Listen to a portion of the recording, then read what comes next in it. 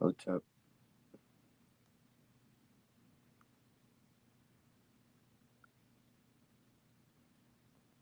That shit. Self our bill and justice born.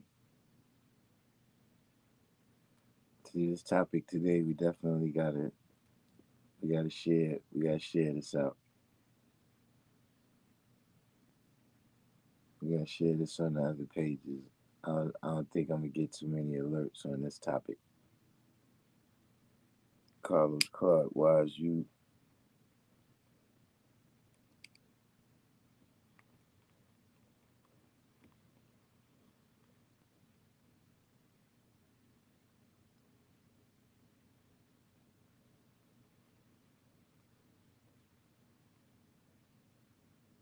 But I was just checking it out. I seen, the allergic reactions is starting to uh, manifest themselves. More lockdowns.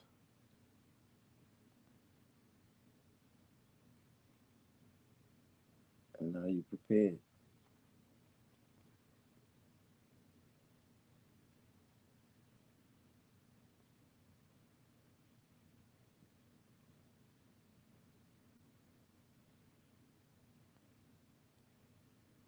Halftime. Yeah, I didn't get a chance. I meant to go over there and get me some sea moss today, man.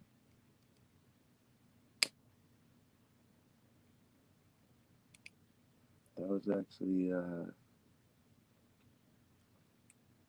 not not my favorite Irish moss that I had, but it was nice.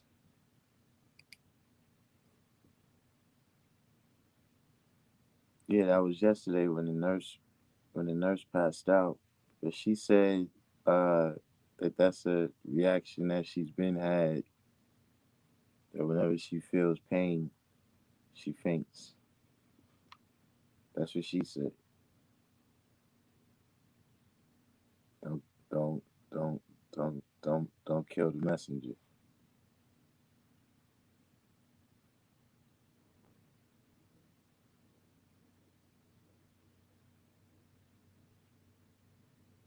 See, that's why I'm not the messenger.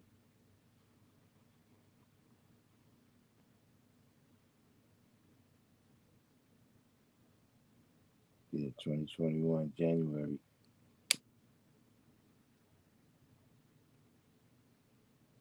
Link in the description box.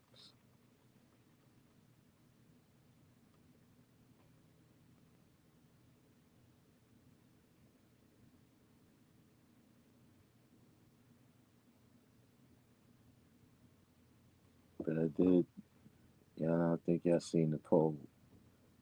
Put it on the community tab. So far,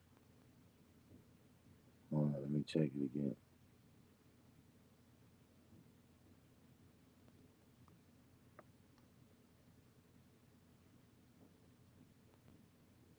So far, we got 89%, 89% not taking the vaccine, 11% taking the vaccine.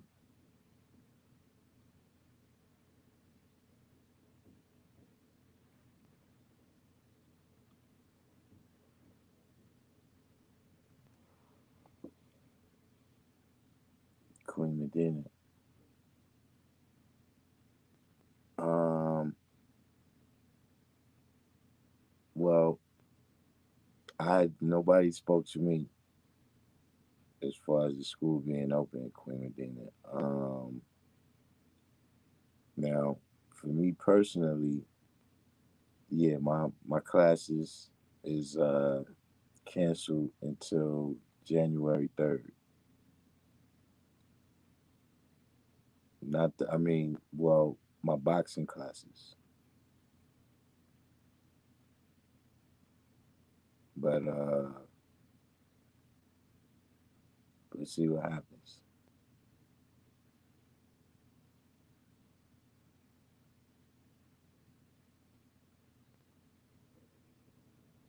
Yeah, halftime. that's what I was curious about too. How you prepare it? They was making it sound so complicated that I just bought some from the store.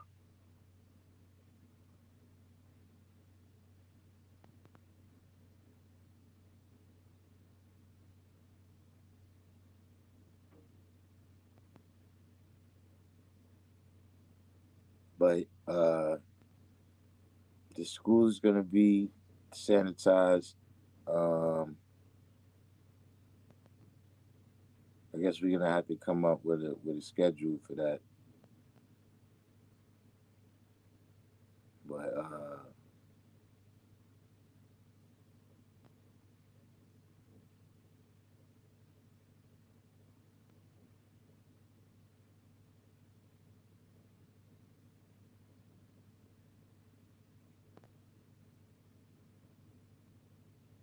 um, well, I haven't seen it raw yet. But when you see it, like once the drink is made, it looks good to me.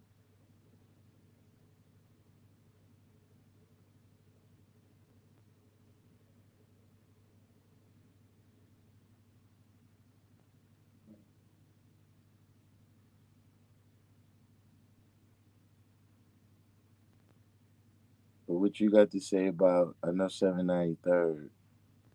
793rd got something to say about the allergic reactions.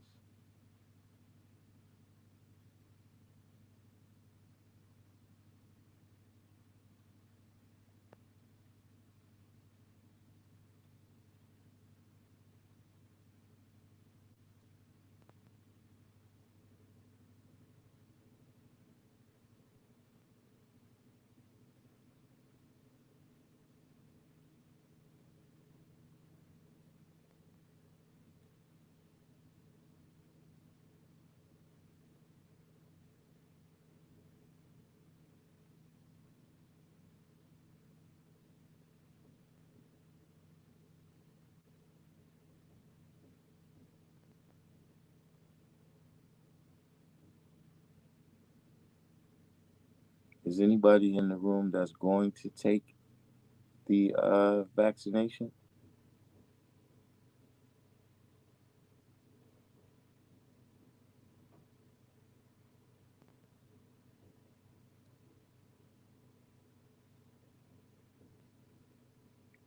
Anyone?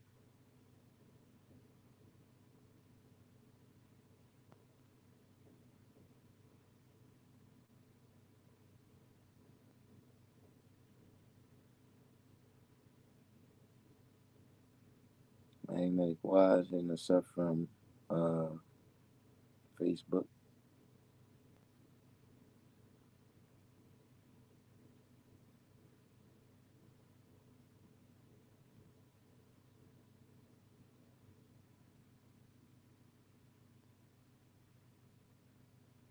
What about for jobs? Is there anybody who suspects that uh, they might be forced to take it, or their job?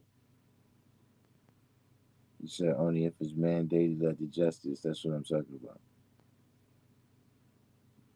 Is there anyone that suspects it might be mandated at their job?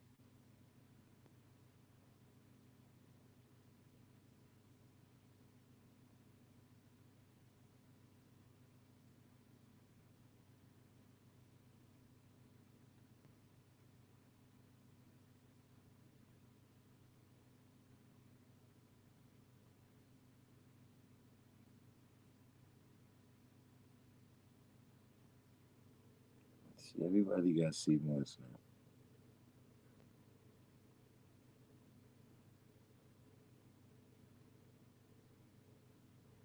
Federal jobs in the medical field.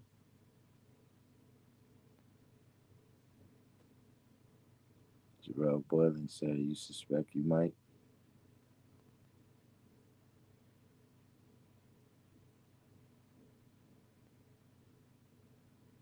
They shut England down. Yeah, I saw that too. That's more lockdowns. They did something today too with New York City schools.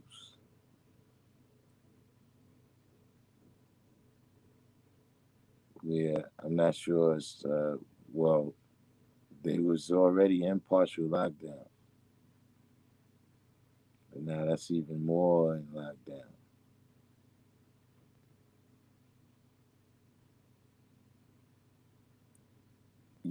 And I'm not a lawyer. For the YouTube police, this is I can't give you legal advice, but uh, these documented stories.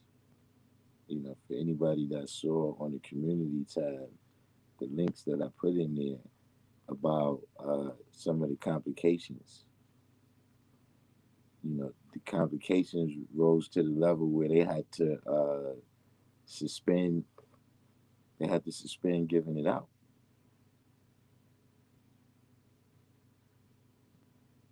Apple shut down every store in Cali today.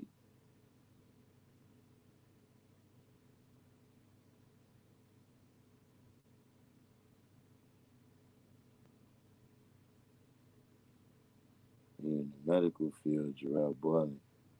So you'll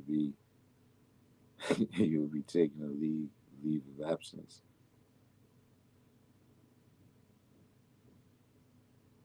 Yeah, you know what? I was gonna hit endemic up.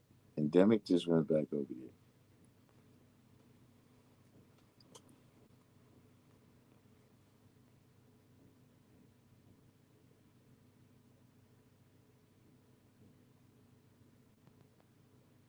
West Coast wise. But see, it's something about those stories and the fact that they had to, uh, suspend giving out shots because, you know, some of the adverse effects, they didn't even expect that,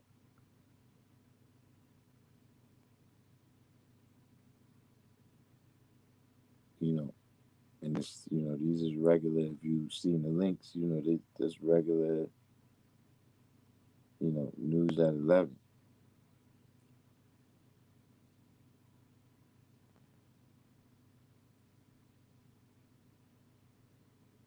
Because, they got a couple of clauses in the Constitution where they can kind of trample on your rights.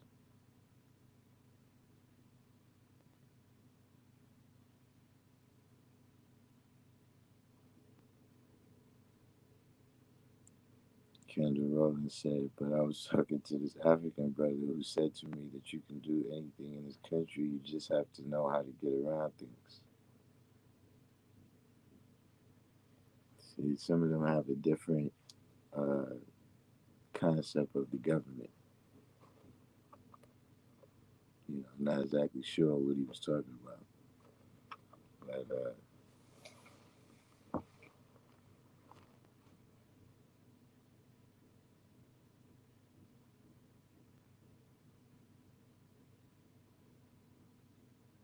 but for public safety, uh, public safety, national security, and the Commerce Clause, they can kind of suspend your rights.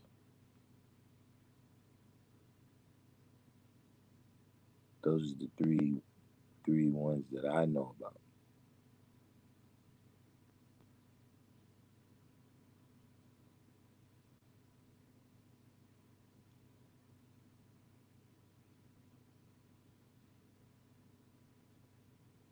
Prepare for what? Um, they toying with it. West Coast wise as if we on lockdown. They toying with the idea right now. You know, sometimes it's locked down for a day, but this time I'm already I'm already uh, 'cause,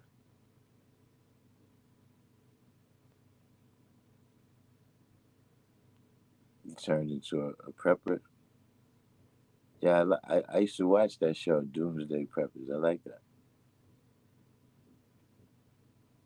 I learned a lot watching that show.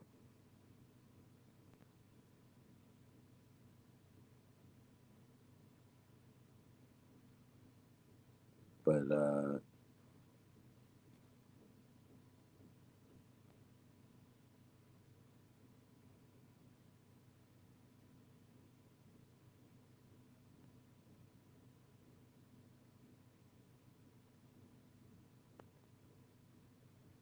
Queen Mecca said, preparing for what? That's another aspect of it.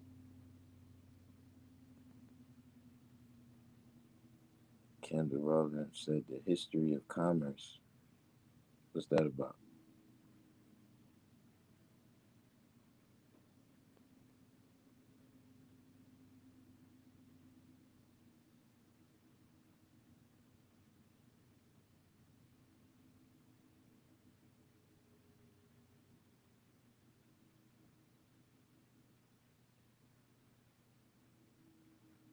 Um, hmm, Probably not so much because of the expense, more because of the space. Makes it difficult to prep in New York City.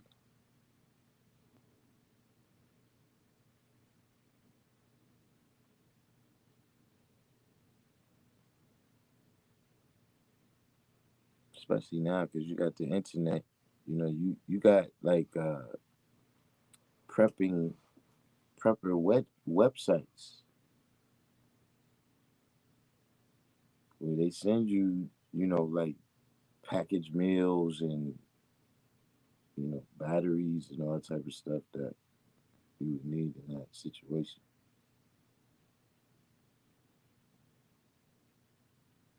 But what's that question, Kendall Rowland? The history of commerce. But yeah, I'm already. I'm probably about 5 days in that I already went. I already went back to lockdown living.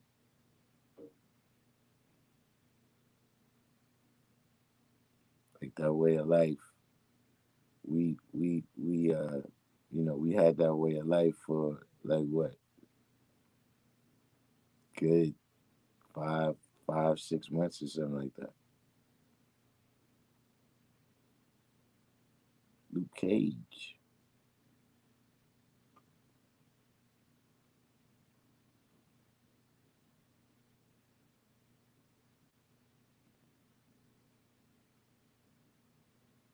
Queen Medina, the problem with solar generated right now is not getting enough sunlight.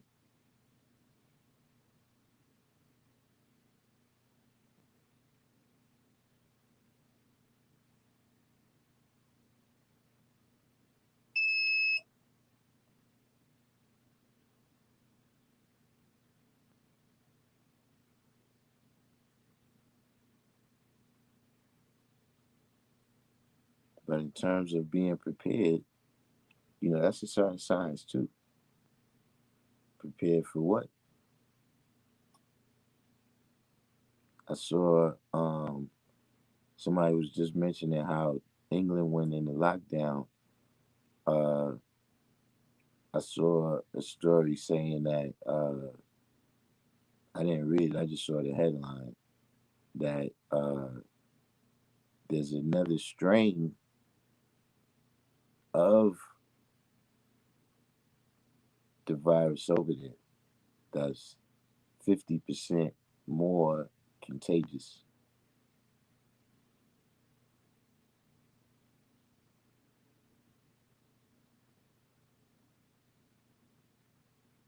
Players ball. Welcome to the channel.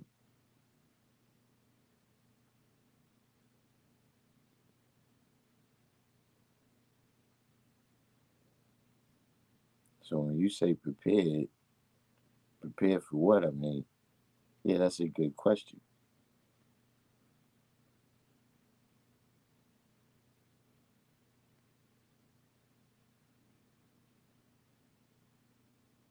See, that's why, when you're dealing with the knowledge degree, the difference between renewing history and repeating history.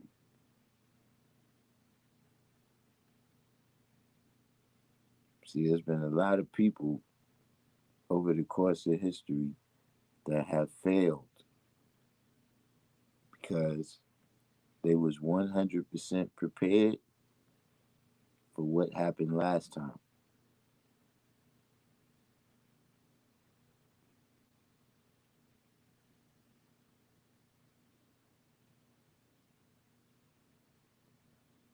What happened last time ain't necessarily what's going to happen this time. And whatever you're doing, you can't cross the street and not look both ways because you crossed the street yesterday.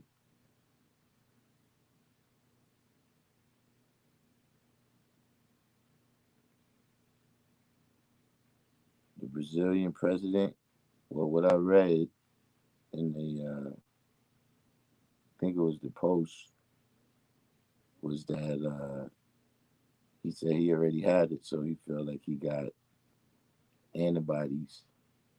And he also spoke on how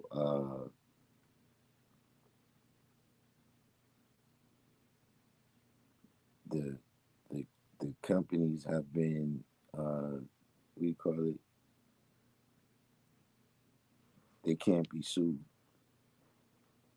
for any medical complications that arise.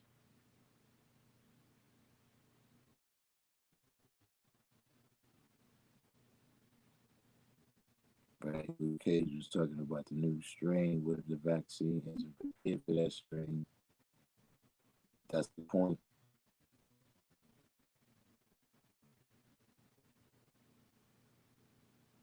He said prepare for possible martial law implementation in certain states by Trump in his route to the presidency. I don't know about that one.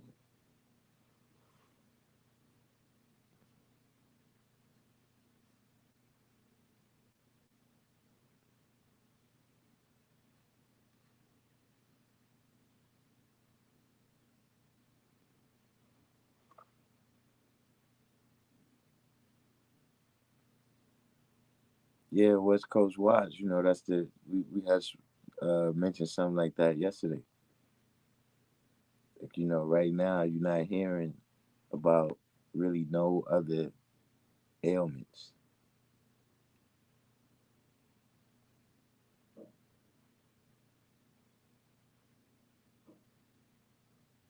you know, let alone like, you're saying right here, natural disasters, but that would just be like a knockout blow right now. A huge earthquake. See, that's why New York is struggling with the lockdown. It's like they see the numbers going up, but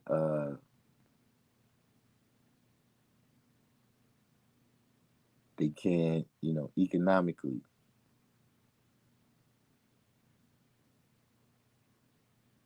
It's just a big question if they can survive another lockdown. So they resistant to it, but we in partial lockdown.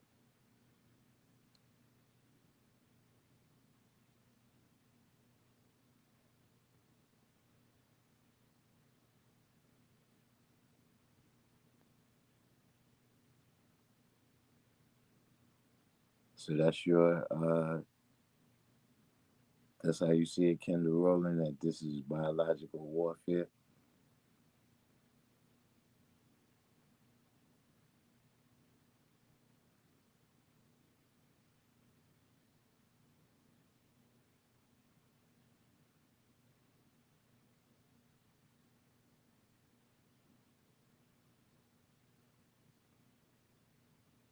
A Michigan councilman.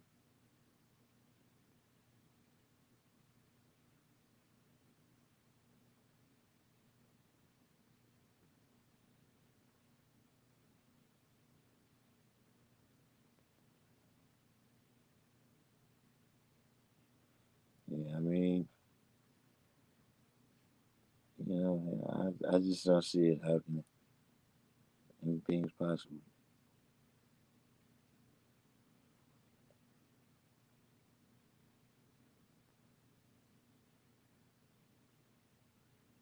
What's this she said? You hear about prepping a lot. The doomsday prepping only makes Walmart stock go up. If you buy a ton of batteries and canned foods, you can only hold so much in your cupboard. Well, that's like one of the whole what's the word? Like that's one of the objectives. That's one of the things. You know what I'm saying? How long uh how long can your preparations last you?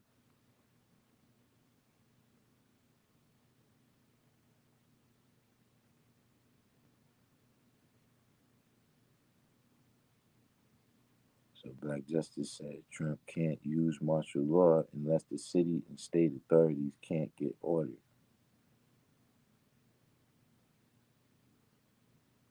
So you think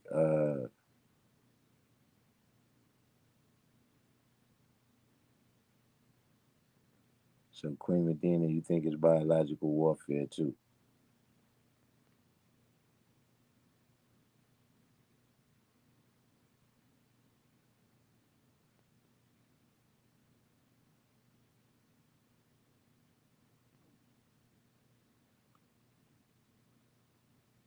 You said what if they have an essential vaccine and one that they're gonna test on us?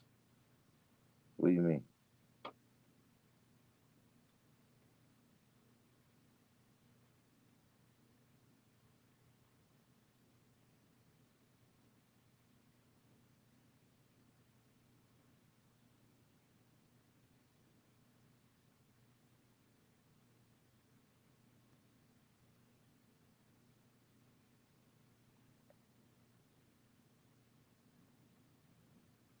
So Queen Medina, you got a stash, so you can't be putting on the internet. You can't be putting on the internet too much details about your stash.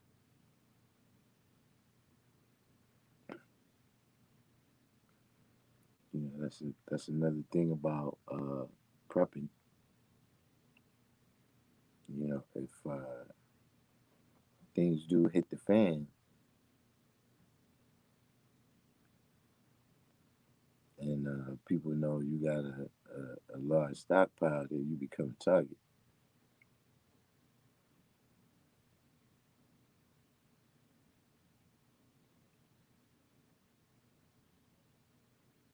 But what makes y'all say y'all think it's biological warfare?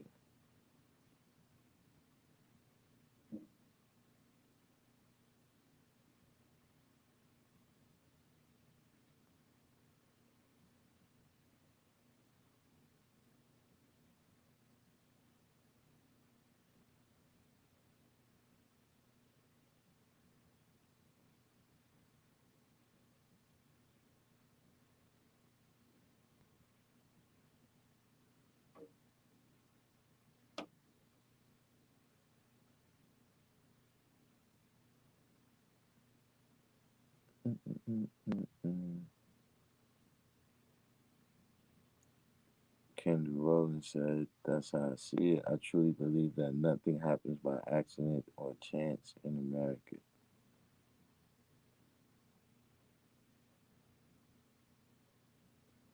Population control.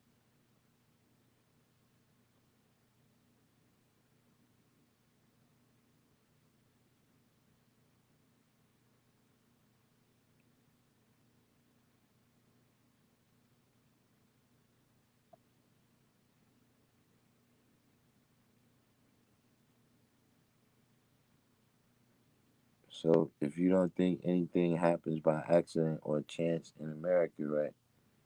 Who do you think is controlling it?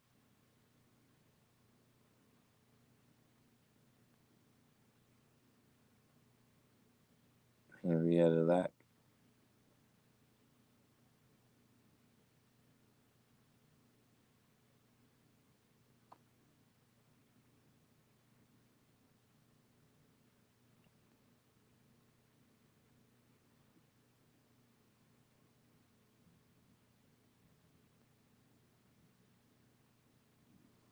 Georgia Guidestones.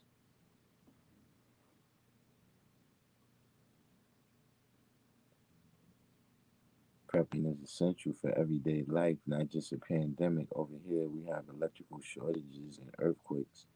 Tell us where you sit up home and wait for a mystery God to feed you. Yeah, that's true. New York is a certain pocket right here where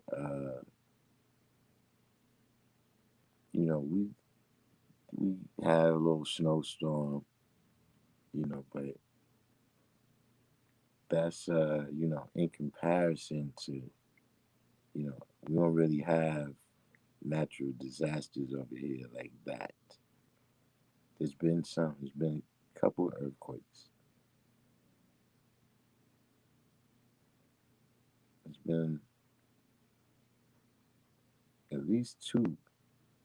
I think it's three.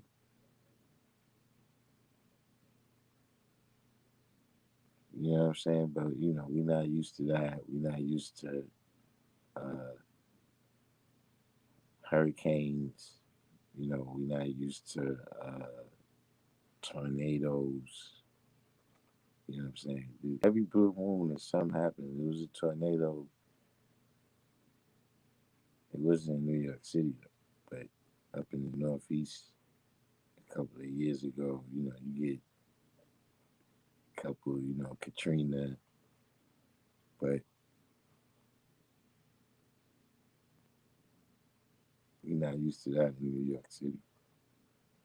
That's a part of, I guess that's another thing that in New York, you used to being able to go outside at any time and get pretty much anything.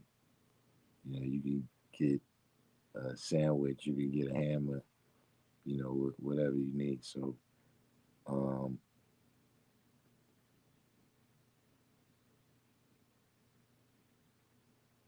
in the movies, New York City gets hit with everything. Well, yeah, because you know it's gonna seem that much more of a disaster in New York. Like Seattle is probably built like that. Like it's built for earthquakes and stuff like that. How was it in 2012 October? I wasn't really thinking about that. Like I remember other people being a little up, but by the time 2012 was coming, it's like, listen, man, I didn't. By that time, I'd already been through a couple of you know apocalypse uh, uh, uh, uh, uh, predictions of apocalypse, and nothing ever came of it. So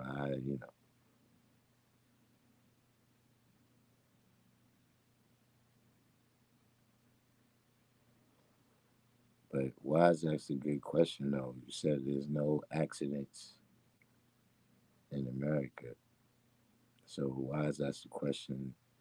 Uh, who controls tsunamis and hurricanes in America?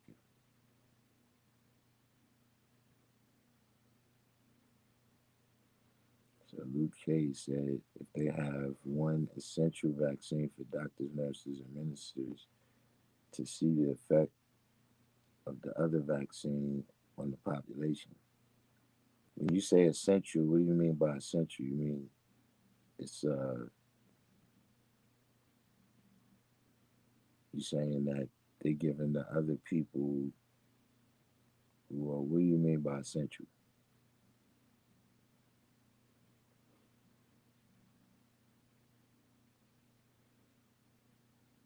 Halftime said the 10% is far more interested in the generation of wealth than in mass murdering consumers.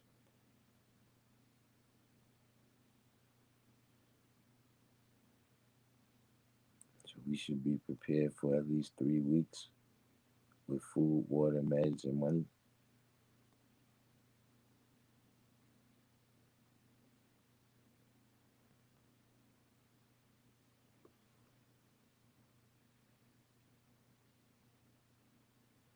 hopefully order will be restored within 3 weeks. So Kendall Rowland asks, what do you think happens when you have sex with all types of animals? Feel it creates different bacteria that mutate into viruses that have learned to harness these viruses and weaponize them. Have they learned to harness them? Have they learned to, uh, definitely weaponize, but uh, what the term I want to use is not have they harnessed them, you know, but are they truly in control of it?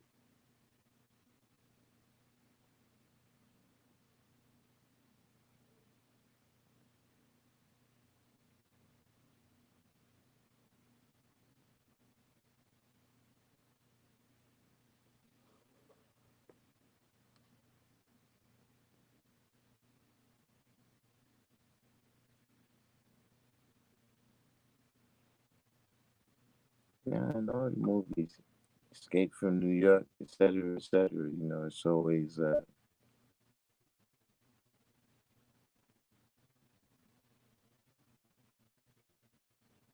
oh, the snowstorm 12. Um, Probably just in the rest.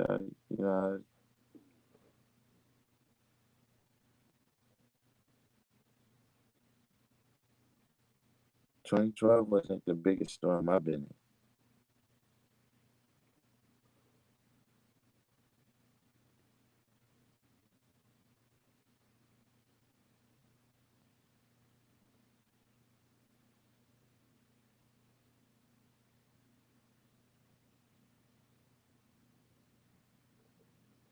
So Self Bell said everyone is anticipating 2020, 2021 as the worst year of 2020.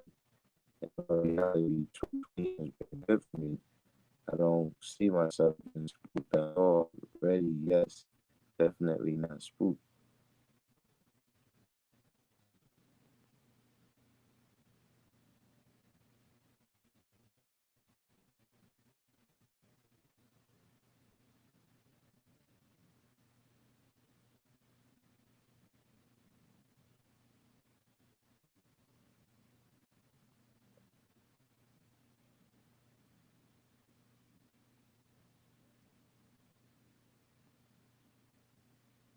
Halftime says some of these conspiracy theories ignore the fact that billionaires are most motivated by profit and any wrongdoing is a side effect. Um, I see what you're saying. I wouldn't say it's a side effect. I would say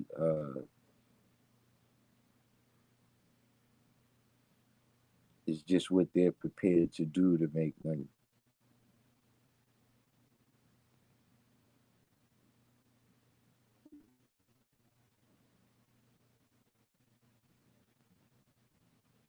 Like, they don't, they, different people, you got a different mindset, just the way you think about equality, you know what I'm saying? The way you, uh, how much you can perceive other people's pain. You know what I'm saying? Certain people that's in a certain mindset, you know, they don't think like that.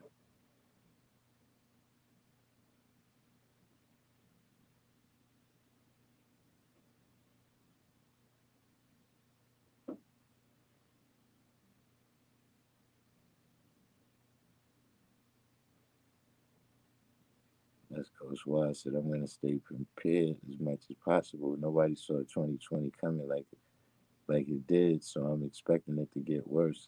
The numbers now are climbing. Yeah, the numbers is climbing. I hear it. Uh, you know, uh, I definitely will have to agree with you.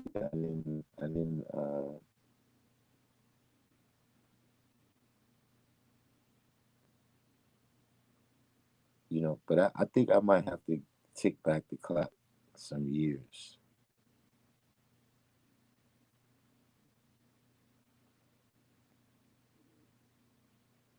Like I had to say, uh,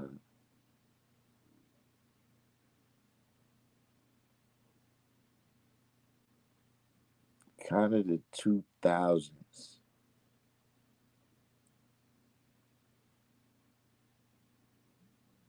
Like the 2000s.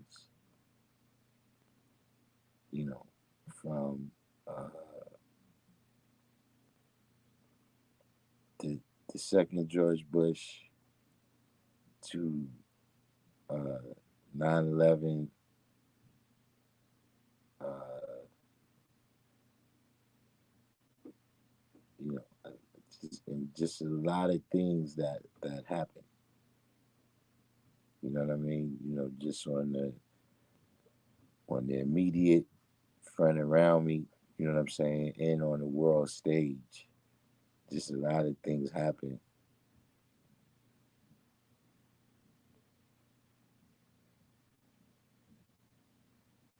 So Quinn Medina, you said Superstorm Sandy was a man-made storm from fracking.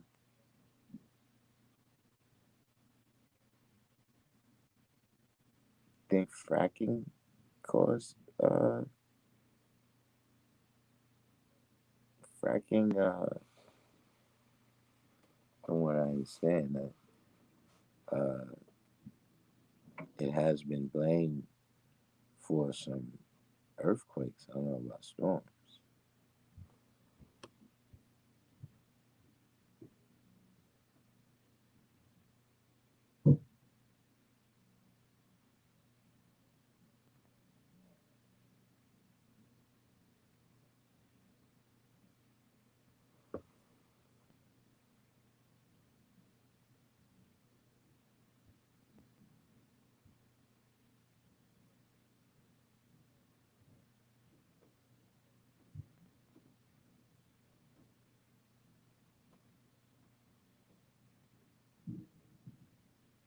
Yeah,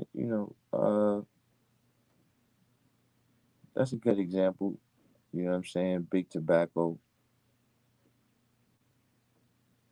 Uh, but what I'm saying is they just don't care. Like they don't. They don't. Like if you got a type of mindset, dealing with equality with different people. You know what I'm saying?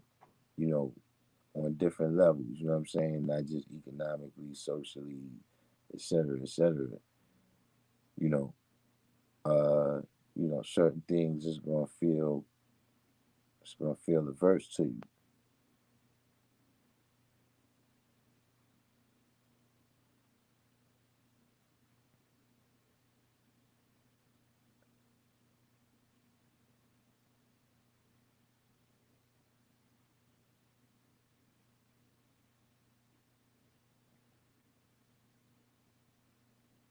He says, so if you're in a hurricane area, earthquake area, and all these potential disastrous areas, how tons of prep stuff gonna help if your spot flooded or your roof on the ground? Well, theoretically, that's also a part of prepping is to uh, have it in a safe place. You know what I'm saying? And you know, also it's one of those situations where you know any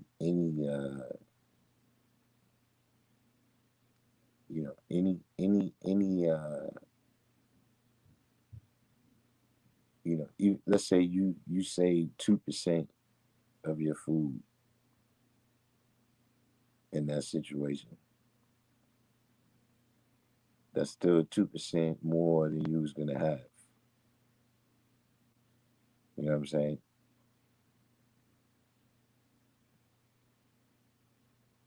You can look at every example like that.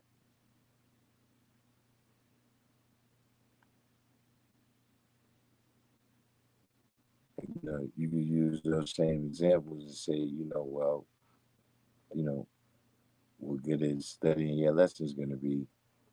I'd rather study them than don't study.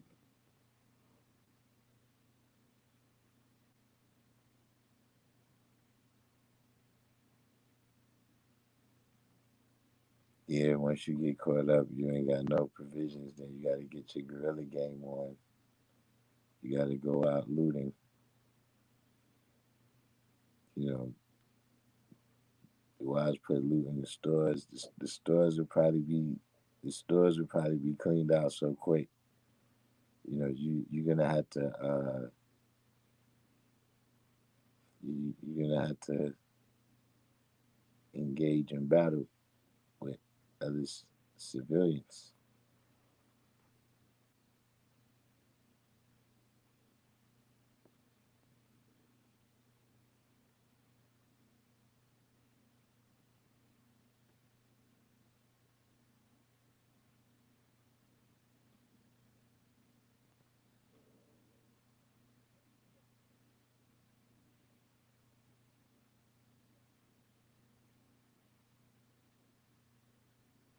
Universal Seven.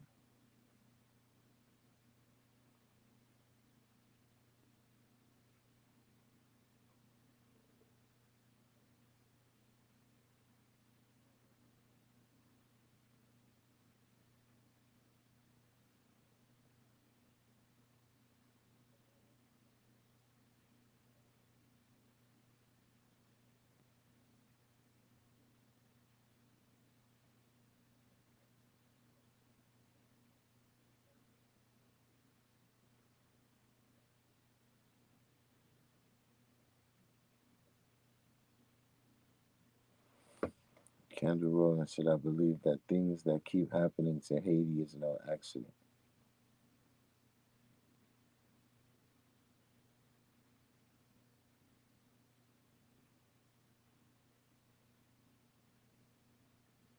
I mean,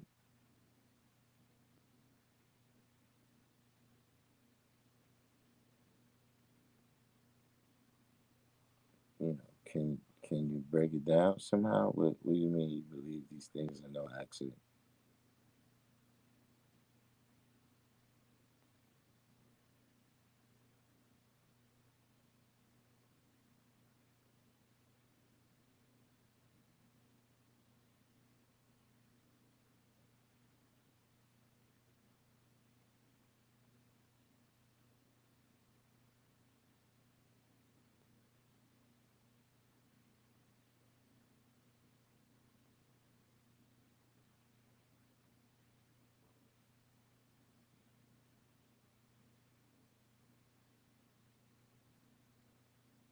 Self I built. I guess you don't live in Dade or Broward.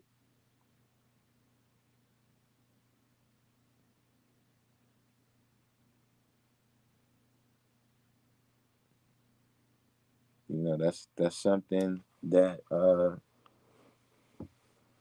that's a part of the reality of the planet Earth, right? Is that a lot of the most beautiful places is also the most dangerous places.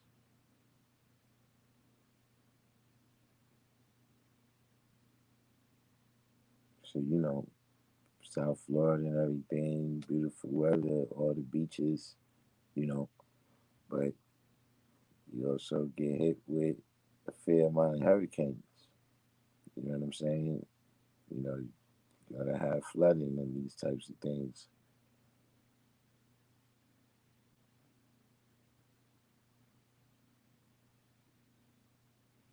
which is a large part of the issue. Because these places is attractive,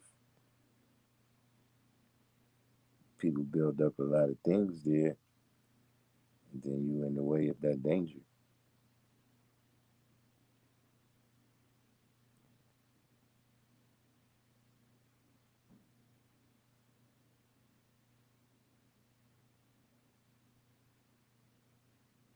But Kendall Rowland, can you break that down a little bit in terms of which things you're talking about and who's in control?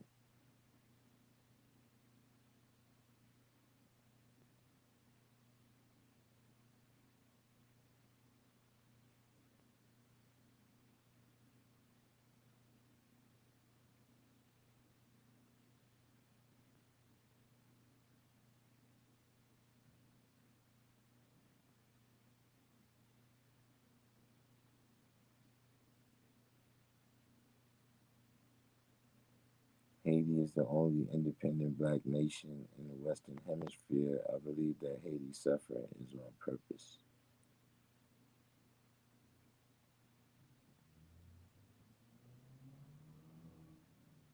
I mean, those, that don't really answer the question. What is the VC Realm said indeed?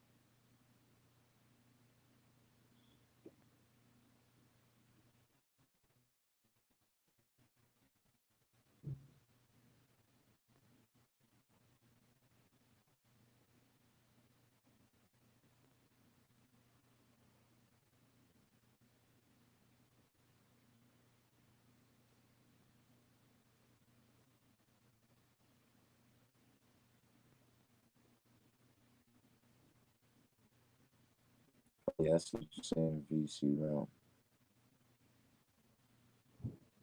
A lot of these places where, the you get a lot of natural beauty. You also got a lot of you know, dangerous animals out there.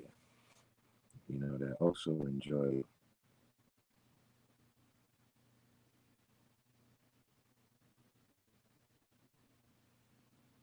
Canelo. I used to like Canelo. I'm not too heavy on Canelo right now.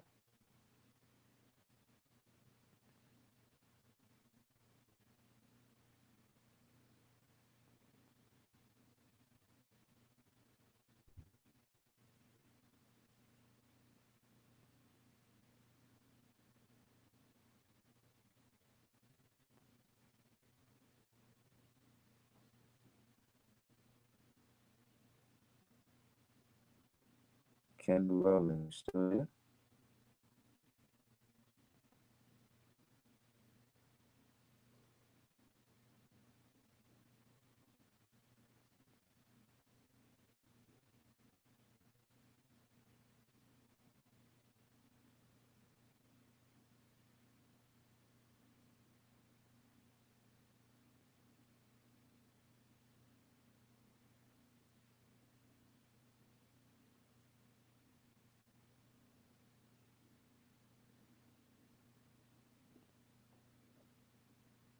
Canelo Rolling must be on a delay.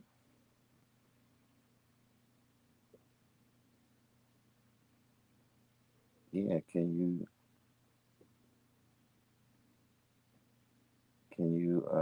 expand Kim Salam?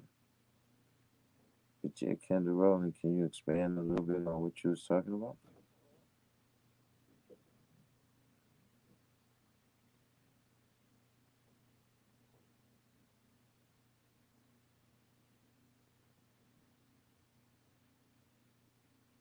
The building style of the monolithic dome and the physics of its structure is a lot stronger than typical houses and buildings against hurricanes and earthquakes. In the future, we have to learn to build with prevention in mind.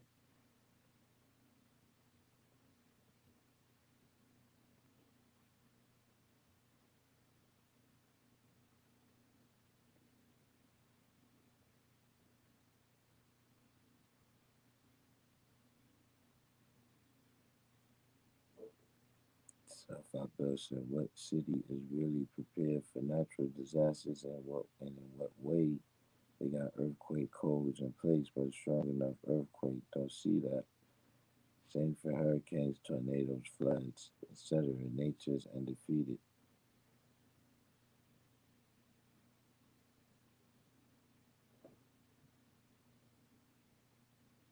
In Seattle, they built houses and buildings to withstand large earthquakes. 8.0 and up might be too much, though.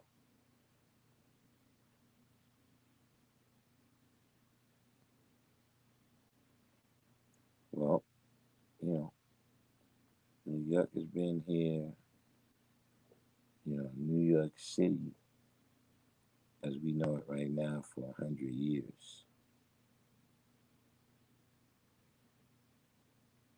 But who's to say it could last 200?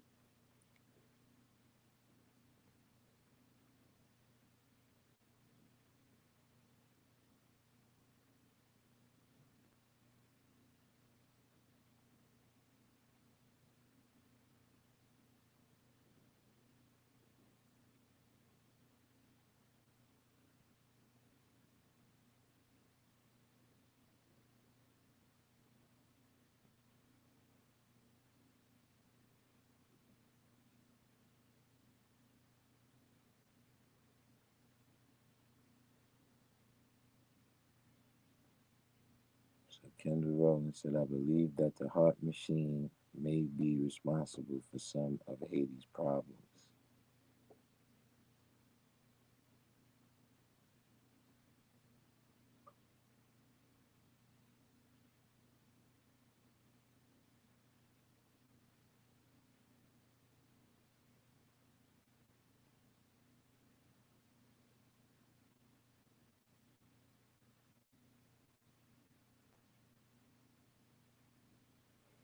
I mean,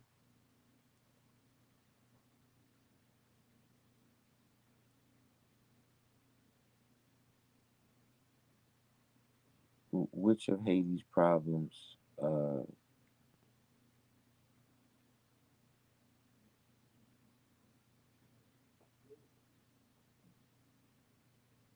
which of Haiti's problems,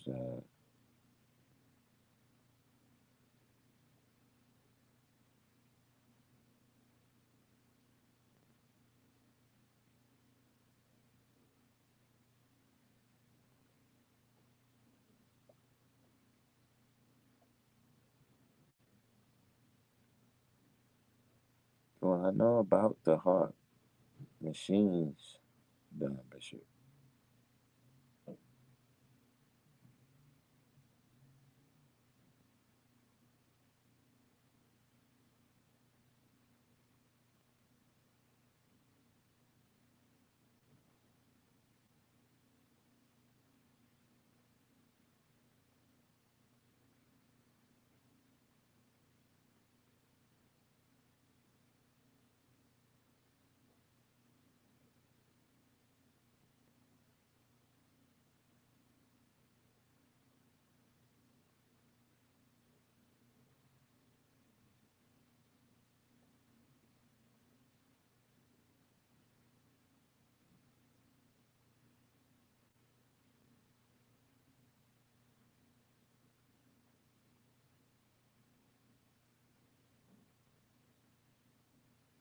But which of these problems are you speaking on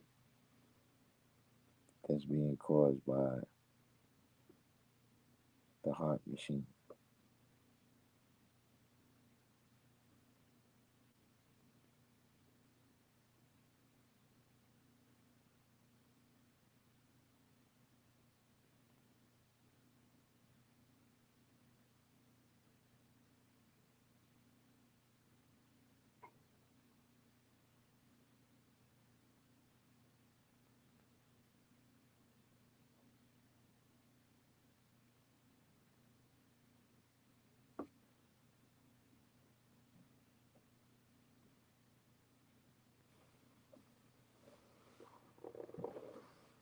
So you said you're not talking about hurricanes, you're talking about things like tsunamis.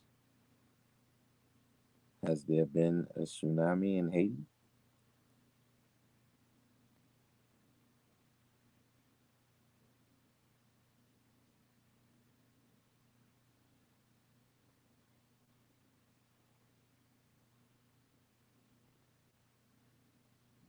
The other AC, Apex Cipher.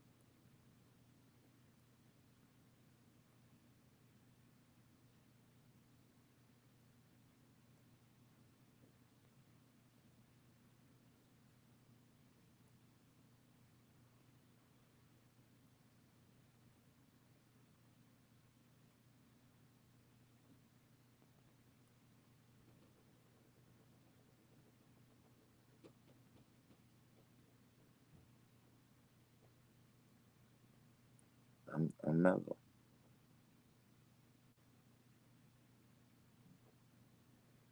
Mr. G. Talking about Mr. Greenwood? I just seen him right there.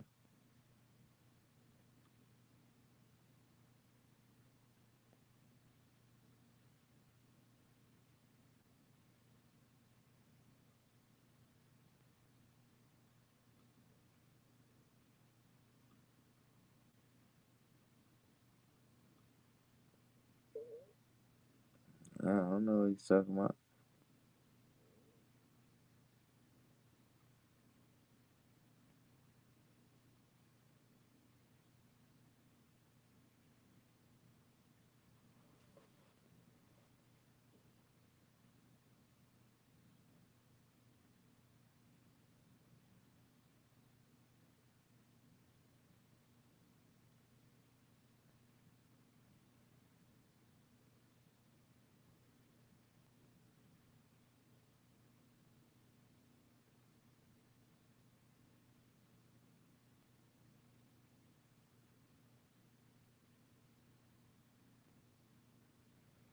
Yeah, the Bobby Browns. You right?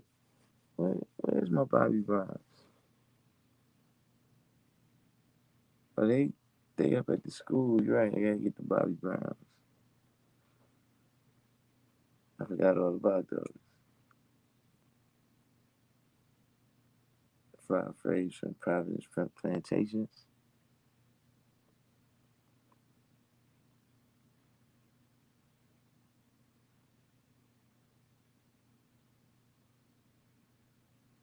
Oh, Wise You. I didn't see Wise You in a minute. I don't know if he's still in.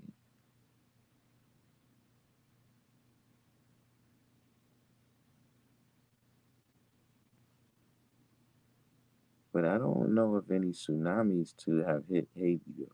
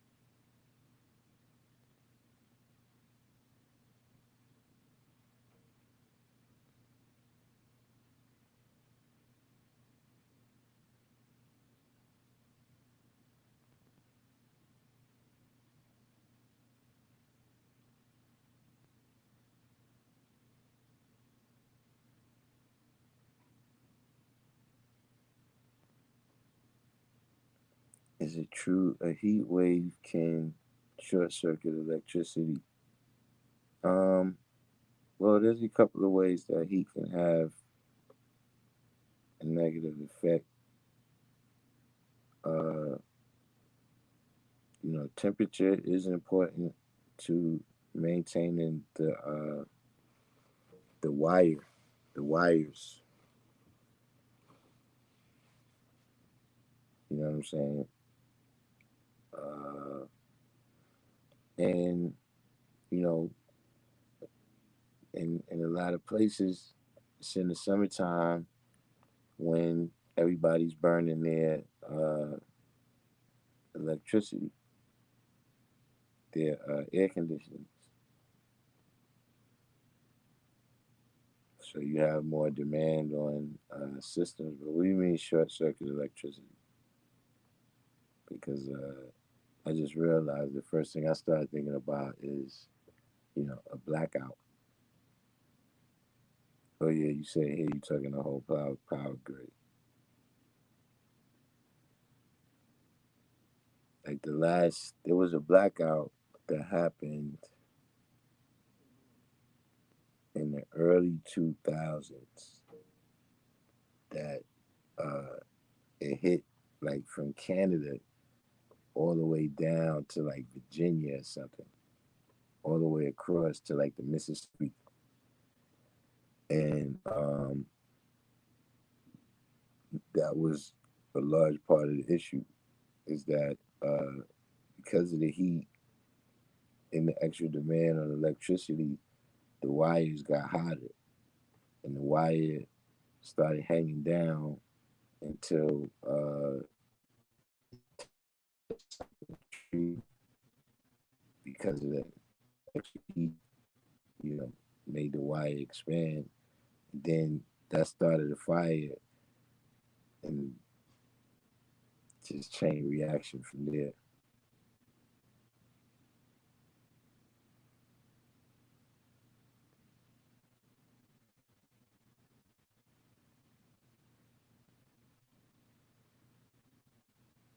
Said you may be wrong, but the thing I keep hearing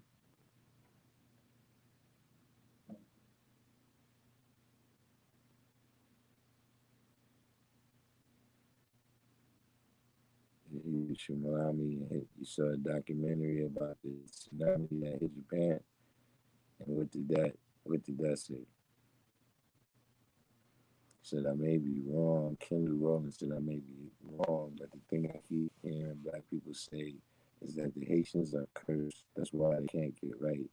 They drove the devil out, so why are they cursed? There is a concentrated. Well, there's a couple reasons for that. You know what I'm saying? The I would say the primary reason is they was vilified uh, by the European governments who, rather you talking about slavery or imperialism, they don't really want, um, they don't want all of this positive light shining on individuals that have broke their system. You know what I'm saying? They don't want other people to, look at the blueprint of that. So, they the first line of spreading propaganda and of really just probably more so than spreading the propaganda is isolating the people. You know what I'm saying? You can isolate them physically as well. I'm saying, you know what I mean. The propaganda, of course, is to isolate them mentally for all of the people that look at them different. You know what I mean? Now, one of the tools that they used to, uh, paint the unflattering picture of them. You know what I'm saying? One of the items of the propaganda uh, that I don't know what black people you talking about because I really don't hear that. You know what I'm saying? But I'm just saying where it may come from. Also, uh, is a misunderstanding of what uh, voodoo or voodoo, you know what I'm saying? Whatever it is the proper term for you, uh, what it is and where it comes from and what it's about. So, if you're talking about most people, uh, black people in America, you coming from Baptist, you know, African Methodist, you coming from, maybe Presbyterian, you know what I'm saying? Uh, so, when they're looking at the, at least what we're shown here in America. Like it could be a million aspects of voodoo, right? But in America, we see the zombie stuff. You see what I'm saying? So, for people who have the Christian mindset, You know, they don't know the history. Uh, they don't know the history of Haitians.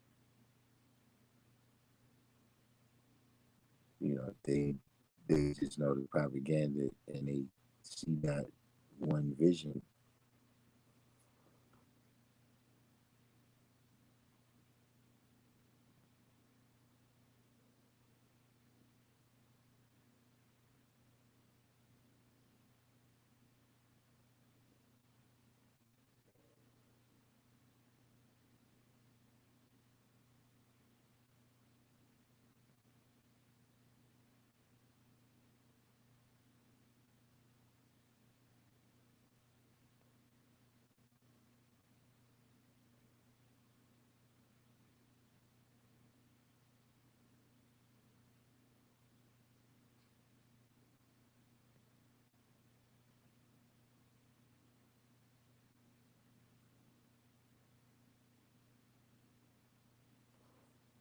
So, VCR, you saying how come another blackout hasn't happened again?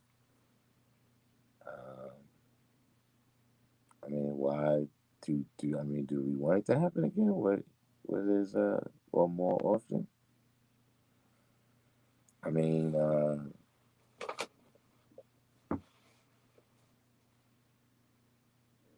of that magnitude, there hasn't been a blackout, but there's been blackouts since then. Uh, when we had Katrina, or no, not Katrina. I keep saying Katrina. When we had Sandy, Katrina was a much worse situation there. So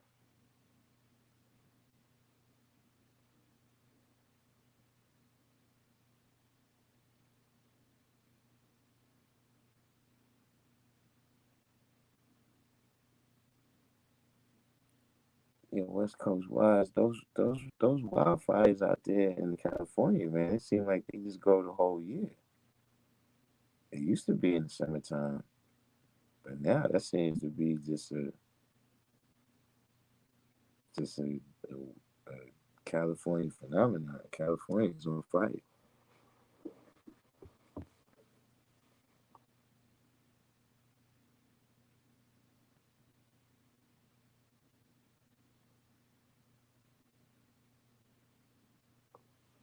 So Don Bishop said Hurricane Katrina took a right angle turn off the Gulf Coast that a natural storm can't do unless it's guided.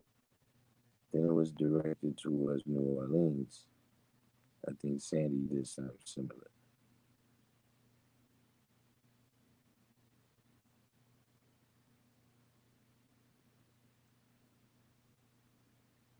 I mean, do we know all the things that storms can do? Like what are the parameters of what a natural storm can do?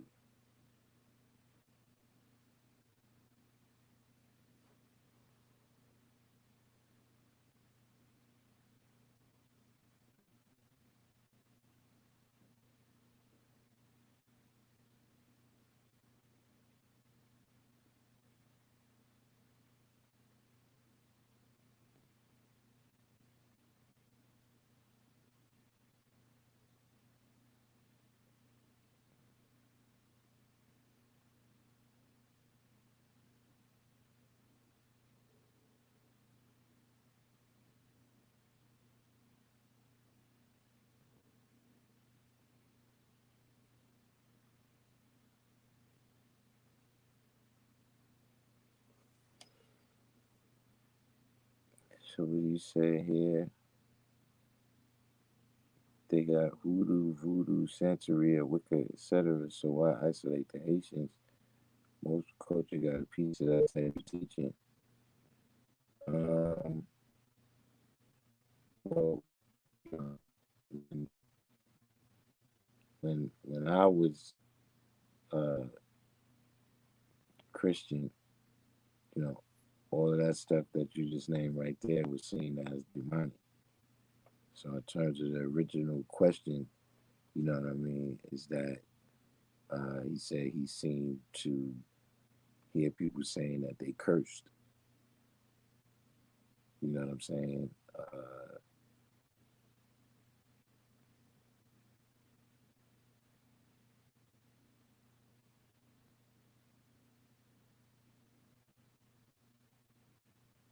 You know, those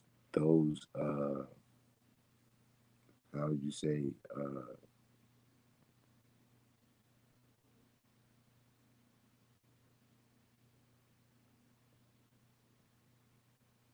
those kind of preserved forms, you know what I'm saying, or that method of preserving, you know what I'm saying, a part of your religion and culture that uh, wasn't really allowed in America.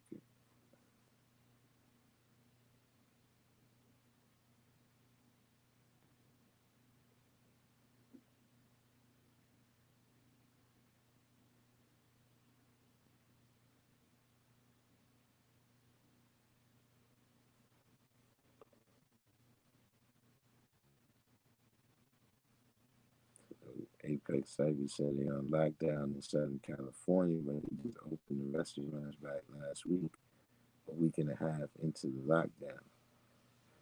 You know, it's,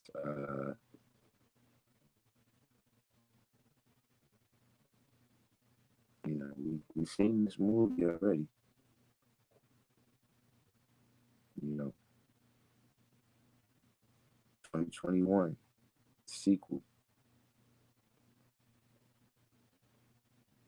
2021 Empire Strikes Back.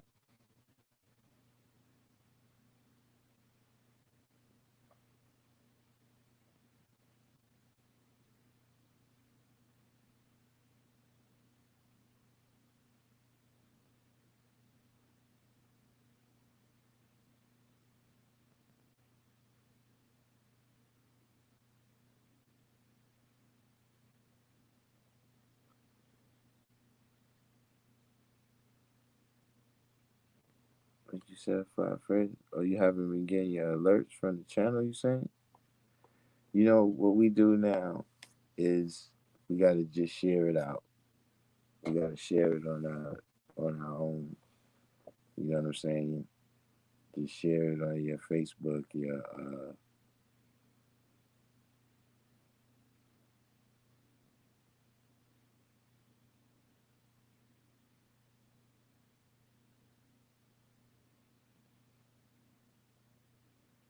nah 2020. That's Rambo First Blood right there. That's that's First Blood.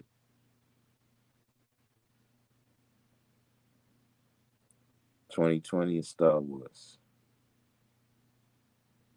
2021 Empire Strikes Back. 2022 Return of the Jedi. Size going down, son.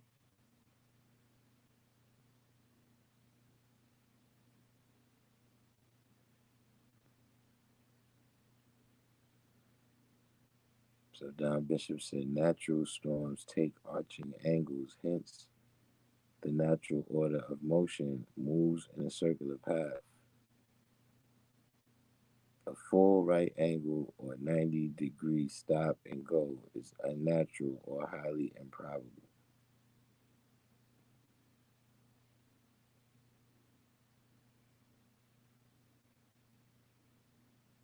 And so let's see if we can find that. See, I told you I'm Hotep now. So let's see if we can find this and then share the screen so we can all see what you.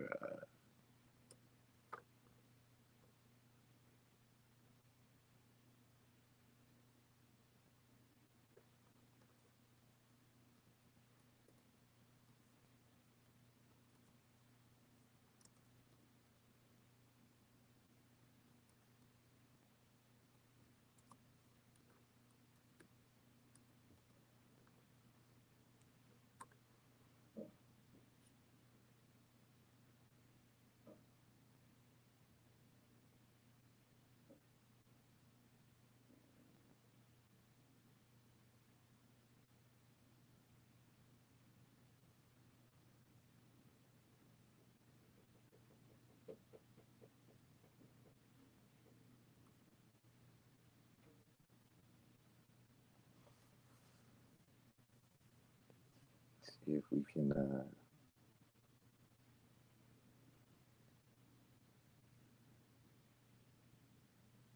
because Don Bishop, you like to just make statements.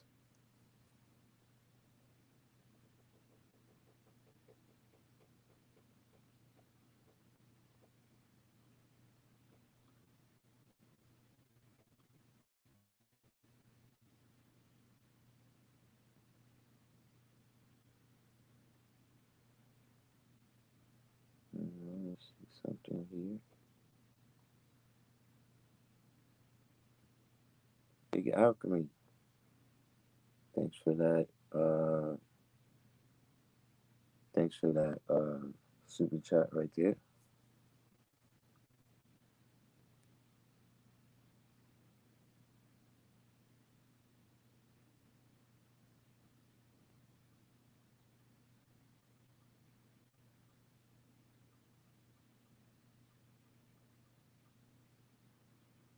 Can speak on the benefits of fasting.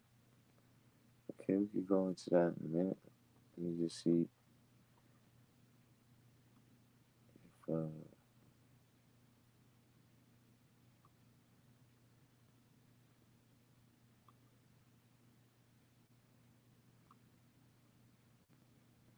here we go.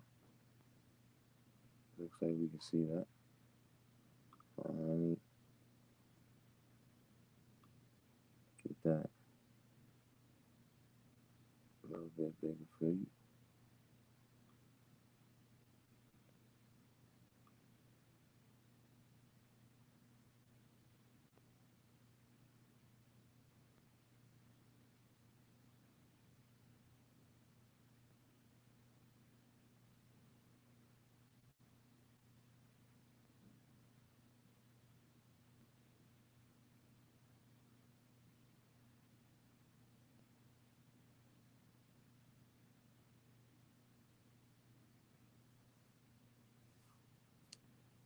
So,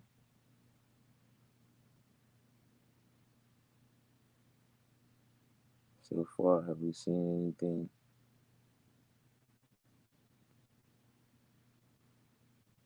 that looks unnatural?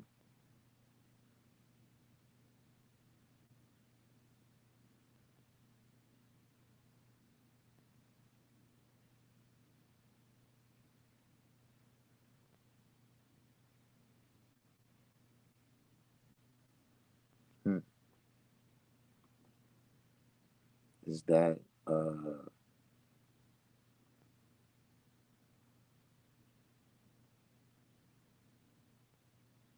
hold on, let me see what this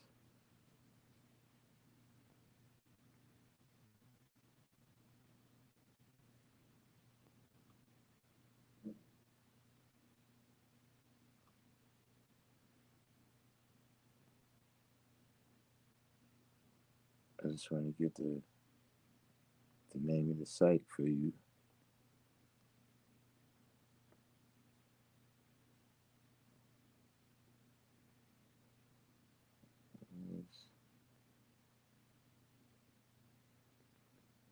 I guess this is the path.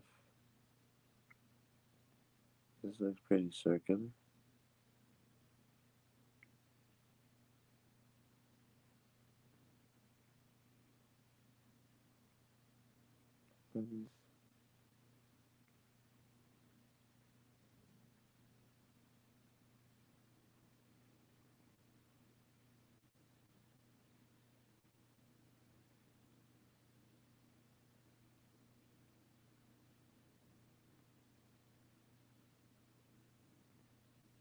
Why can't I find the name of the site?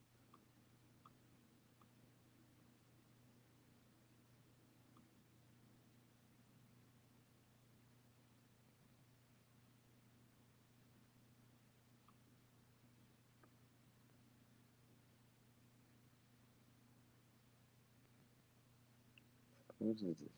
ARCGIS.com.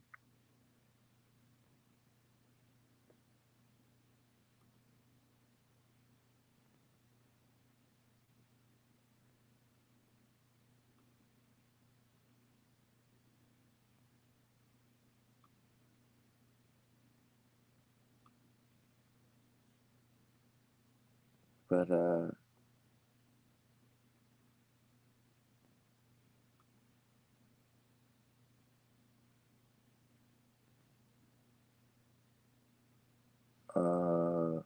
Don Bishop.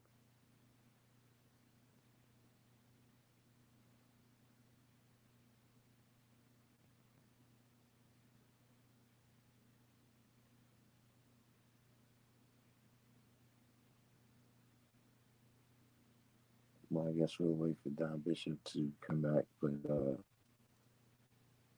what was it about that trajectory right there that seemed impossible?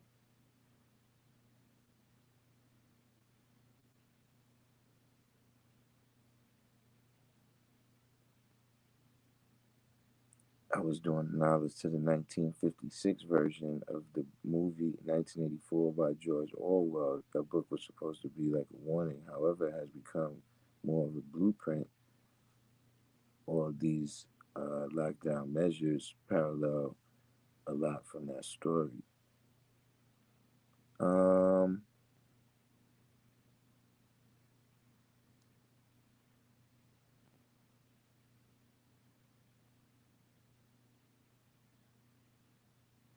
I mean, because what I'm saying is that to a certain degree, that stuff was already happening. You know what I'm saying? So,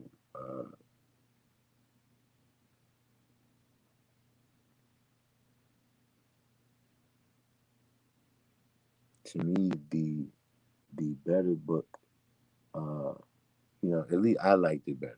I'm not really gonna say it's a better book, but it was Animal Farm.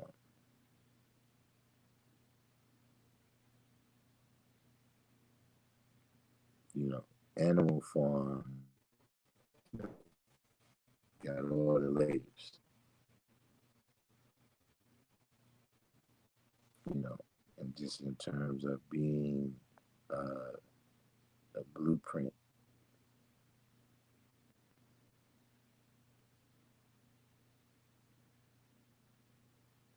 with people predicting for 2021. Hmm. Well, it's the thing about the predictions you just made is that those things are already happening.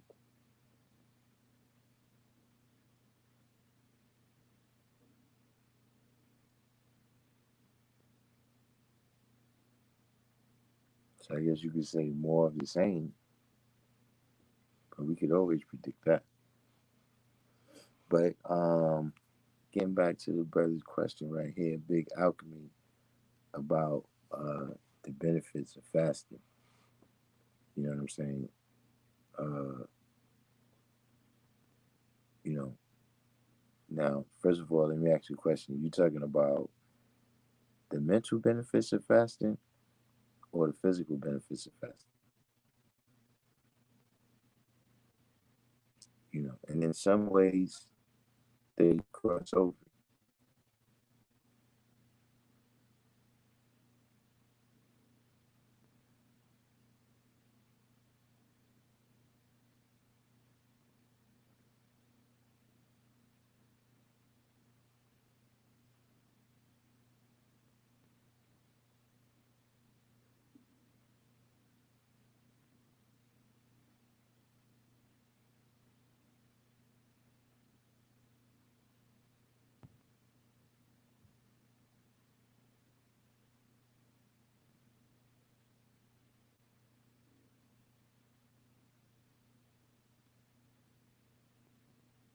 Big Alchemy, you still there?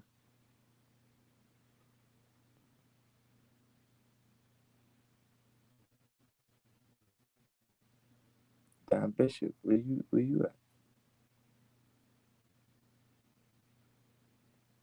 That's not good, Don Bishop.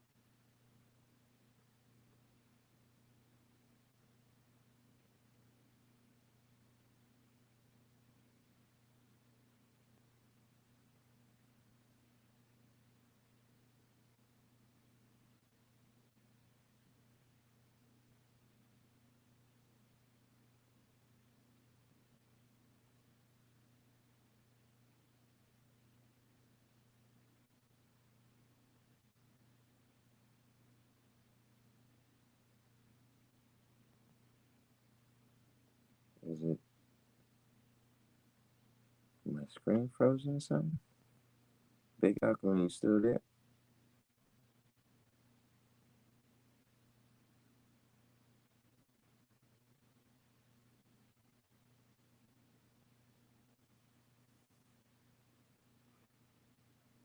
Don Bishop, are you still there?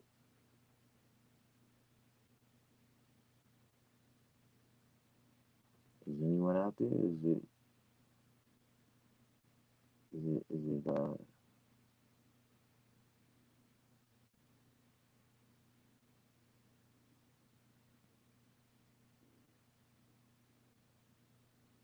maybe it's too late to start prepping?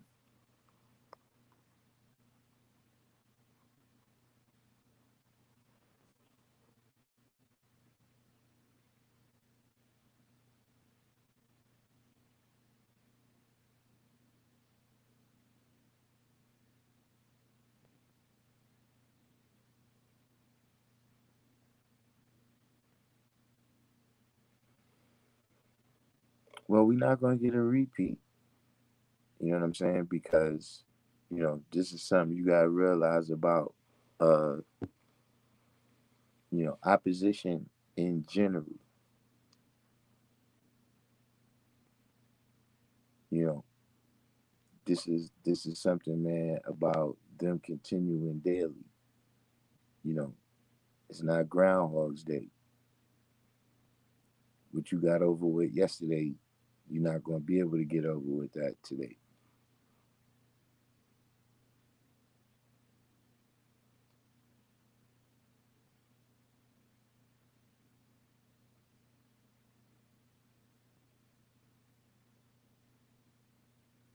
There's a movie, Animal Farm. I gotta check it out.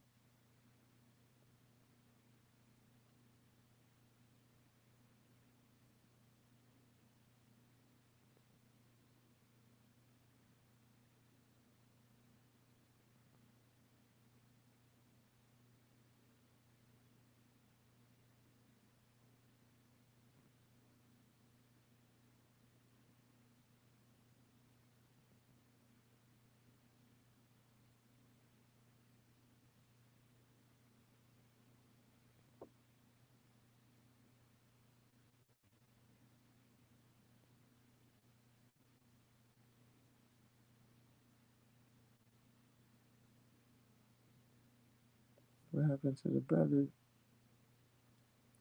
It's an animated. When did it come out?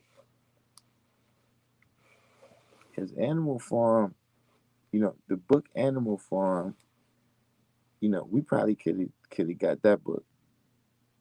Not saying that we should have got it or anything is wrong, but I'm just saying that with the Supreme Mathematics, we could have read Animal Farm and seen pretty much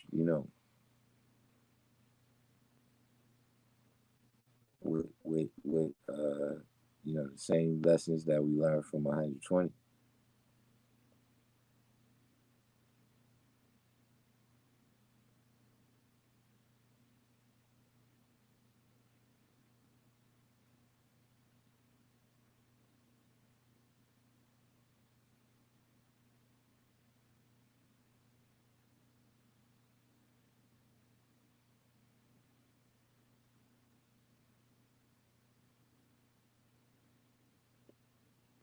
What happened to the brother Big Alchemy and Don Bishop?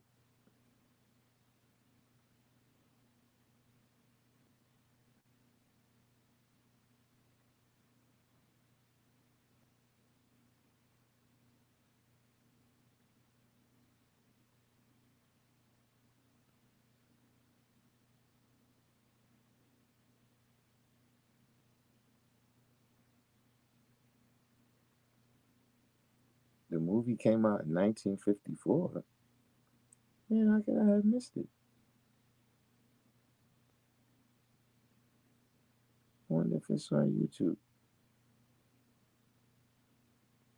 Never heard it was a movie.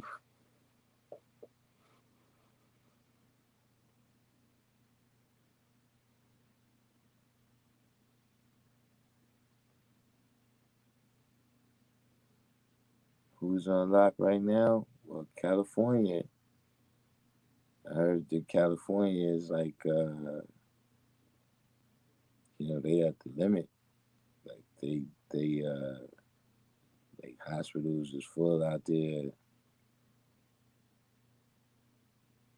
And just it's doing a number out there. New York, the numbers on the rise. They resisting closing up because they need the money.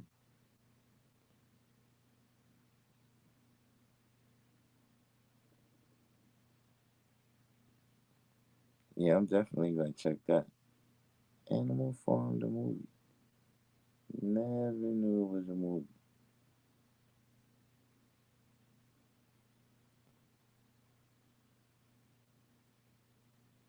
But they're gonna keep adjusting.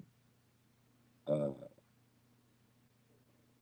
they're gonna make adjustments.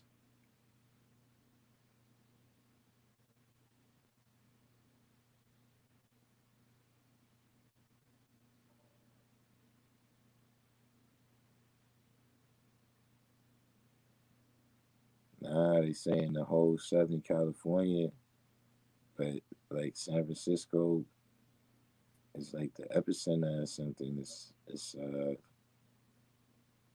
running rampant out there. Apparently, at least that's what I've been seeing on the news.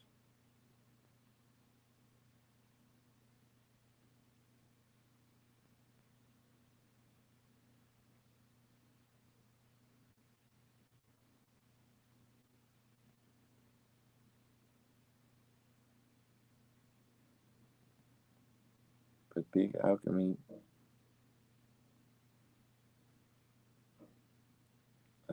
he left. I don't know. Maybe he'll come back. Uh,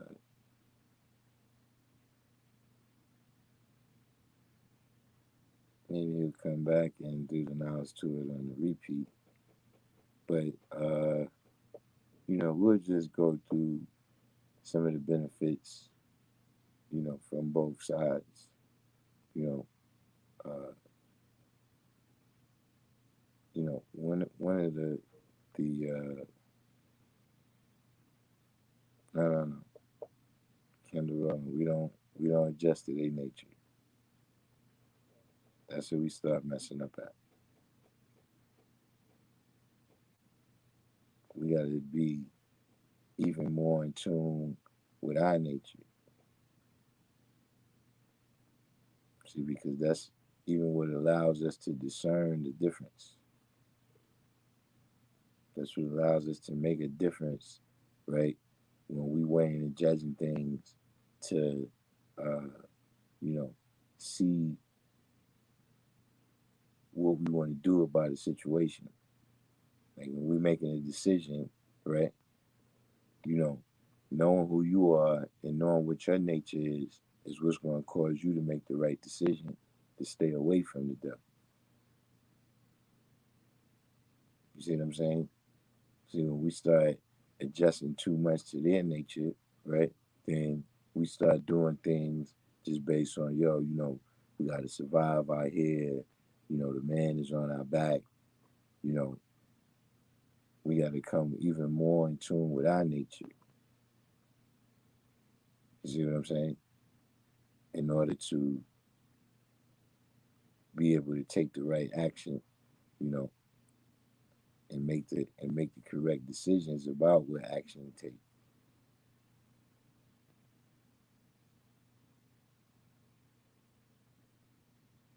But for Big Alchemy's question, mentally, to put it simple, is discipline. See, everything that we deal with in the with the body is training.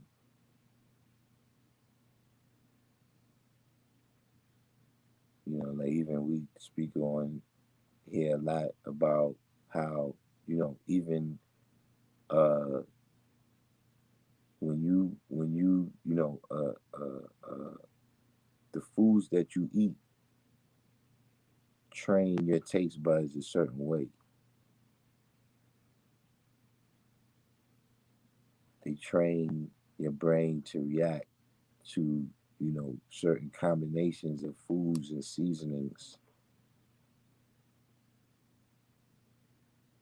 Like everything that we deal with, it starts from an idea, and then that idea it manifests in the body.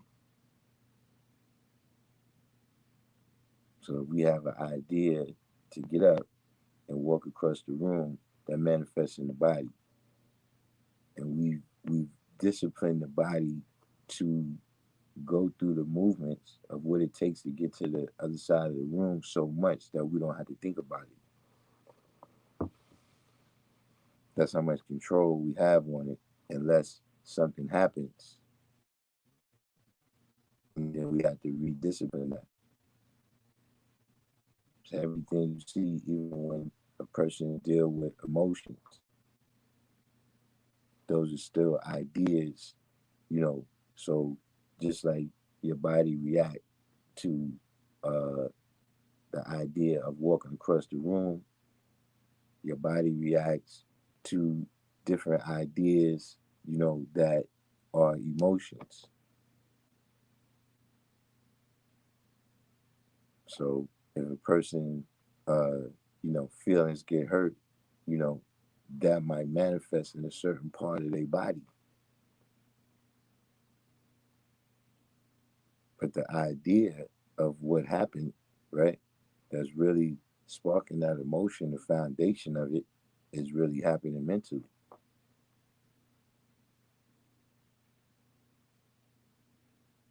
So now we have the signs, getting to what I'm saying, is the mental over the physical. For you to show and prove, like when you're saying that, you know, everything that you activating on is beginning with knowledge. So like right now, a certain amount of time passed, right? And depending on the individual, right? Depending upon how different individuals have trained their body or had their body trained by their family, however you came to it. Some people, you know, they walk past a store, right? And they know that it's candy in that store. And so just for that idea, you know what I'm saying, they get hungry, or they get a taste for some of their favorite candy. So now you just reacted to that physical stimulus. Is your mind more powerful than that? So that's what you get a chance to show yourself when you go through the science of fasting. That on that most basic level right there.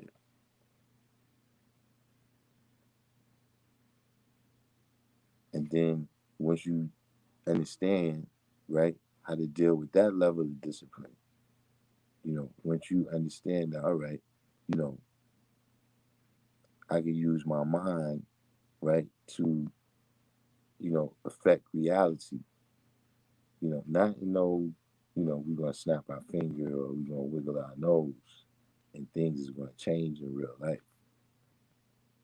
But through the ideas that we make manifest, whether it's verbally or whether it's through action,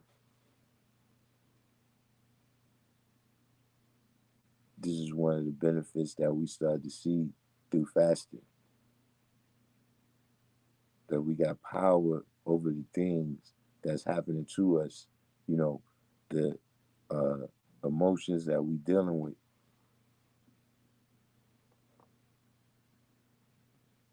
So when we saying things like we don't let our emotions supersede our intelligence,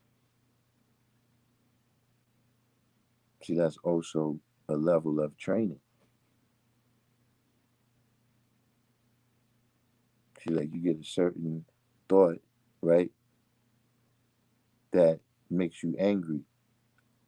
You know what I'm saying? It produces that emotion, you know what I'm saying, of anger, and now you reacting physically. You're speaking louder, your jaw is clenched, your fist is clenched,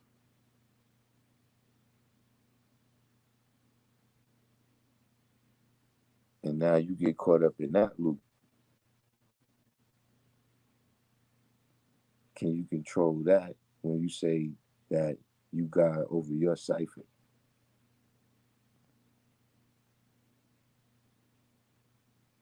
You know, in the 5%, we begin to train, right, with that knowledge through the science of fasting,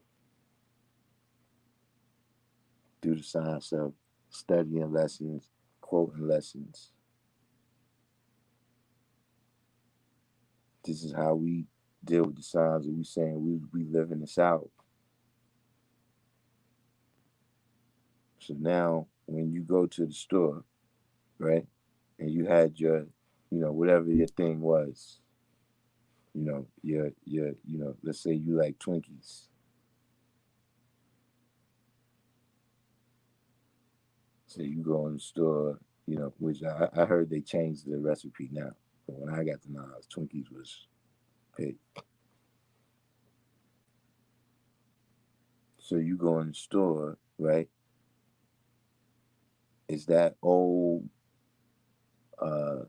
reaction that you have when you have Twinkies, is that going to be more powerful in the mind?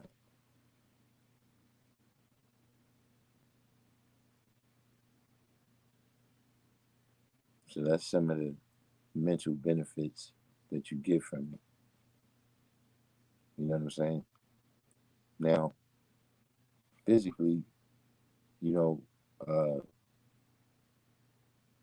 you know, digestion is,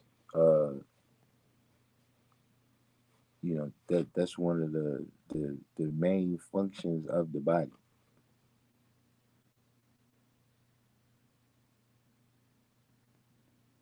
And remember, we digesting things in all different types of ways. You know what I mean? Let's not let's not forget about that too. It might not be pork now, VCR around tweet. There's things. Remember, I was talking about how we did a lot of teaching, man, and you can't tell the history of the world now, Craig. The world without the 5%. Now listen, I could be bugging out. You know what I'm saying? I'm about to say something right now that listen. I don't have a memo that I could point you to tell you that they say, yo, you know something? That's the reason we did that. But see, we cause certain companies to take the pork out their food. Say what you want to say. Don't get me wrong. There was other things that was happening, in America, at least during the time that I had to know, where the whole, workout craze and all of this, everybody jogging and all of this type of stuff. Oh, you was there, Big Al. I'm not finished yet, though. We're going to go into the physical side now. You know what I'm saying? But, yo, we used to be at the corner store. And whenever somebody went over to the hostess section, right, we used to call them hostage cakes. Like the swine in there, you know, uh, was holding your brain cells hostage. And then, things that y'all probably do recall. Like this is something I'm telling you was happening in real time, but then you gotta remember now it starts to become more popular even through hip hop.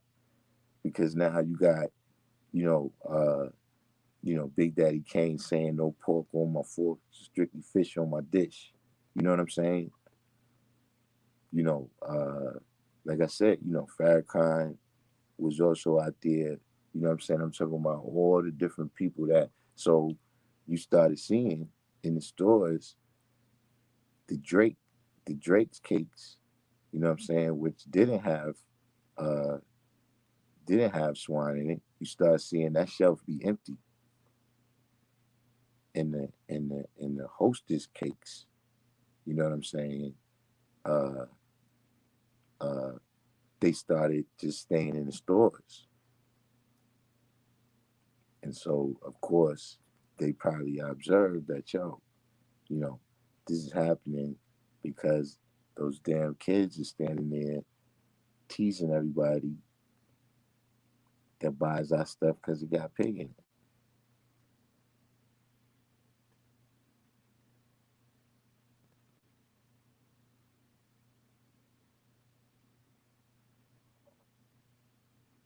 So my opinion, my sincere opinion is that Twinkies not being swine now, we played our part in that.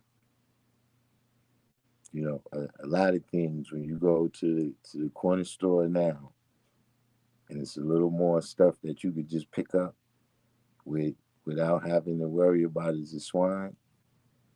They got to do with us.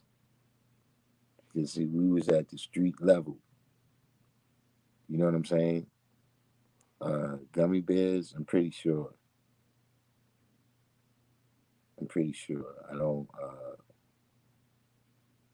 You know, I never really ate gummy bears, but yeah, I'm pretty sure they're not right. You know, but now getting to the physical part, you know, and this kind of crosses over. Born Magnetic said here, fasting provides clarity of mind. Makes one question why they even entered the store for a Twinkie to begin with. But you know, physically, one of the reasons why you get that mental clarity, you know, because like I said, you know, digestion is you know really that's what the body does. You know what I'm saying? Like we digest the sunlight.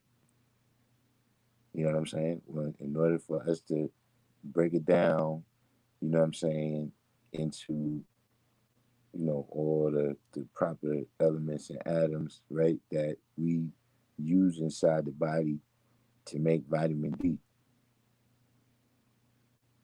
You know what I'm saying? That's we digesting the sunlight. You know what I'm saying? We digest oxygen, or you know, we digest the air. You know, and we break it down into the oxygen, you know, and whatever other parts, you know, and we expel the rest. You know what I'm saying?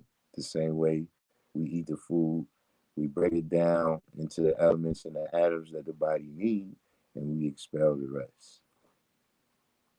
You understand what I'm saying?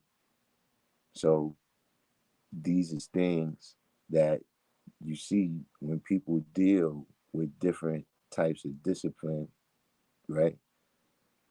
They deal with controlling their digestion. You see what I'm saying? Because it has an impact on you mentally. So people that deal with different type of breathing techniques, you know what I'm saying, of meditation, you know, this is something that goes along with fasting. You see what I'm saying? Because in both things, you're, you know, controlling how much the body, how much how much energy is having to be directed to the rest of your body in order to deal with digestion. So, on the most basic level, right, when you eat a meal, right, and then, you know, you get the itis, for instance, that's because so much of the energy in your body is having to be directed towards digestion that the body sits you down so that you can, you know, so that the body can concentrate on that. You see what I'm saying?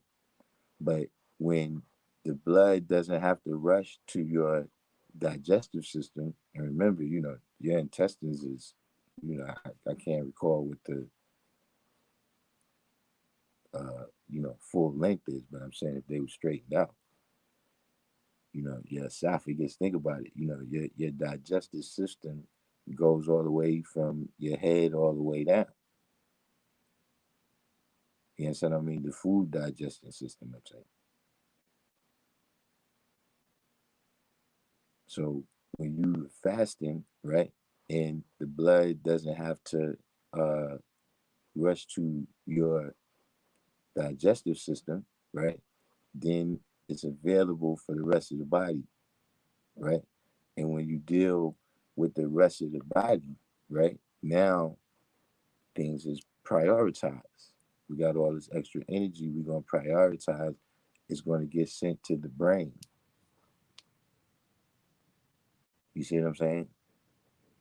So, you know, now you're gonna, of course, that's the blood flow, the oxygen flow. You know what I'm saying? When these things is cut down, the person, you can't even remain conscious when the blood flow and the oxygen flow, right, gets cut off to the brain. You see what I'm saying? So, when you're not fasting, you know, the blood flow and the oxygen flow, right? Because remember, when you breathe in, it's not air flowing around your body, right? The the oxygen goes into your blood system. You know what I'm saying? Through the red blood cells. You see what I'm saying? So, like I said, now because that blood, and by way of the blood, the oxygen is not going to your digestive system, it's going to your brain. So, this is another thing that, is, you know, for a lot of people, elevate the meditation process. You know what I'm saying? Or just the thought process itself. You know what I'm saying?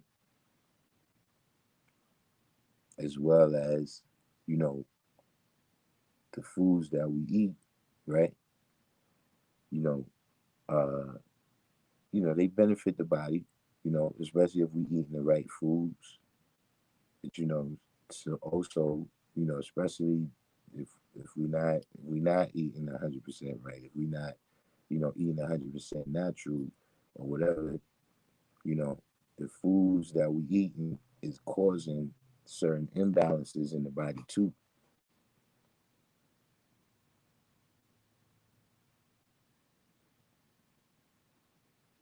Like, you get inflammation and mucus and all of this stuff from the foods that you eat.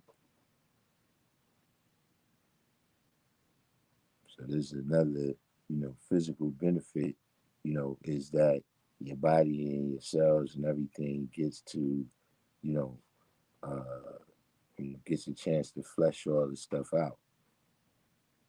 Gets a chance to, because, especially now we going into the physical part, you know, a lot of people is living to eat and not eating to live.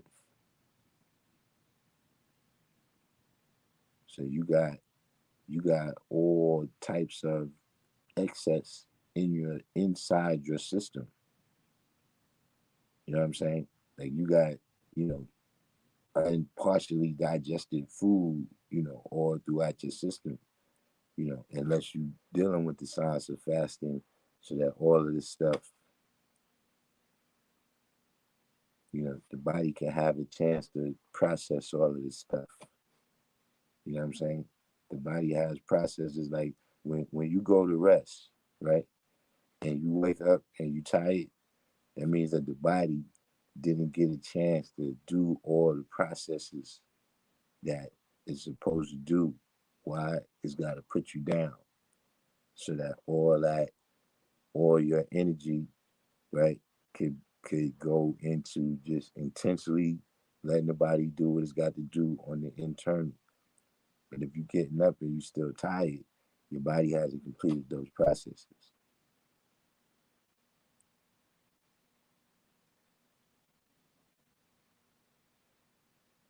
So, that's just some of the benefits. You know what I'm saying? You know,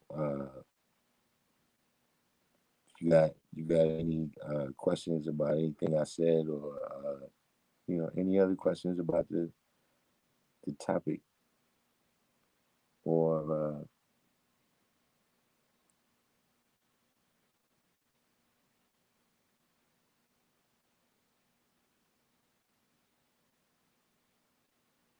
the less food you eat, the more energy you have? I mean, it depends on what you eat,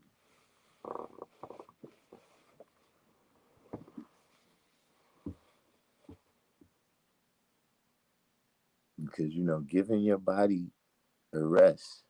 You know what I'm saying? You know, you know, you don't want to you don't want to get into uh like, you don't want your body to be at equilibrium, or what's the proper way for me to say this? Just giving the body a rest, right? There's there's a limit to that too.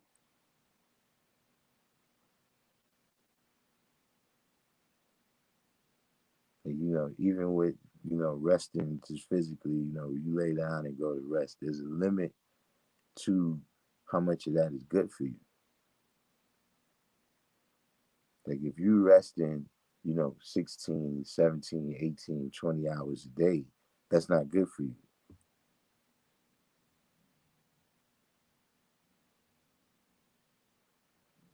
3 days a week fasting, um, I would say 3 days a month.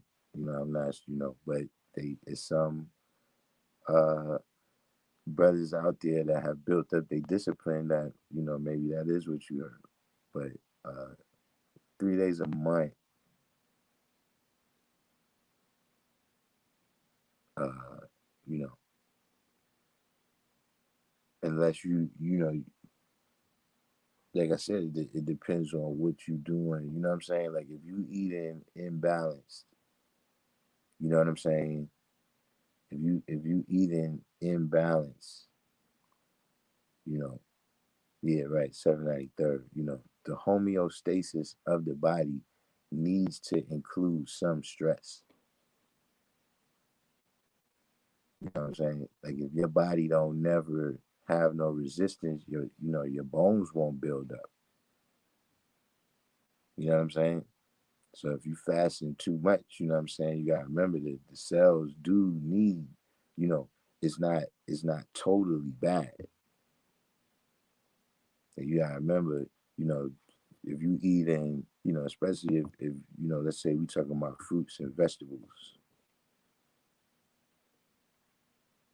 you're talking about, you eating atoms, atoms that come from the earth. You know what I'm saying? The roots draw these atoms up. You understand what I'm saying? And these atoms is the different nutrients that you get in the foods. You know what I'm saying? On top of that, you get in the raw sunlight energy. You know what I'm saying? And the body actually needs that, you know what I'm saying, to be at the proper homeostasis. So, you know, I don't want to say this, I don't want to come across like food is the enemy, but just saying, understanding the difference between living to eat and eating to live, right? And understanding that the body needs rest in all of those ways. You understand what I'm saying?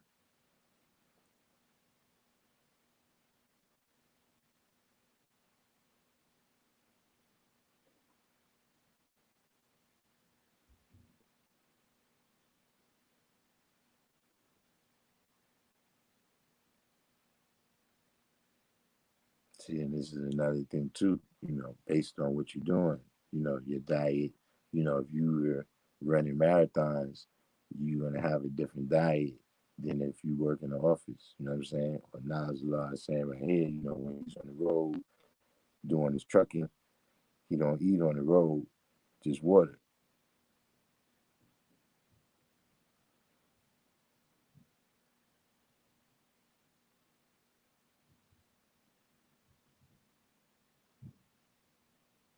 All right, yeah. Well, if Big Alchemy don't have any other questions, I guess what's the thing you was going to check? We going back to Illuminati? We going back to Illuminati now?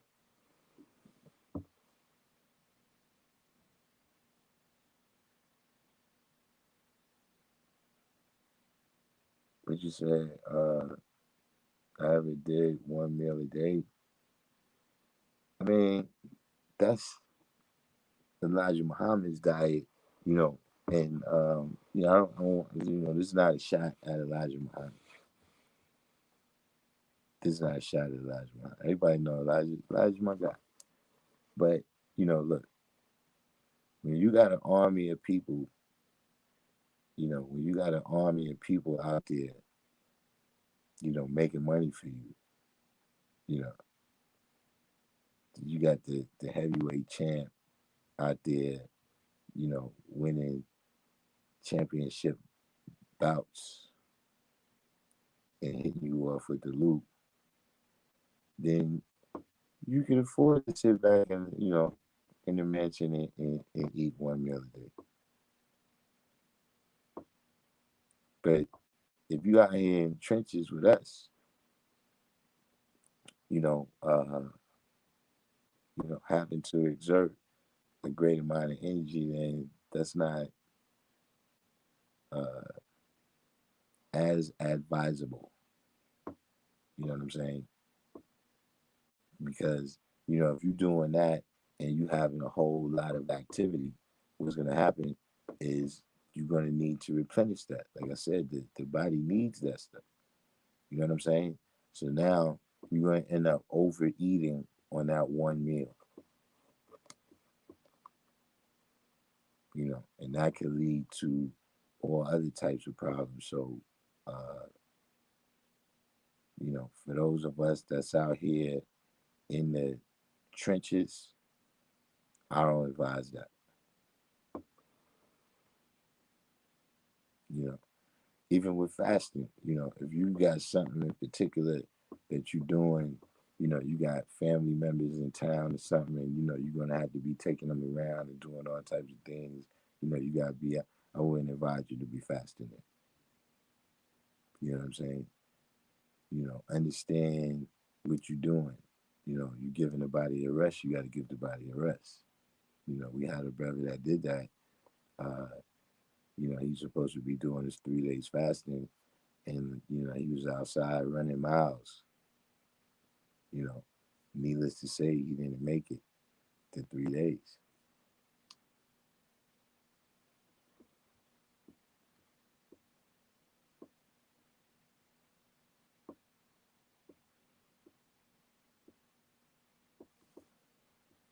He said, which is why a lion will eat a plant eater and start eating from the bottom and get the nutrients of the plants they digested along with eating their flesh.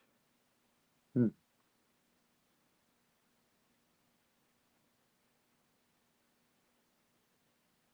Apex Cypher said, did I get that?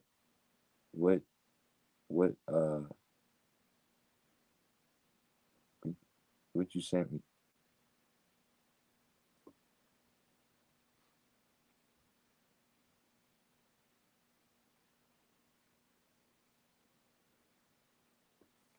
Gas station.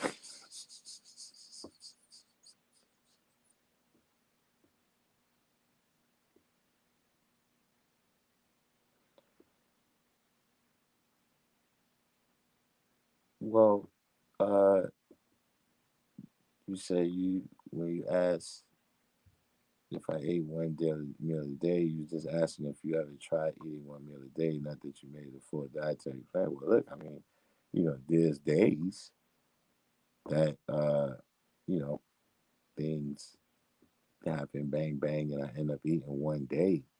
But when you say, do I try eating one meal a day?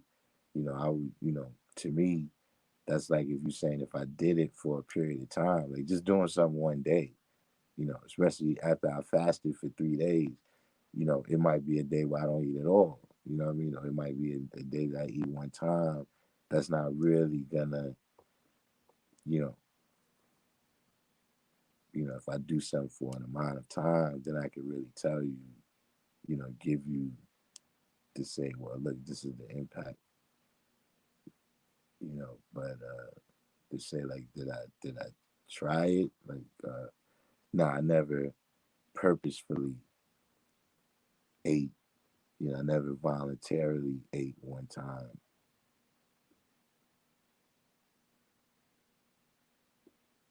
For me, that don't really work.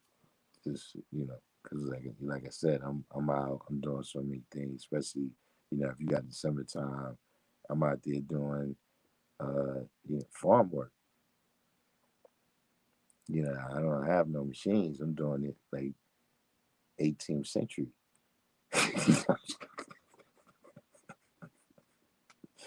So like when I'm doing that, I'm not really trying to eat one time.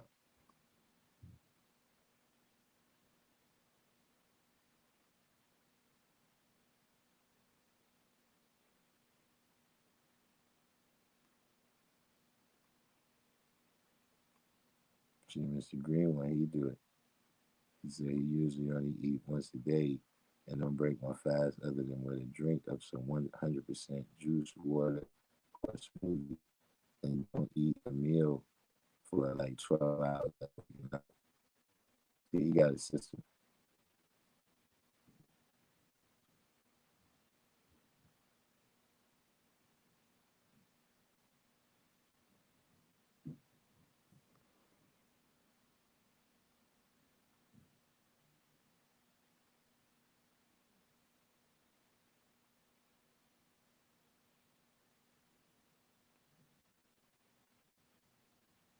PayPal.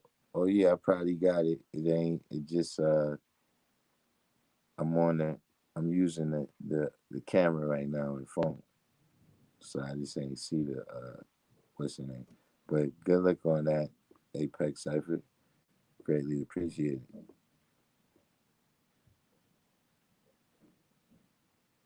Fasting has your mind in the daze if you're not careful. Well, if you running marathons while you fasting, or if you if you go past the beneficial part, like I said, it's beneficial to give the body a rest.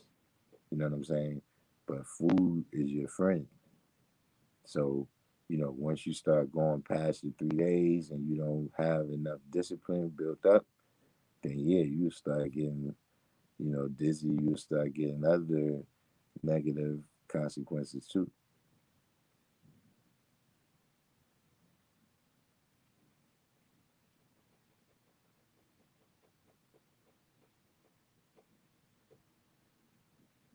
Very true, VC Round. Not saying all this, not saying all is like this, but you still got to read the label and check because they'll sneak stuff in under aliases. Yeah, they've changed the name. I saw something one time where it's like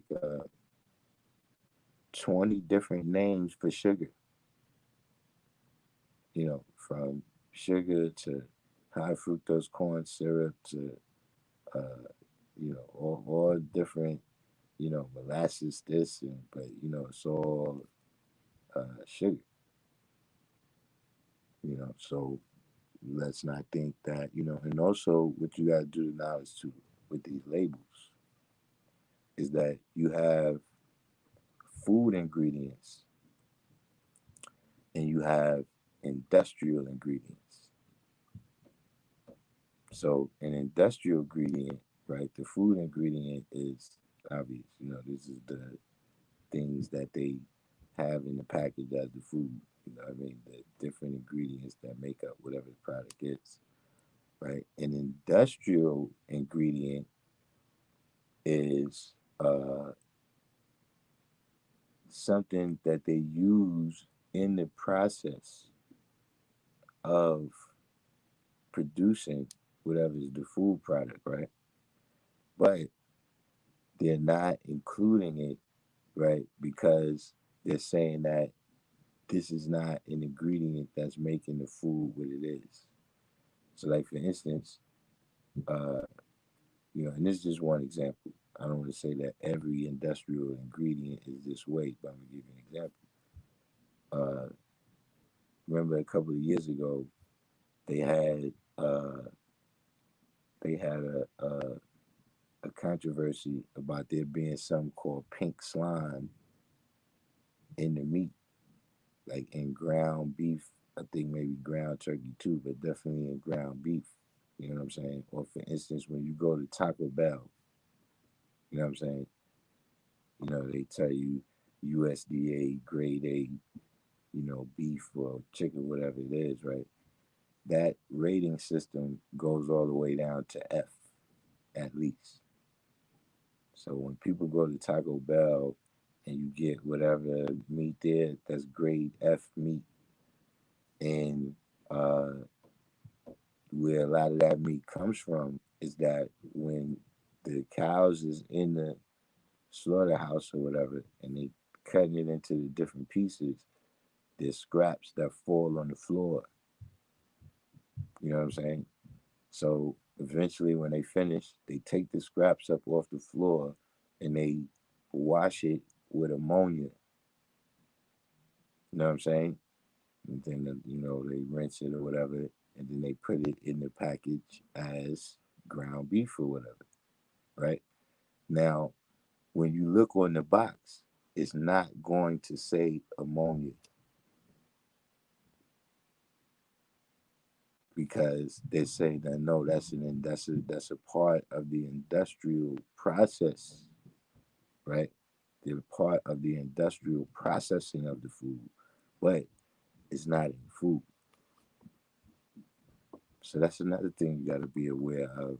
You know what I'm saying? Where uh, studying the names of these different ingredients is one thing, but you know, in today's world, in the world that we in, we also have to study the processes, you know what I'm saying, that's used to get the food to us. You know what I mean? Like if we didn't look at the process, then we wouldn't understand about GMOs and all of that.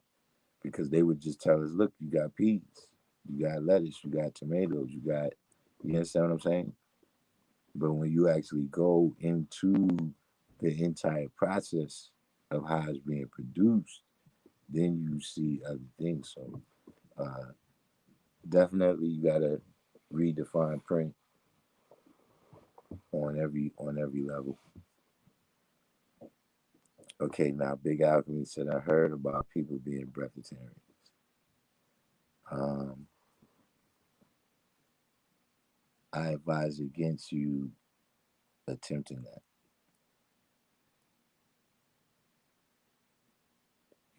I mean, it's something that you definitely can do for a period of time.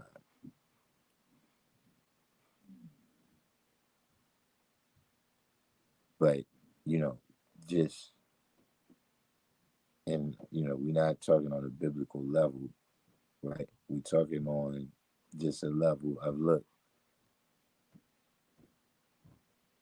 the body, right, is from right here on the planet Earth.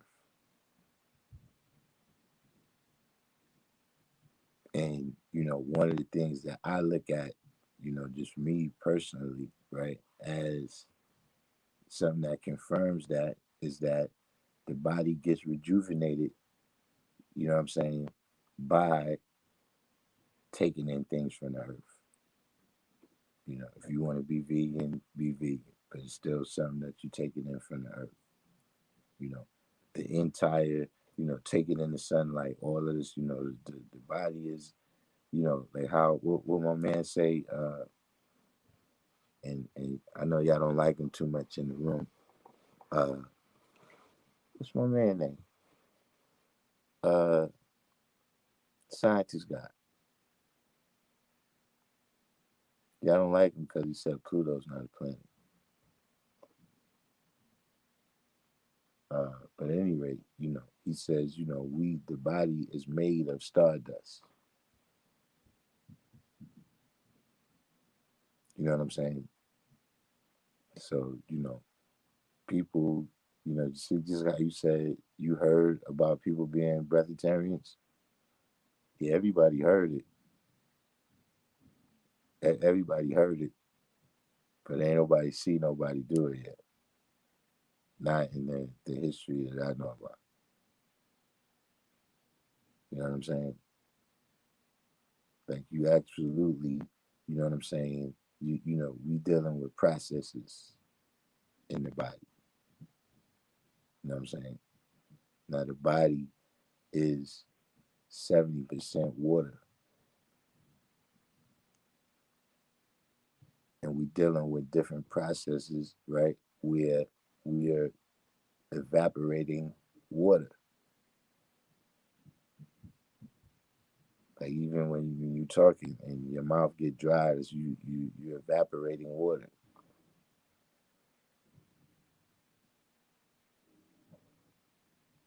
So in order to maintain your balance, you know, your equilibrium, I'm talking about uh, you know, just physically, your body. You gotta take in water, man.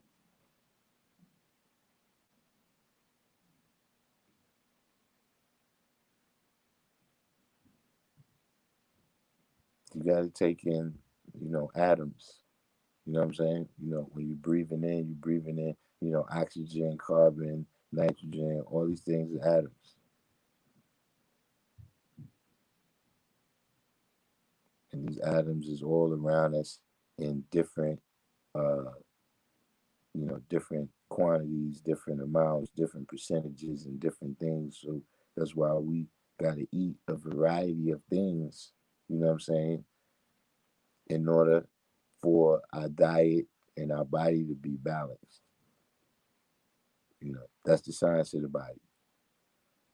Now, whatever is this science, people talking about breatharian, look, you could probably be that for about a week,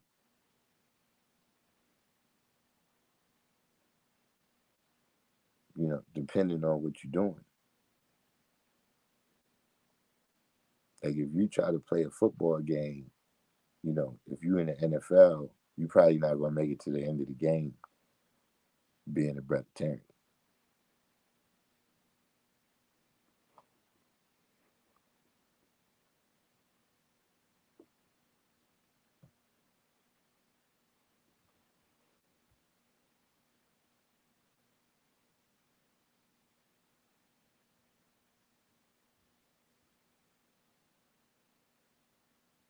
Yeah, see, Apex Cyber said you got to be careful with fasting. I fell out and had a seizure in 2016 going too far. The body can't go past 6.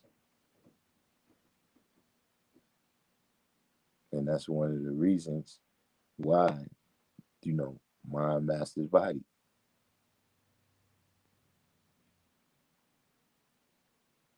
So when you try to, you know, take the body, to a level where, only the mind is, you try to take the body to a mental level, you're not going to make it. You can't take the body to where the air is too thin. If you go up too far, you know what I'm saying?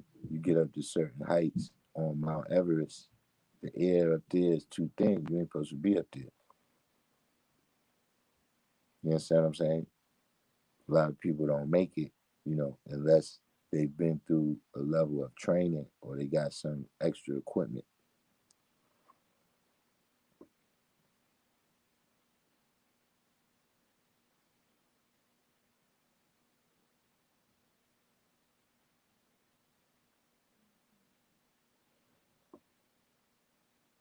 Yeah, well, what I notice if I eat one meal a day, uh, you know, I either don't get full or I get too full.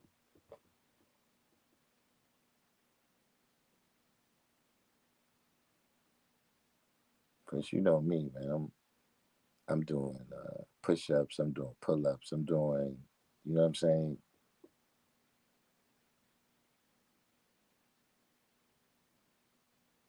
Getting my squats in, my abs. One time a day is kind of unrealistic for me.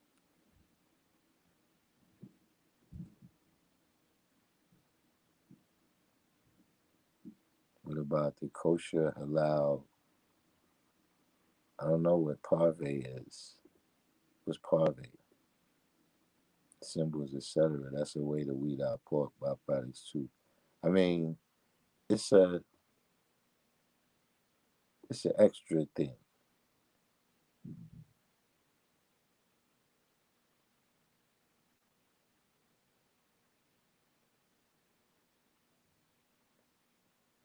you know. In the end, uh,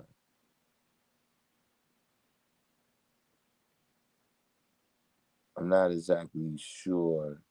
I think halal is really a way of preparing the meat. I don't think it really tells you what the meat is. Same thing with kosher. Kosher means it's been blessed by the rabbi. It don't really mean what it is. You know what I mean? So you're not gonna get, like pig at a halal butcher shop. You know what I mean? You're probably not gonna get that at a kosher butcher shop. You know what I'm saying? But if you're talking about cakes and pies, I'm not exactly sure it means the same thing. But it is, like an extra thing. It's a guideline. It's not something that I would say ignore. You know what I'm saying? But it's one of them uh, trust but verify things.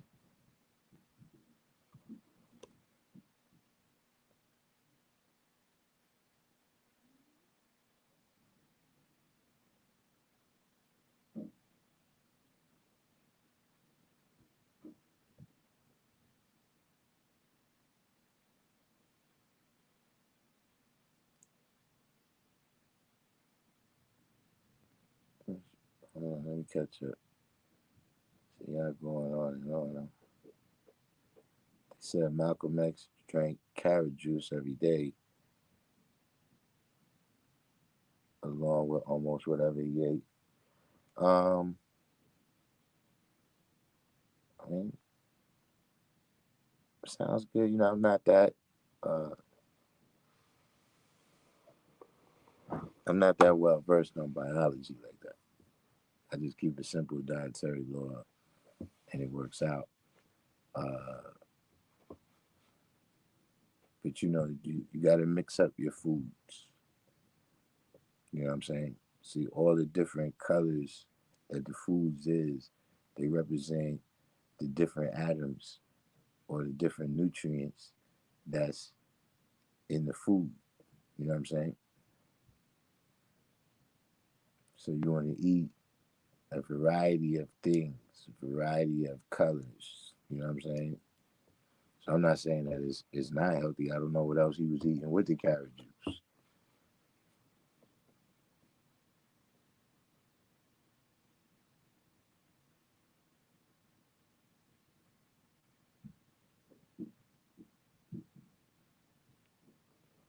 That's crazy. Yeah, I'll be out late night now, Rob, on us. This is the this is, I'm already on my quarantine flow. I'm already living like it's lockdown.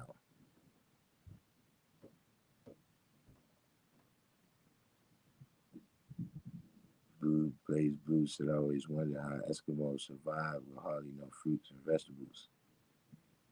Um, well, you know, the body could be trained to, you know, survive a lot of different environments. You know what I'm saying? So, uh, what's happening is there's something else that they're eating. that, whatever else it is that they're eating, it might not even have that other nutrient in it, but the body can use that to produce something else. You know what I'm saying? Because, like, the body can use the sunlight to produce vitamin D.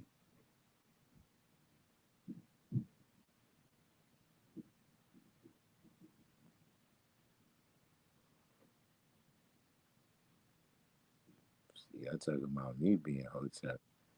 I think it was spinach salad.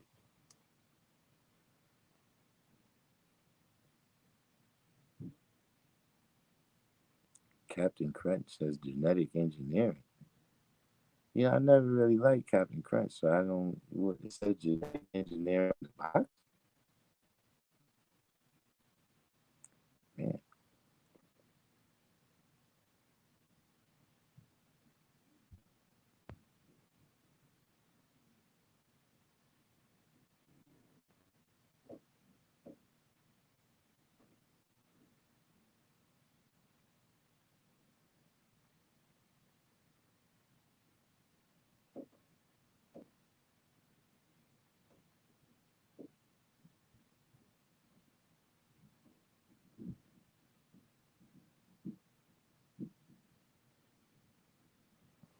What I think about agave as a natural sugar, yeah, I'm not. That's a little above my pay grade with biology. Uh, I mean, you know, we would have to do the research. I mean, is it a natural sugar? What's the process that they use to make it? You know what I'm saying? We got to get, we can't just jump from, well, agave is a fruit, so then it's natural. You know what I'm saying?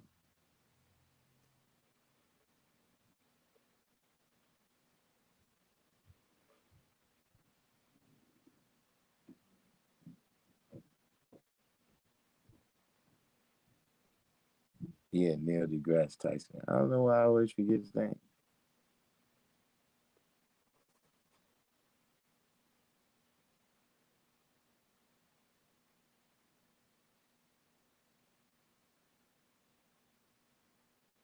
Alkaline water.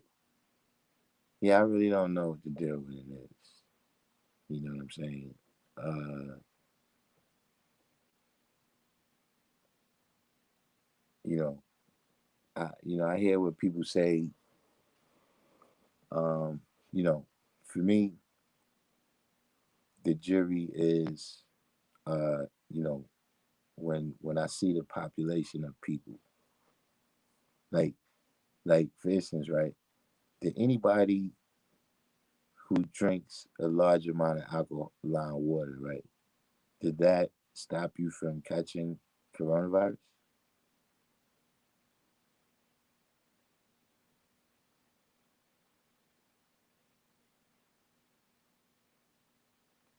Or like, is there a group of people right now, right, that they like, average age, they like average age, like 104, and it's because they've been drinking alkaline water.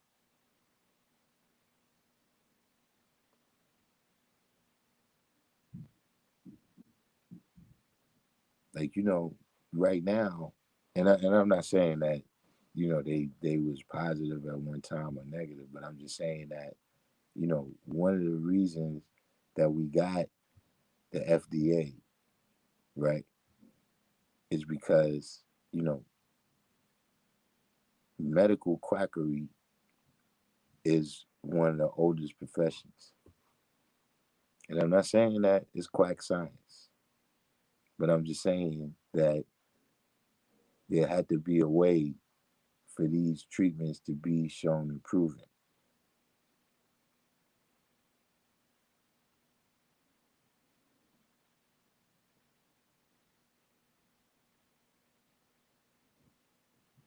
You know, it's been all different, types of things where the treatment, was worse than the ailment.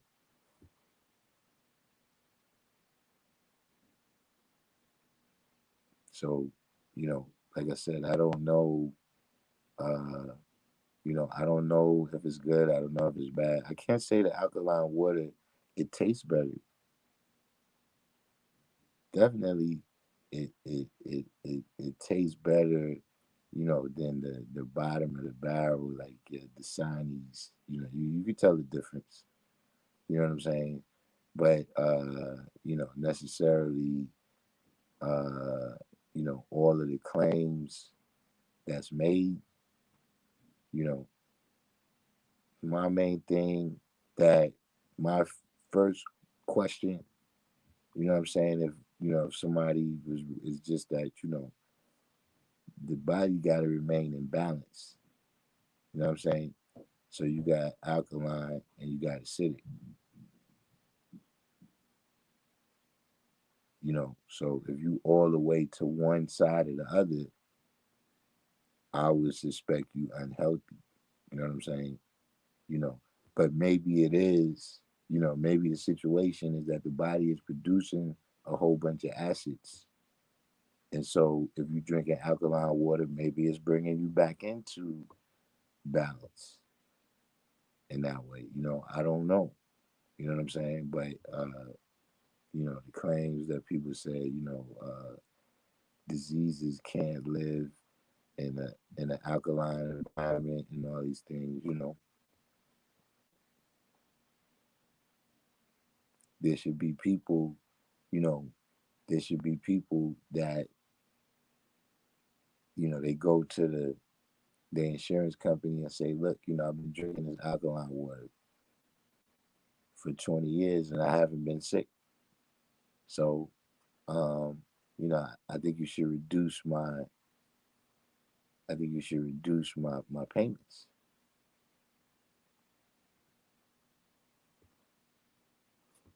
But I guess we will know in a period of time. You know,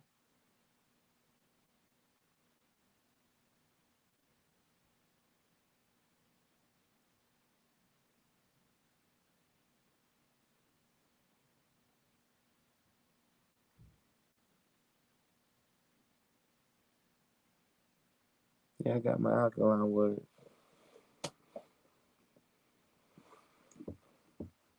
I got my alkaline right here. Like I said, it tastes great.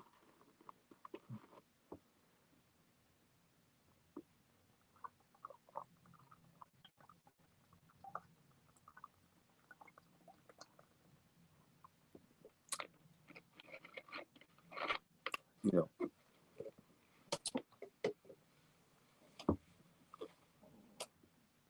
but I'm different. I have a Hotep channel. No sovereignty papers to January 1st. Link in the description box.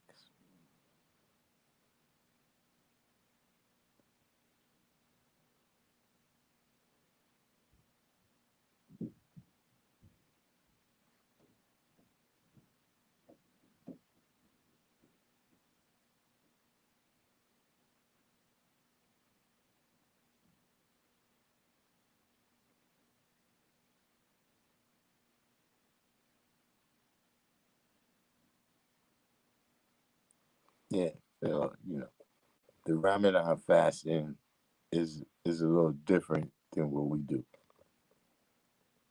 You know what I'm saying?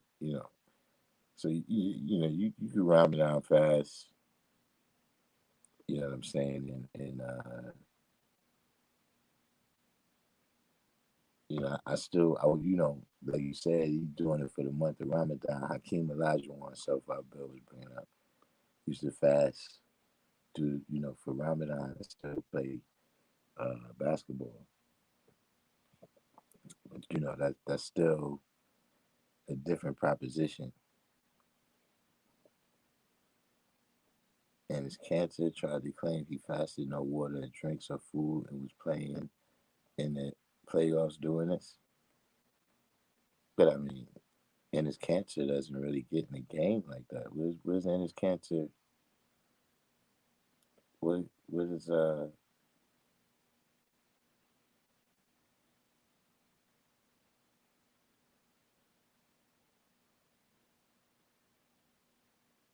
who knows? I wouldn't advise it.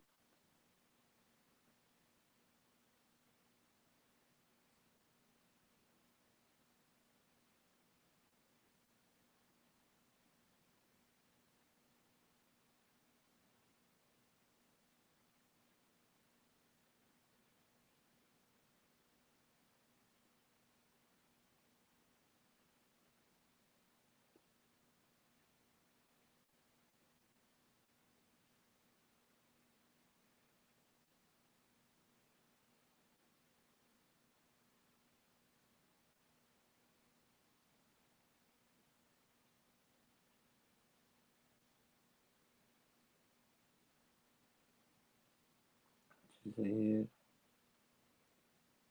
Tom Brady was like he doesn't eat tomatoes and some other stuff to keep his body in shape from a performance standpoint. You know, you know. See, you can't always, you know. First of all, we all got different, precise chemistries. You know what I'm saying? This is how we react differently to medicine. Some people might take a medicine for a period of time and the condition might go into full remission, never come back. Some people might take a medicine and have no impact. You know what I'm saying?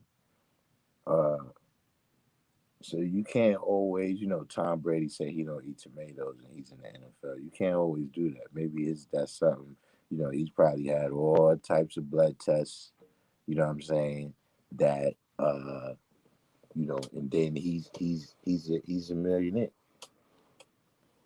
And so whatever's the things that, I'm saying, he might need to replace whatever nutrients that's in tomatoes, you know, he's got easy access to them. You know what I'm saying? But you gotta look at it like this, especially when you only got one person, right? Lawrence Taylor, and this is going back a while. This is going a ways back. You know what I'm saying? But you know, Lawrence Taylor smoked crack and won the MVP, won the NFL MVP, man, from the defensive side of the ball.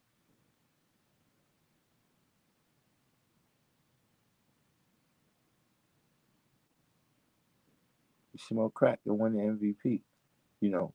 But we can't all do that. You know what I'm saying? Most people who smoke crack, they not gonna, their body not gonna respond.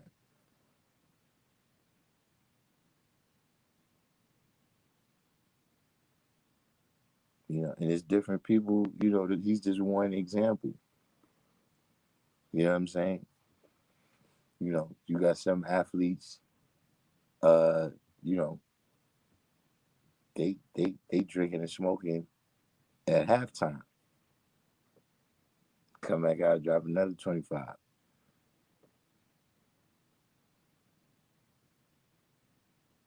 But that's not. We got to look at a body of people. Before we really, uh, start giving things out as medical or nutritional advice. So parve is the Yiddish term that refers to foods that contain no meat or dairy products. Products Pariv will have the letter P denoted on them. Oh, that's what the P means? I've seen that before, but I didn't know what that was.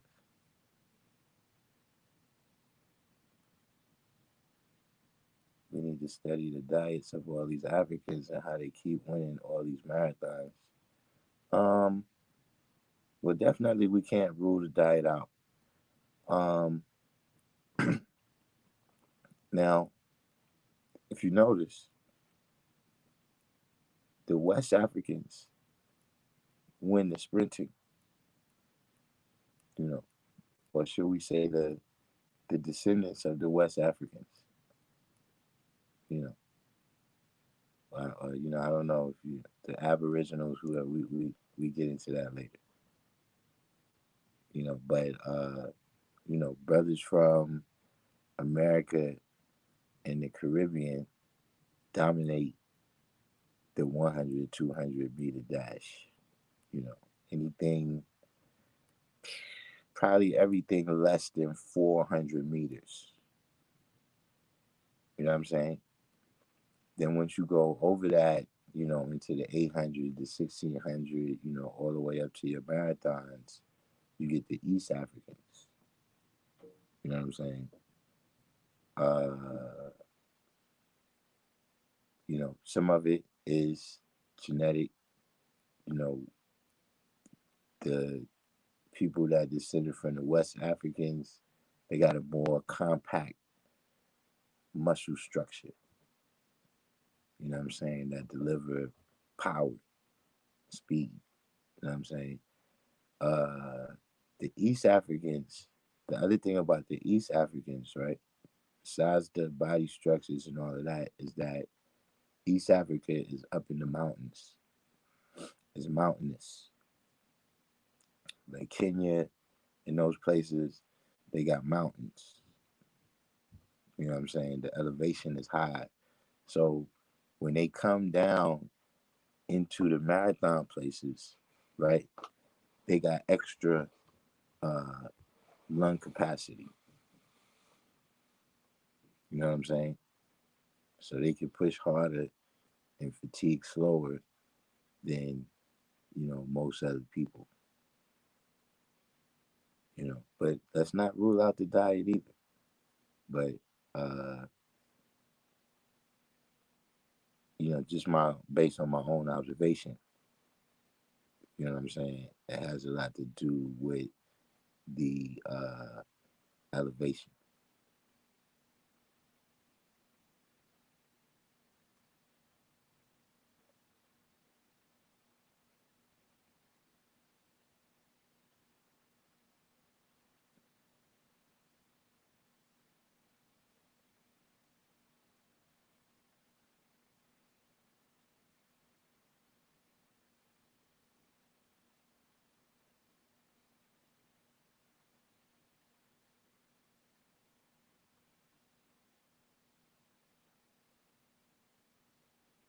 Parve containing no meat or milk or their derivatives, and thus eatable with both meat and dairy dishes according to the dietary laws of Judaism. Hmm.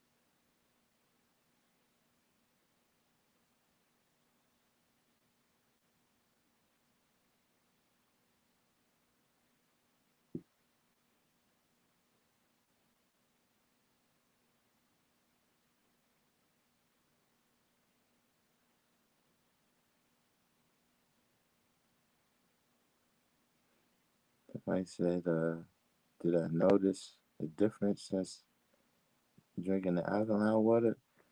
Um,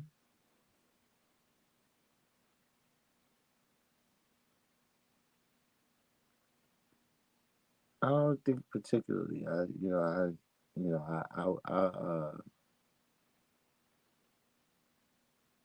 I And then you know what it is. It's one of the things where I didn't do it scientifically. Like, you gotta think I started drinking alkaline water, sea moss, you know, all these things at the same time. So it's difficult to say which one, you know, or is it a combination or combination of which things, you know. Um, I think I got more subscribers. I got more subscribers when I started drinking the alkaline water.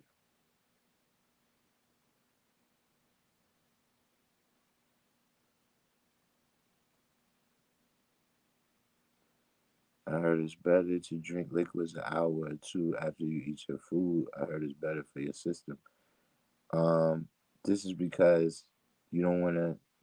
If you drink too many liquids with your food, uh, you could dilute your stomach acids.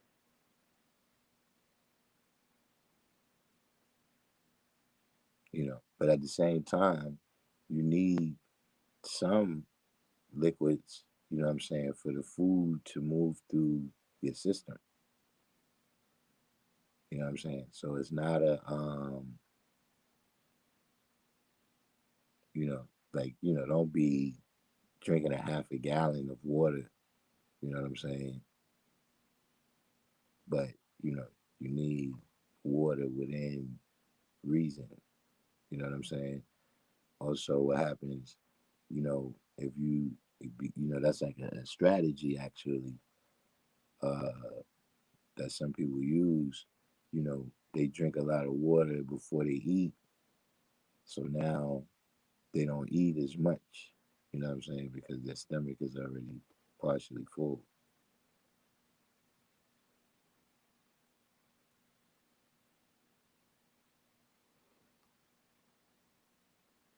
You got a question on a few statements I said earlier. 80% of COVID patients were vitamin D deficient. Yeah, they probably got to go outside.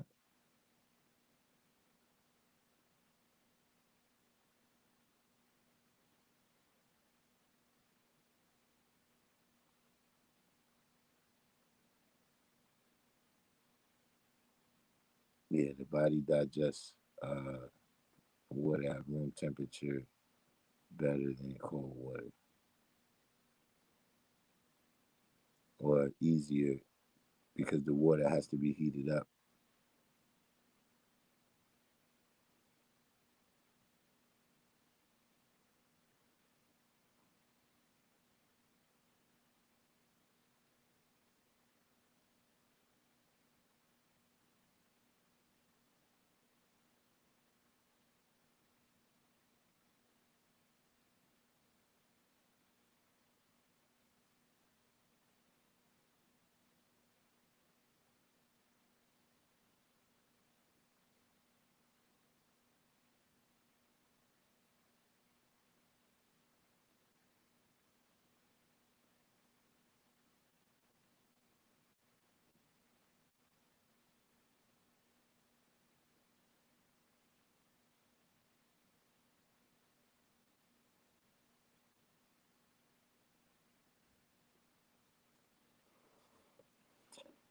Well, Mr. Greenwood said, you know, car insurance companies charge you based on your driving record. So why don't health insurance coverage companies lower it when you don't get sick or have no sickness and virtually no medical history due to not getting sick and staying healthy?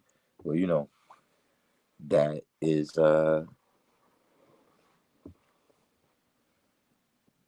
that's the business of insurance. You know, especially now that everybody is supposed to be guaranteed insurance. You know, you need the healthy people to pay in. You understand what I'm saying? This is what makes them able to afford, you know, because you get that's the profit, is charging the people who don't get sick, so you don't never have to, you know, you never have to pay out.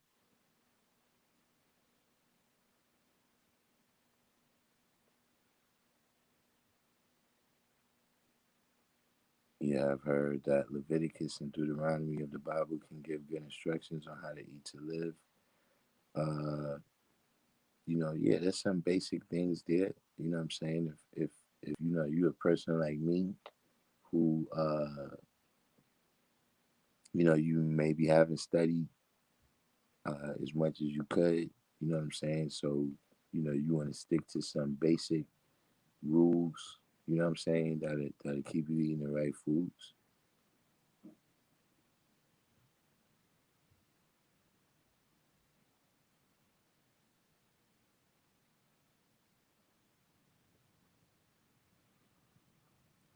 Shine, he's the one that put me on game. If the water goes down easy, it's alkaline. If you can feel it rejecting, it's not.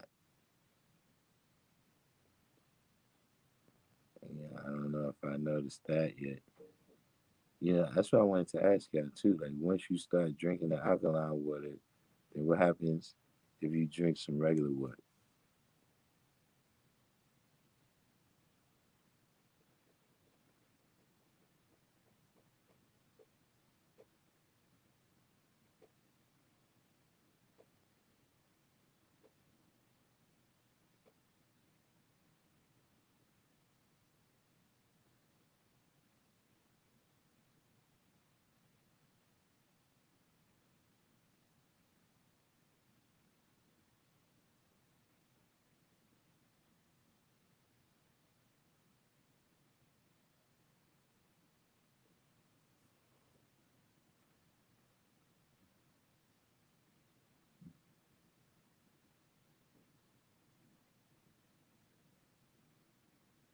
And listen, trust me, Steven Jackson was not by himself doing that.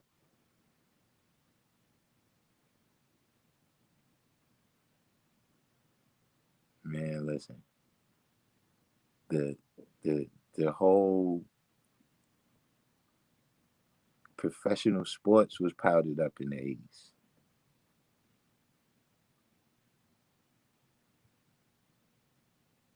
Like it wasn't like a couple of dudes over there. Like those dudes over there, they doing that. Like nah. Professional sports.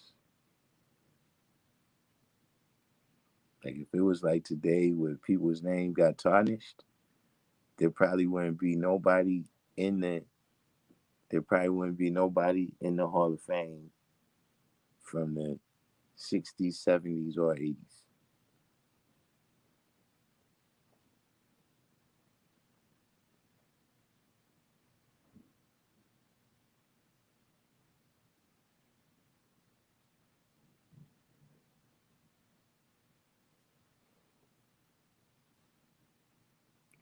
Yeah, but how much y'all said the alkaline water machine is again?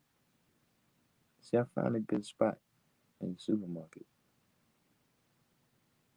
But you get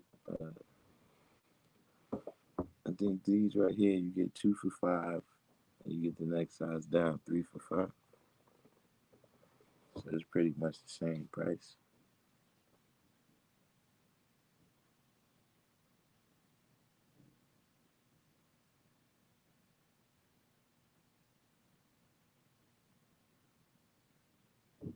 Yo, little Prince Namor, how come I don't ever see him?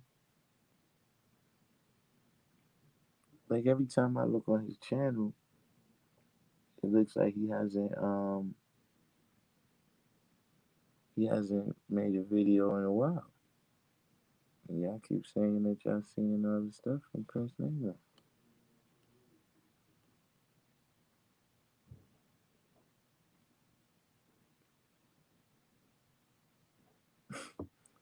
You're not testing for the greens in the NBA this year, huh? That's a no-brainer. Dr. Dankenstein.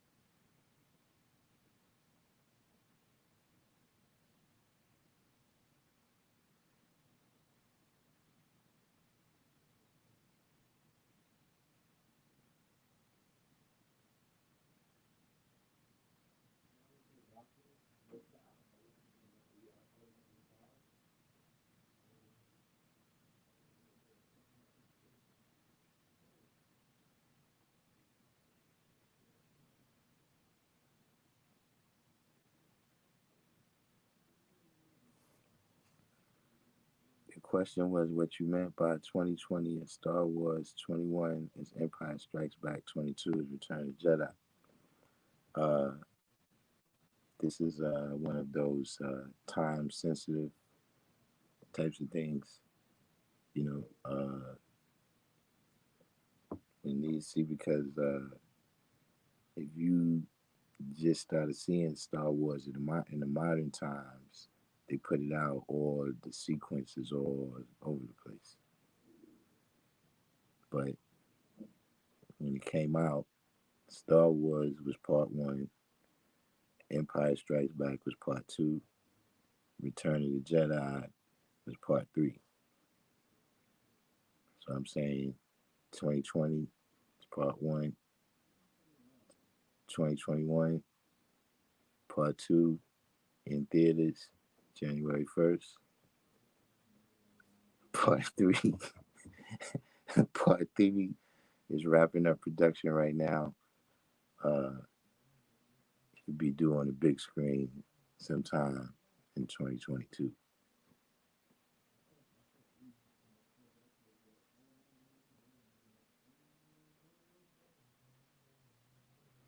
Do you take vitamins or anything, herbs?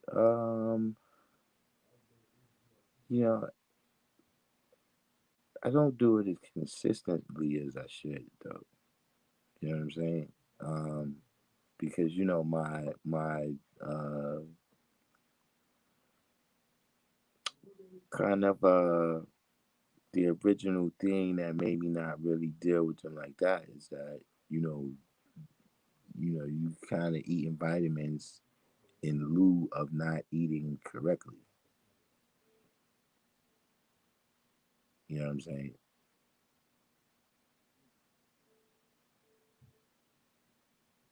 Like a lot of how vitamins start coming into existence was people getting a disease called scurvy,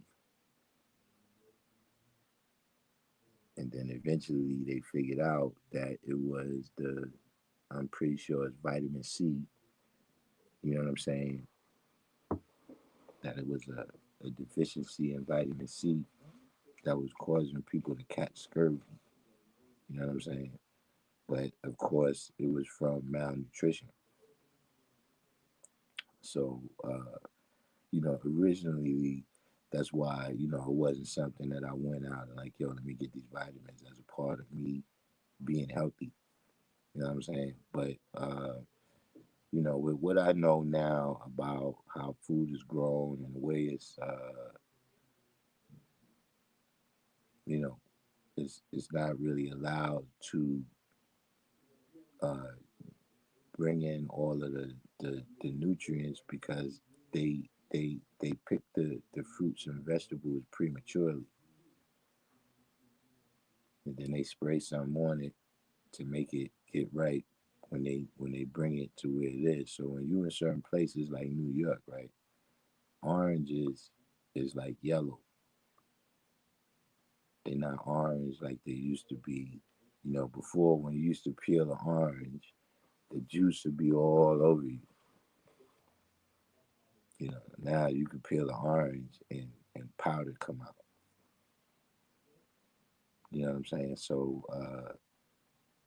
because I know that the food is not as vitamin rich as it's supposed to be, that is something that I think I need to get deeper into.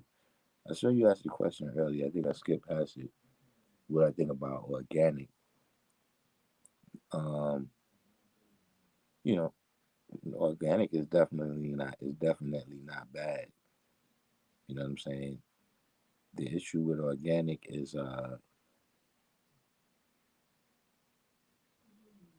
the criteria for you to put organic on your food is so loose that you can't truly be sure what you get. You know what I'm saying? But in terms of saying, growing food without artificial chemicals, of course nothing's wrong with that. Growing it as close to how it would grow naturally as possible.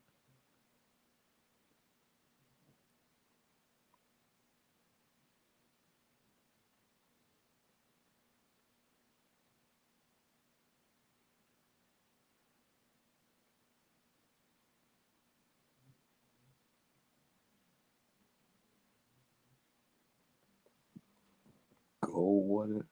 I haven't heard of the gold water. Did you say it's 4,000? $4,000 for an alkaline water machine. Let me think about that. So let's say if you drink a gallon a day, let's just say that, right? If you drink a gallon a day, right? $2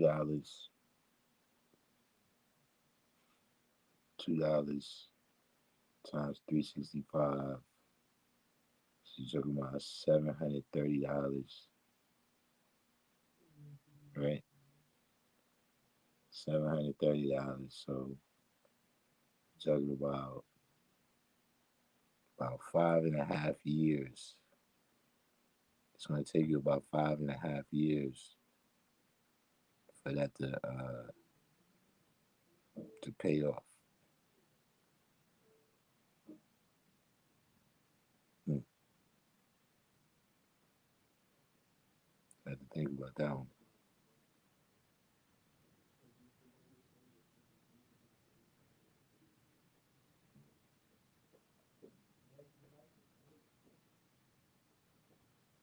Thought it was unusual that Isaiah Thomas was cashing a check in the Detroit supermarket for $100,000.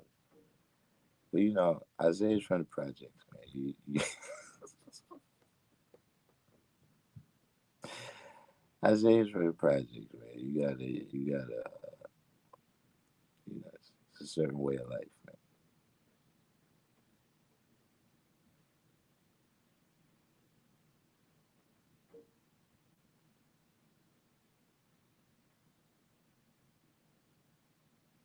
Oh, that must be what it is. I must be on the wrong channel. Like I go on the one that I think says Divine 39. Yeah, Divine 39. Hey, I haven't seen the other channels.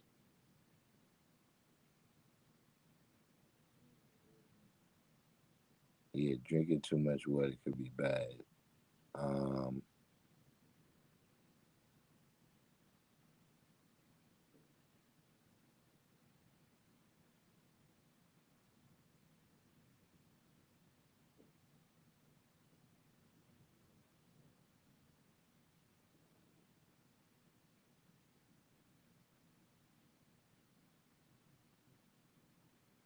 you heard that you can alkalize water with baking soda? I don't know about that. I heard drinking too much water can be bad. People have died from water intoxication. Indeed, I don't know the full science behind, uh, what's happening to the body. But yeah, there's something called water intoxication.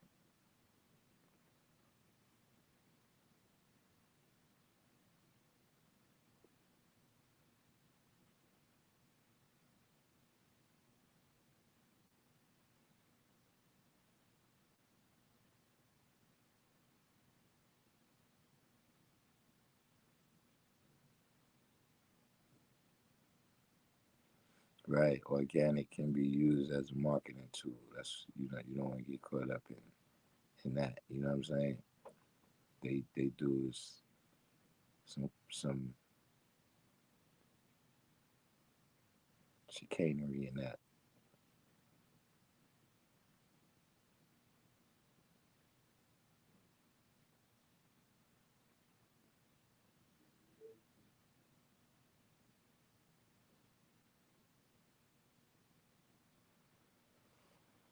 Yeah, celery is mostly water.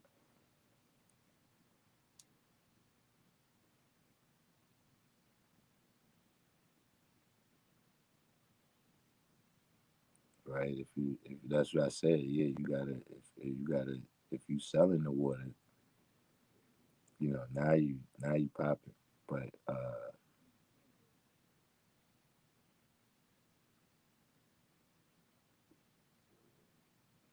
if you selling the water, now you popping. But if you just get it for yourself, then yeah, it's gonna take you quite a while to make that pay off.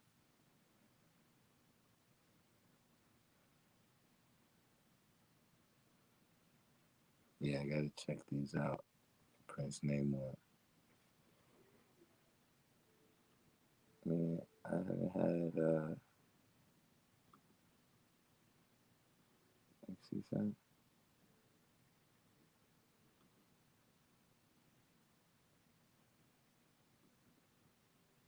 Yeah, send me got it. What's your name? So I can come on his channel.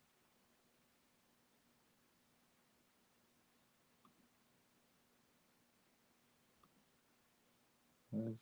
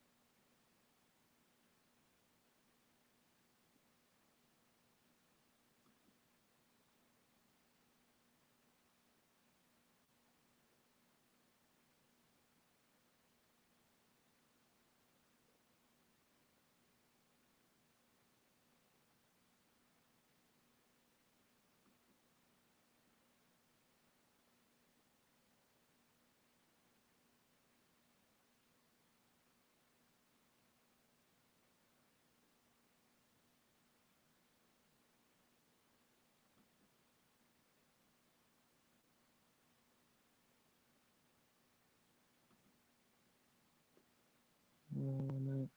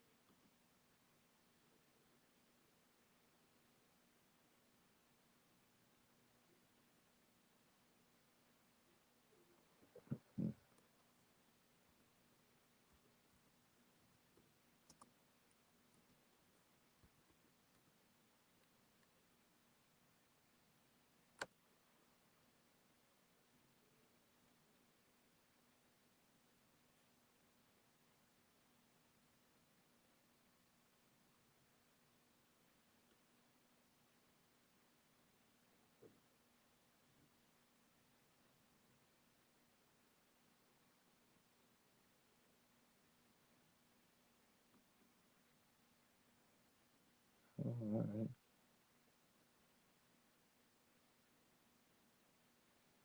Let's see.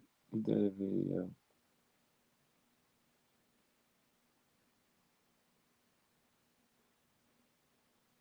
2 weeks ago.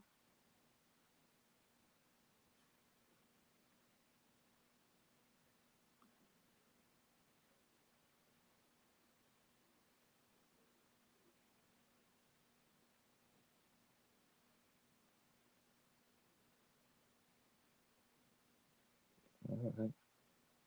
Yes, he did a video 2 weeks ago.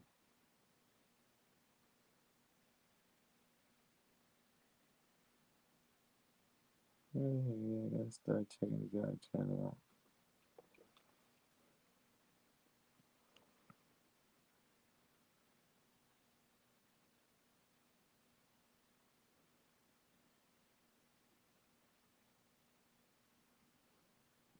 Seems like we ran through the year so fast, right? You know, I guess we was having fun. I don't know. I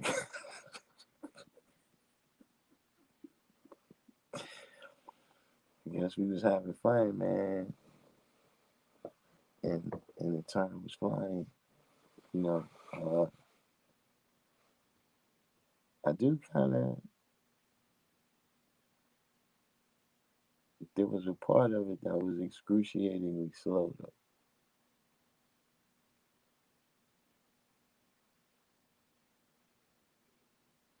There was a part of the year that was excruciatingly.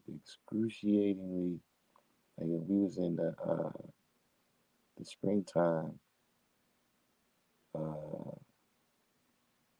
when the lockdowns first came in, and it was like, yo, what's gonna happen? We was waiting for them to, when we was waiting on them to stock those shelves back, when all the supermarkets ran dry, and then,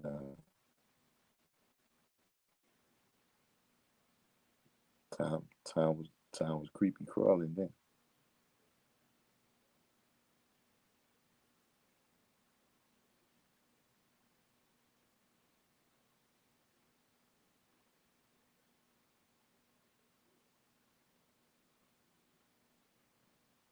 Yeah, when we didn't really know what was gonna happen.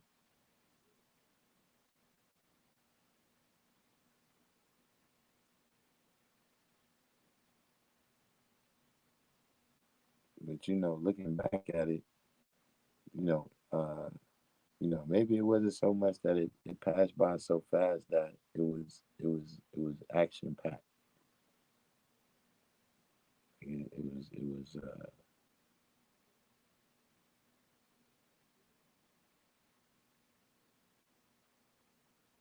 It wasn't a dull moment. It wasn't a dull moment in 2020. You know, so uh, Empire Strikes Back has a tall. Empire Strikes Back has some big shoes to fill.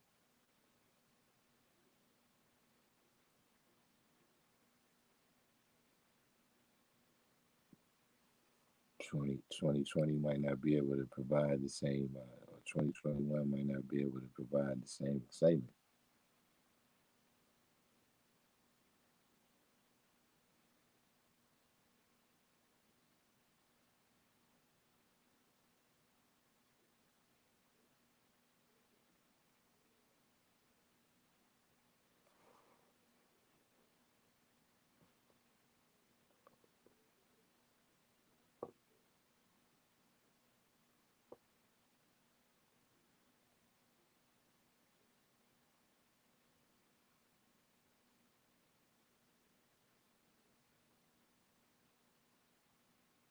So we got any other questions before we wrap this one up?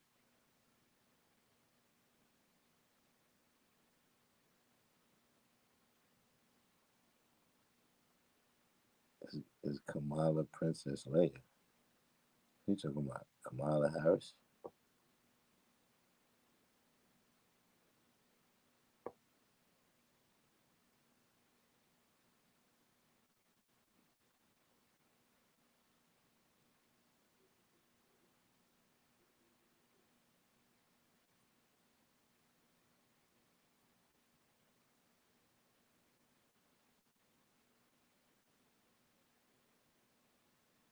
Darth Vader is the god.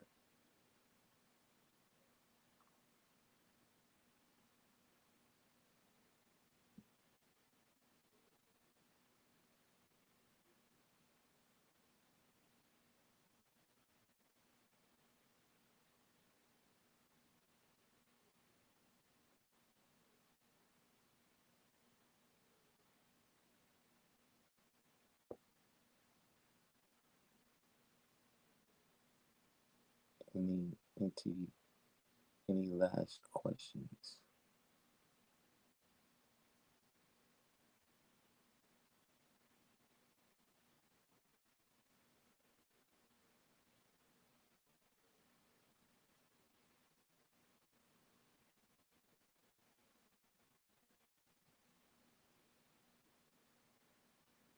Big Alchemy asks, how did Clarence X eat? What was his dietary personal plan? Um, I don't really know much about Clarence X and how he ate.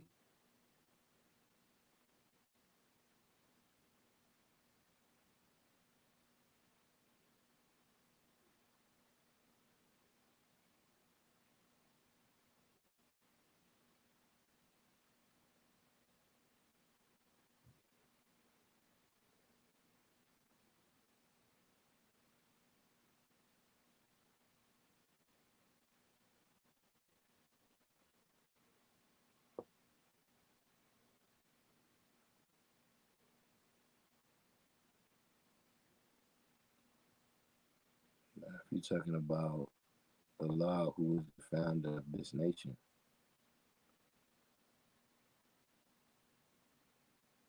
uh,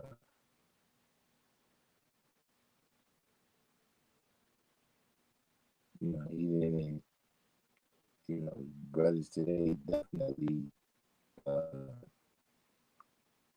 dietary law itself, has advanced, since the 30s when Elijah Muhammad was giving out his directive, from the 60s, even from the 80s and 90s, what I'm saying, when I got the knowledge, what I'm saying. Uh, but even in terms of that being a simpler time.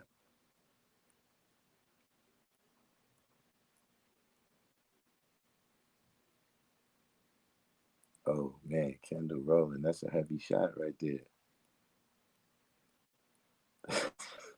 That's, how could you take a shot like that at Kamala Harris, man? That is a heavy shot.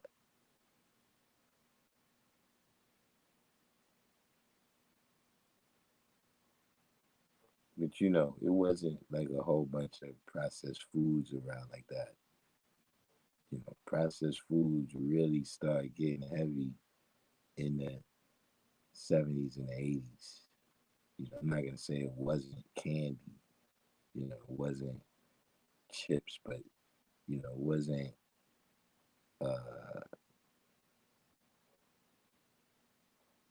all surrounding us like that. So, he wasn't like a junk food eater, what I'm saying? He definitely was about health, being fit, all of that. But uh, in terms of all of these different uh, diets that you see today, you see, like all the vegan stuff and that, Allah wasn't, he wasn't vegan.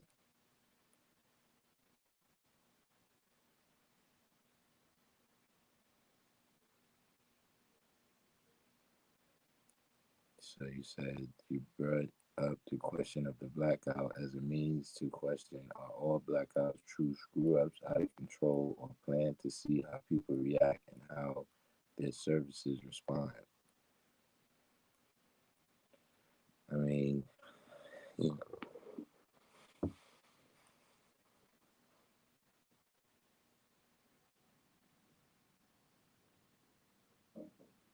YouTube deleted a comment you posted. Uh, yeah, I don't know. You must have offended them somehow. I don't know.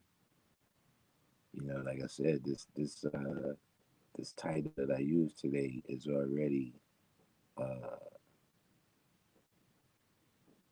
this title that I use today is already going to offend the YouTube police.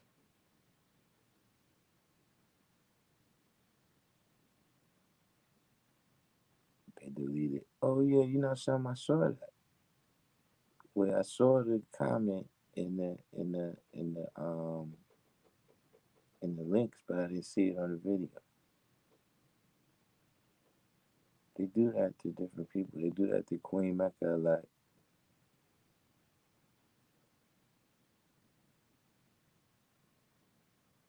Big Alchemy said my aunt lived to be 110 and she grew her own vegetables in San Francisco in her backyard.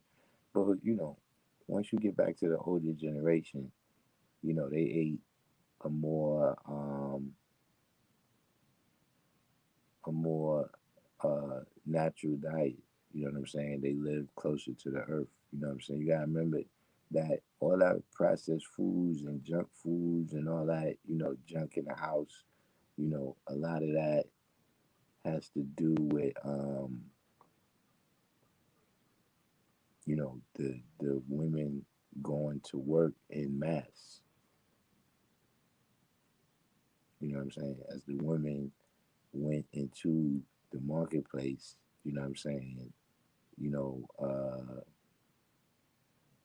there becomes a need there to, I need to feed them as quickly as possible, just get their stomach full so I can get everybody to bed and then we can all get up and do this tomorrow. You know what I'm saying?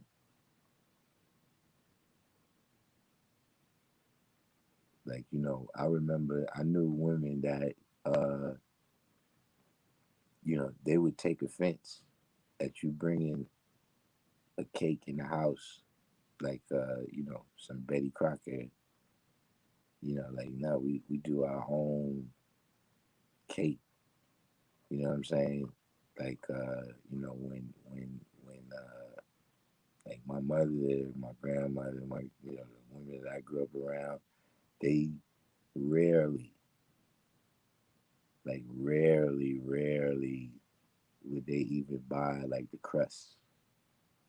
Like if we eat sweet potato pie, they make the crust, peach cobbler, everything. They make it from the ground up. You know what I'm saying? And that was like a point of, uh, you know, pride. You know what I'm saying? So, the people who was before that, nah, they didn't really eat like that. You know what I'm saying? So, that's why, we got a lot of conditions now that we didn't have before the dietary standards in America, with the standard American diet uh, has evolved over the years. You know,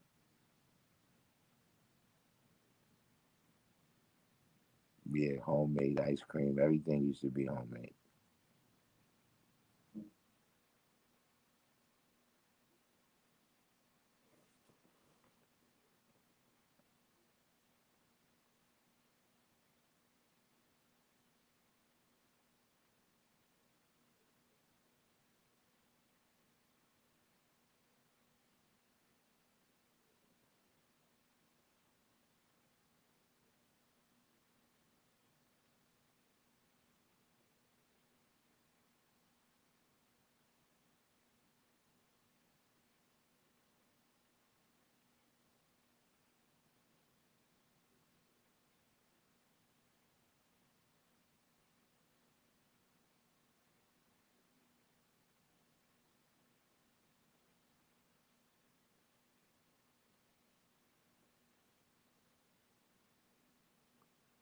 Yeah, that eating McDonald's, just every day, at one time, that was like a treat.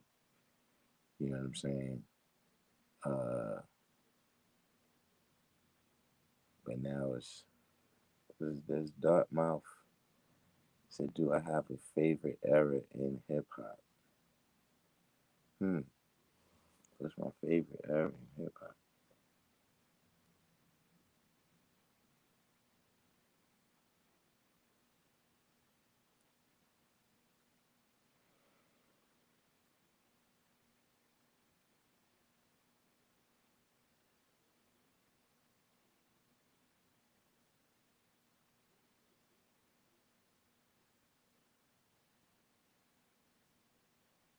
Mm,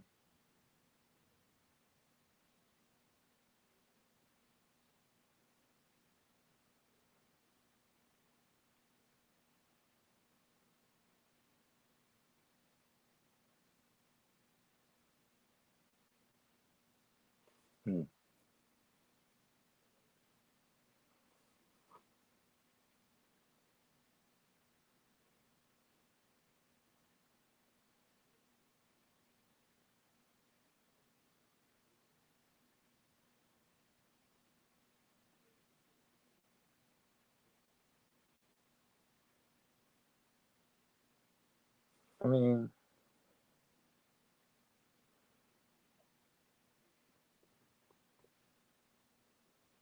I mean, how many eras would you say is in hip hop? You just, you got the, like 86 to 89 with some good years.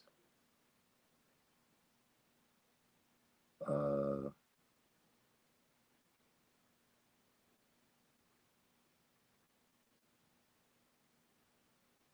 90, like 94, like 93, 94 to uh 98. Those are some good years. Um, and right now I think it's decent.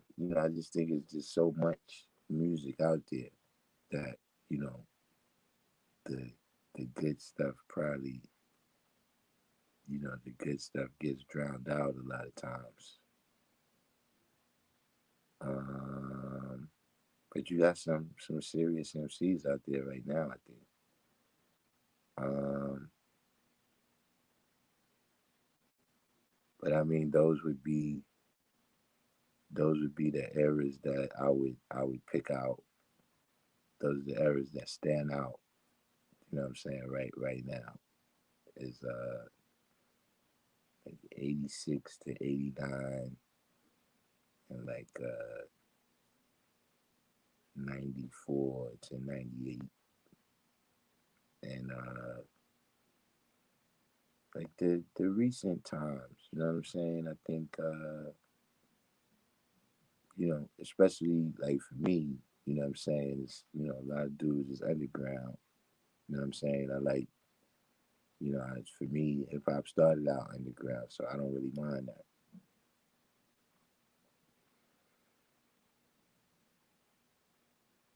All right, but this is not one era right here that you say. You said X Clan, Brand Nubian, Gangstar, Wu Tang. Like you talking like this is like 8, 9 years apart. But all of these people is not really in the same era.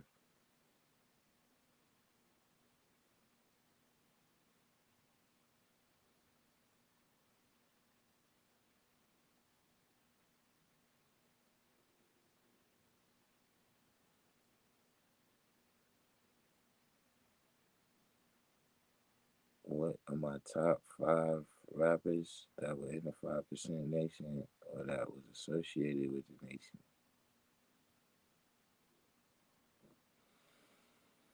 Hmm.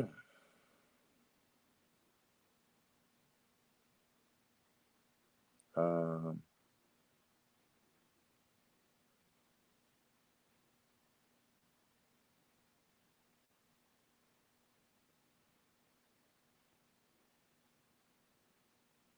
well, how loose of affiliation you talking about?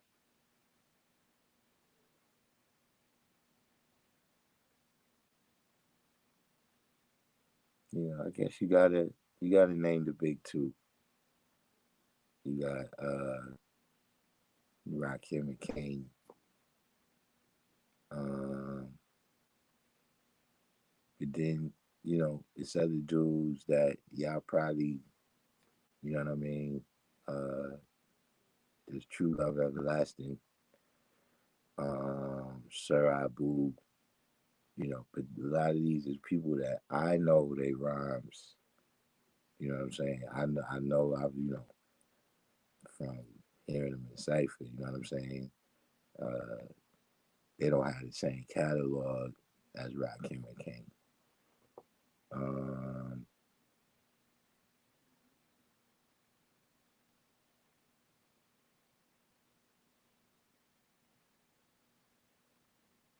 hmm.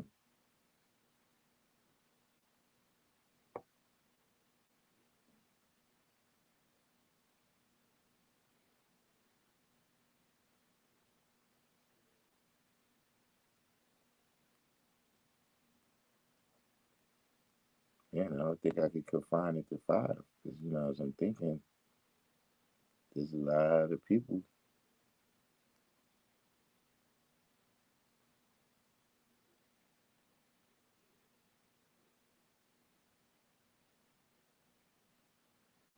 I mean,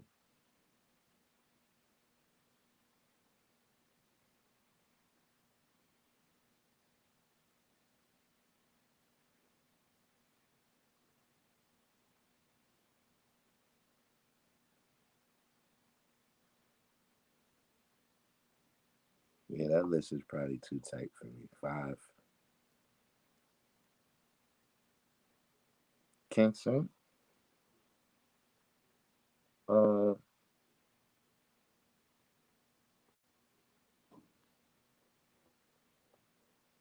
I got my start with Kingston.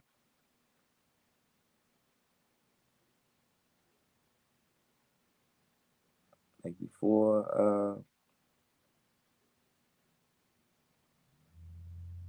everything else.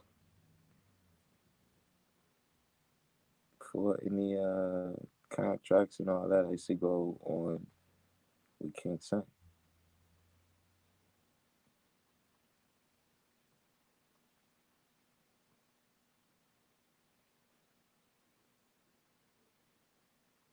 special ed. Nah, he wasn't. He wasn't one of us. Top 10. All right, if we spend it out to 10, um,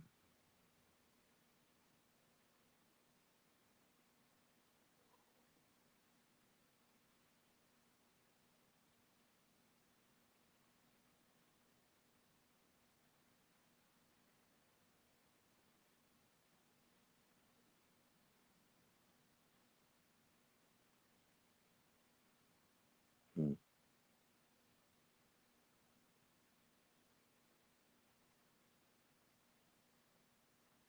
mm, I want to pick. Uh,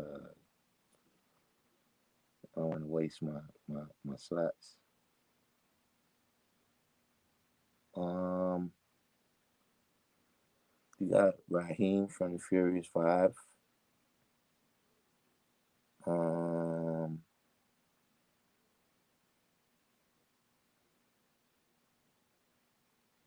yeah, Dyline. Yeah, Raheem from the Furious Five. Um,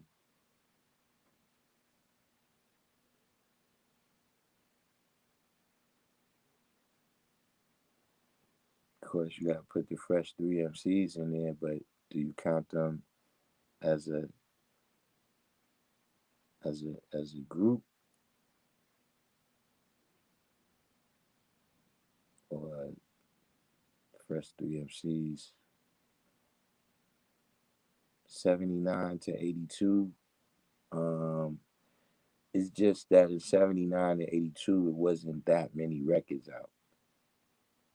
You know what I'm saying? But that's definitely, you talking about uh, Kaz and Kumo D, uh, Melly Mel, uh, Raheem. You know, yeah, that's, I wouldn't, some of my favorites came out of that era. You know what I'm saying? But it just wasn't, uh, yeah, Pooba. Gotta put Pooba on the list. Grand Pooba.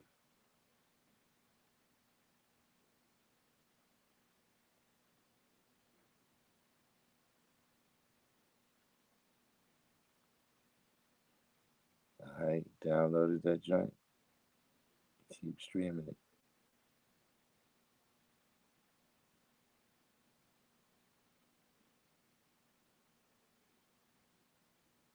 Hmm. So yeah, Pooba definitely. You gotta put Pooba up there. Um,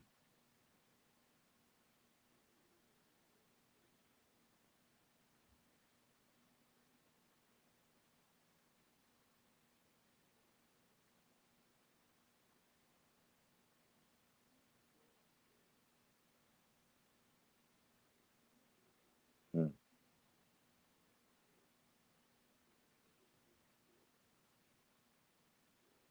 Then you got the guys out on the west too. See, I didn't even, now I think about it. You got Born out there in the west. You got Planet Asia out there in the west. You know what I'm saying? You got I like the Tragic Allies. You know what I'm saying? Some new brothers. Uh Raz Fresco.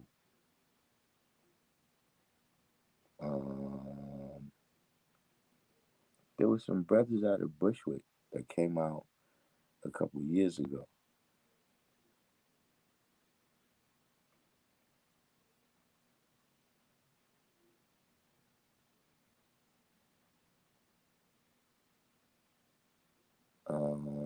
Did I get to 10 yet? I don't know if I passed 10.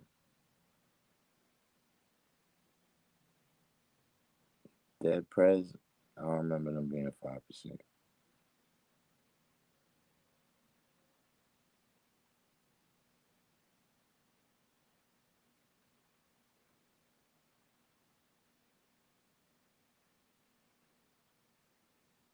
Yeah, question is super broad. Super duper. Yeah, and I'm gonna tell you something. That's something that I just think about hip hop too. Like that's my opinion. That it really about everything. Like sometimes you got to just pick the best people in a particular era. You know what I'm saying? Like when you say somebody's the best, 30 years ago, it would might have been 50 MCs for you to pick from. You know what I'm saying? And all the different styles of music didn't come into play. So, I'm biased towards certain, genres or certain styles of hip hop, you know what I'm saying, that resonate with me. You know what I'm saying? And you got other artists that, they dope artists, but they doing a different type of music that I just don't listen to that much. You know what I'm saying? Divine Styler they was good. I remember them being 5% though. Immortal Technique. Um, I mean, he's like a thoughtful rapper. J Electronica. I mean, I liked him when he was coming out with like the Exhibit A, Exhibit B, Exhibit C, and all of that. Um, Wu Tang had the biggest impact of the father's teachings. Um, you know, I'm going to tell you something, and definitely because they was on a worldwide level.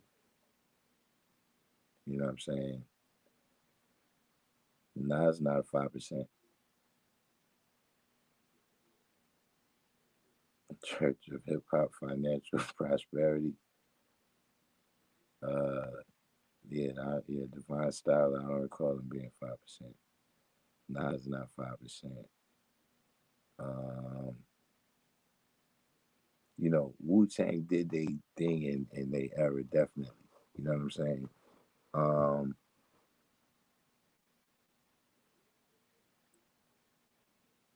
it's difficult, and don't get me wrong. Sometimes when you in the forest, right? When you in the forest, you too close to the trees to see all of them. You know what I'm saying? Az, not really 5% like that. But don't sleep on the impact that Rakim and Brand Nubian had. Like if it's one person who probably single handedly from the entertainment business brought in the most people, is probably Lord Jamar. Like I'm just saying, from just being there, like I already had the knowledge. You know what I'm saying? With Rakim, the impact that he had. I was with that group. You know what I'm saying? That I didn't get the knowledge because of what he was saying. In fact, I didn't even know he was God until after I got the knowledge. And I was like, wait a minute, did he just say knowledge to God? I'm letting knowledge be born in my name. I was like, wait a minute, he's 5% too, and I didn't even know. You know what I'm saying? But like I said, a lot of things is just about the atmosphere. You know what I'm saying? You know, uh, the the amount of people that was out there who was getting the knowledge. You know what I'm saying? A lot of them was being influenced by him. You know what I mean? So the world that I was existing in, that put the teachings of the 5% around me for me to be able to observe it was influenced greatly by Rakim. You know what I'm saying? When we talk about, some of the last of the good old days, we talk about, you know, how the gods, did this and how the gods did that, you know, Rakim was a part of that. You know what I'm saying? And, like I said, now a couple years later, by the time Brand Nubian is coming, I got the knowledge, and it's people who've been around the whole time. And all of a sudden now, when Brand Nubian dropped, they start asking us about the knowledge. You know, you start, you at the rally and there's, people's coming. You know, dude came from England, right? Kendall Rowland just brought it the Wake Up video. A dude came from England. The first dude that I seen come from outside the country. And he came, he said he saw the Wake Up video. How could I believe and I was thinking like Kim Shabazz, and I didn't say, um, Poor Righteous Teachers 5%, but I wouldn't, they're not my favorite. See, one thing about y'all list, one thing about y'all list that the people that y'all bringing in now, you know, a lot of these people, they 5% on the radio.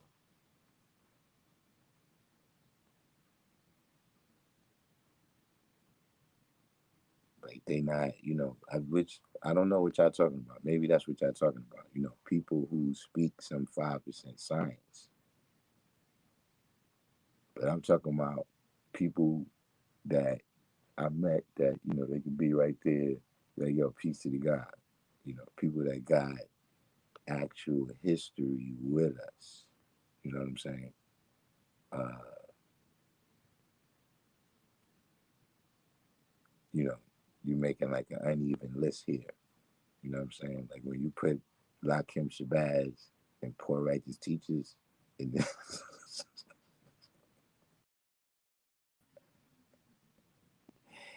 you you kind of can't do that. You know what I'm saying? That's another thing. Church of Hip Hop Financial saying King Saint had a short run. That's what I'm saying. Some of the people I'm talking about had a really short run. Like I said, there's some people, like to me, you can't make the list without Sir Abu. You know, he had a short run, but in terms of the impact that he had at that time, you know, I think you kind of had to be there.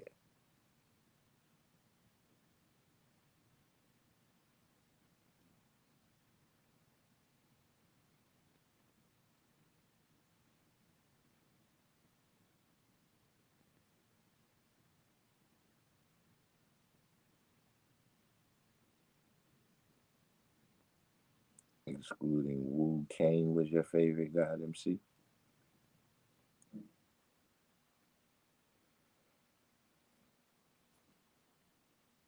That's a both of those are kind of loose affiliations.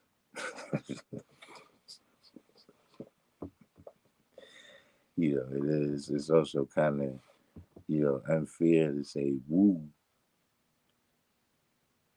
It's kind of unfair to say Wu. That's 9 people.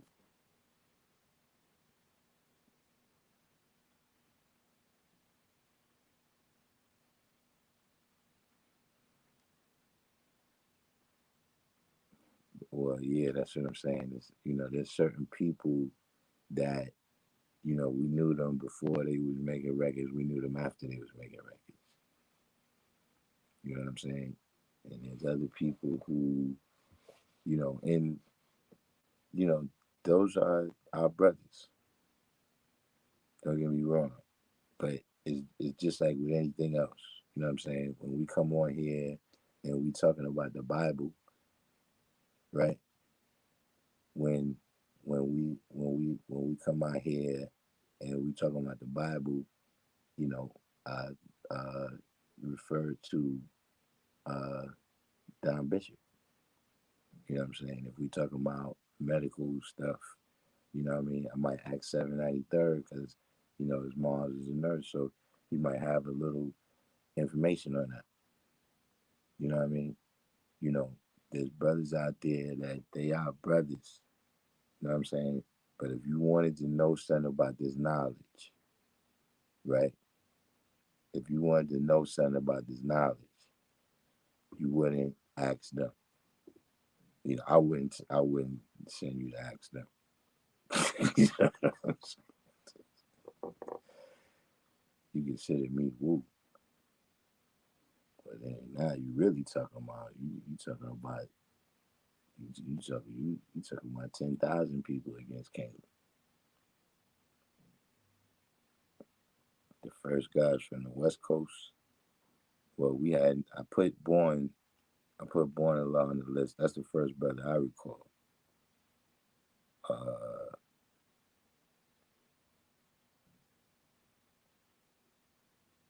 Daz Daz Dillinger somehow got the knowledge.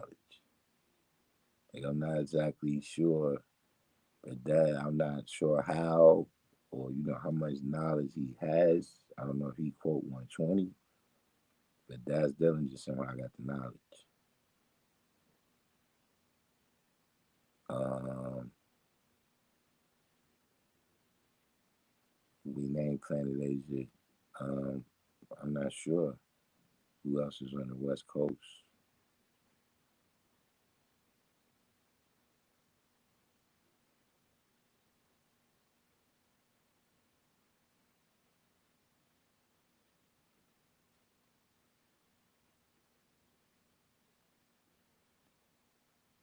But definitely, uh, everybody played their part. Everybody played their part. You know what I'm saying? Then you got other people that y'all probably don't know was look, Roxanne Shante, UTFO,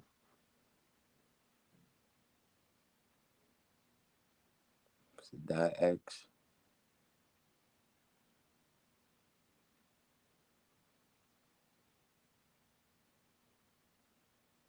But yeah, God Cypher Divine, you know, I'll let you go for a minute.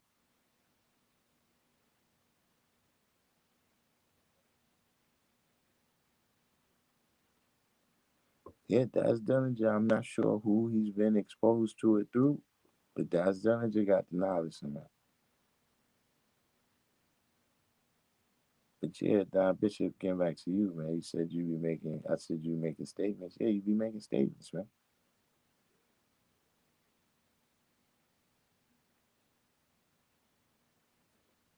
You heard he not 5%. I mean, like I said, I don't know how much he's been exposed to. I don't know if he's somebody you can ask lessons and all that type of stuff. But Daz Dillinger has been exposed to this knowledge. There's certain people when they speak, like that brother he was down with Nelly and them, Sadat X. Nah, he went through see, you got a lot of people that they didn't have a lot of exposure to the knowledge before they got into the business. The guy Fahim, I don't really,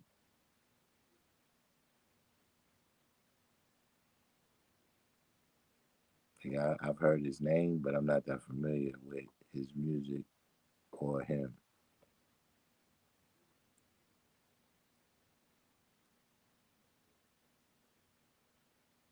See, you look, here's something you gotta understand, and this is childish. What I'm about to tell you, I cannot admit that this is childish. Karis One is not 5%. This is childish. But see, I'm the doctor. What's the doctor's law?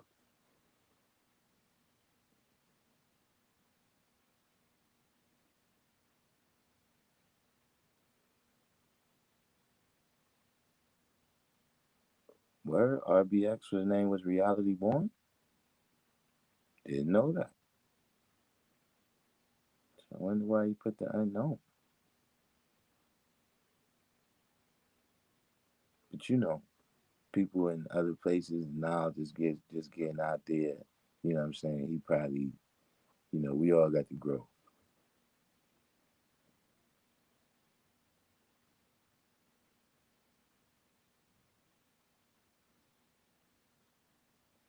Yeah, that's him. I'm talking about Power God.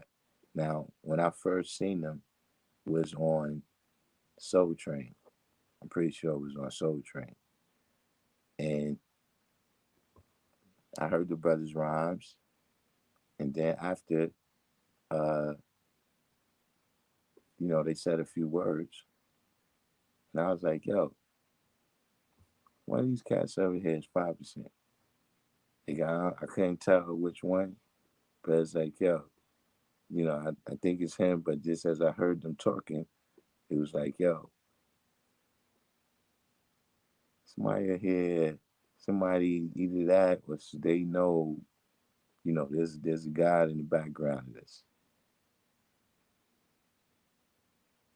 You said who the God who taught power.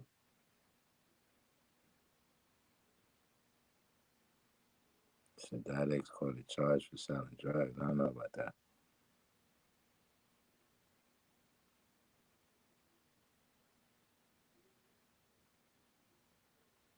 The hypocrite oath. You mean Hippocratic?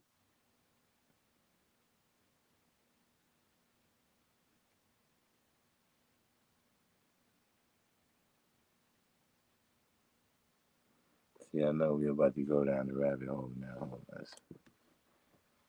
This is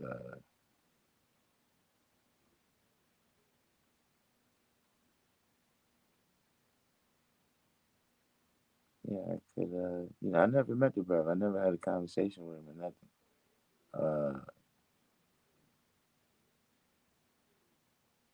But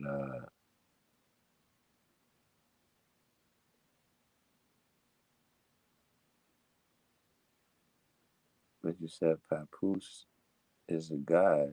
Until now I was born, he stayed getting on me about Papoose, about being a Papoose supporter. I mean, listen, man. Like I said, this is childish, but does anybody know what the doctor's law is?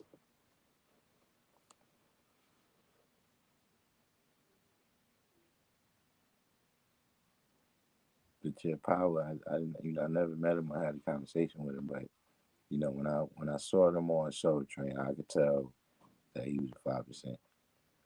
That he had been exposed to this knowledge.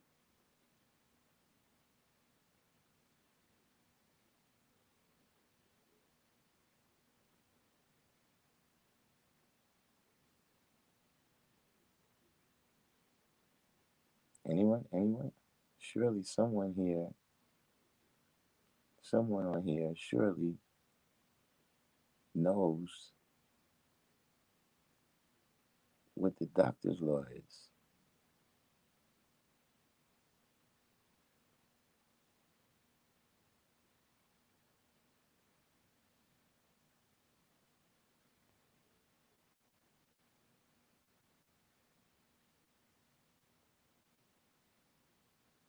Nelly got knowledge of stuff now too.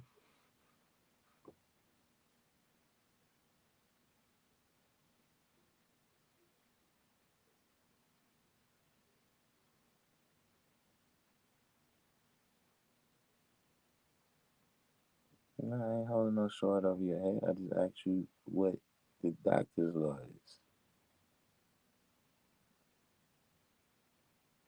See, wise you, he understands what I'm saying. The doctor's law is to examine.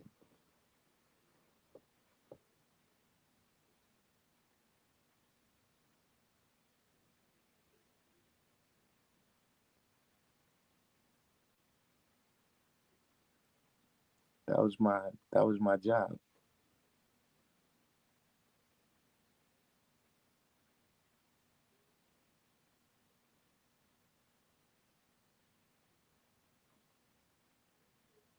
You said the brother that taught you taught Ali, and Ali taught Nelly. And what's the brother's name that taught you?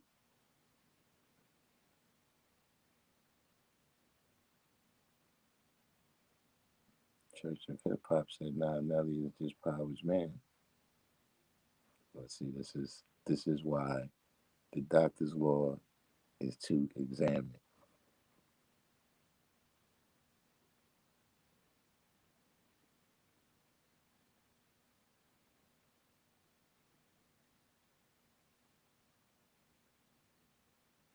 So see what that means is, you know, in the cipher where I grew up, right?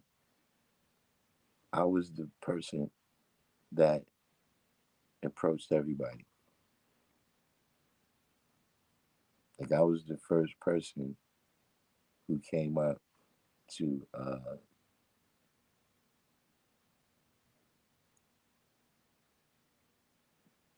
I was the first person. You know what I'm saying? Who is that VCR? I was the person that came up to you and said, "Peace, God. Where you from? What degree is you knowledge? Or how you see today's degree in this right here?" You know, I was the first. Then everybody else carried out their look. You see, I was the one that let you qualify or disqualify yourself.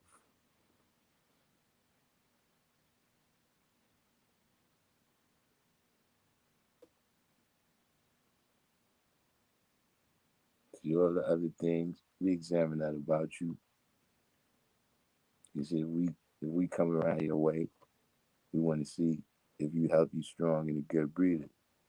You know, because you teaching out here, like when we come out here, you know what I'm saying? Is the people gonna be calling you, uh, you know, born rainmaker of the clouds, supreme windmaker of Allah, or they call you cat? You know, because you haven't been out here multiplying with this knowledge. You know what I'm saying? I was the one that seen was you good at multiplying, you know, adding, of course, having to come before multiplying.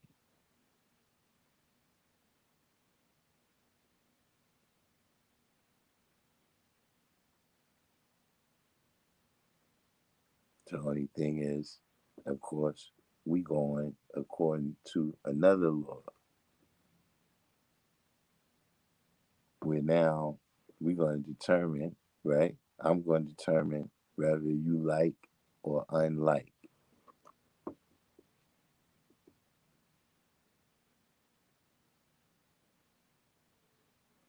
So see, a lot of these people that you're talking about, it's like, all right, yeah, we heard they 5%. But in my time, if we heard you 5%, we coming around over there to that block over there. We heard, oh, somebody over there is 5%. We, you know, see now it's a little more where a person could just say they 5%.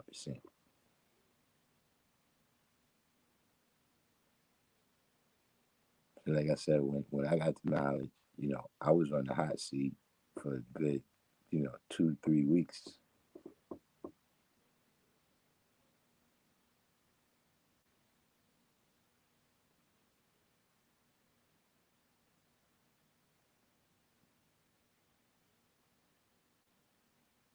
That's how I met you. You love eternal, born supreme.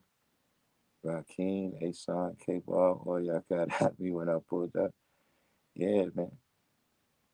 You going back with them names.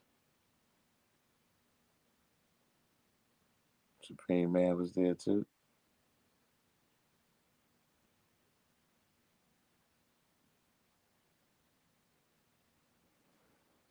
Digging in the crates. Showbiz and AG is 5%. You gotta put them on the list.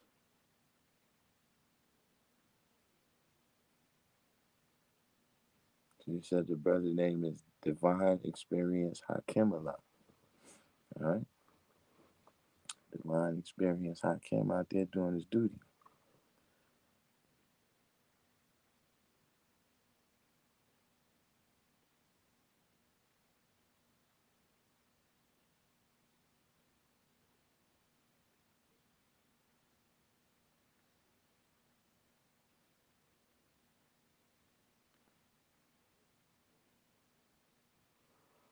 But yeah, we used to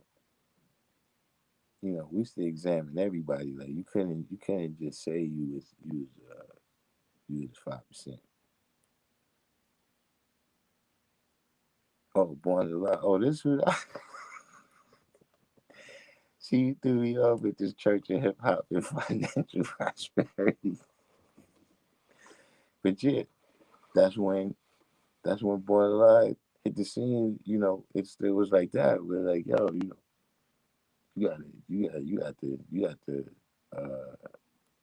you got to show and prove. You know what I'm saying? At least on that level, right there, verbally. You know what I'm saying? Nobody got past us.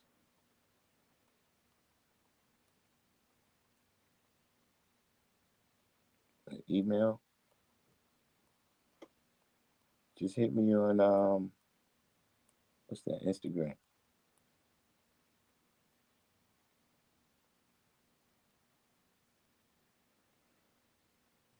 God's type of divine, man. You just gotta you you have to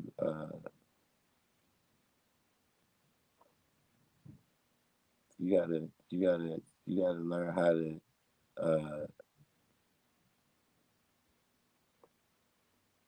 separate yourself from you know what it is that you're saying. Like if what you're saying is right, then you show and prove it, and you let it stand. You see, if you get too caught up in it,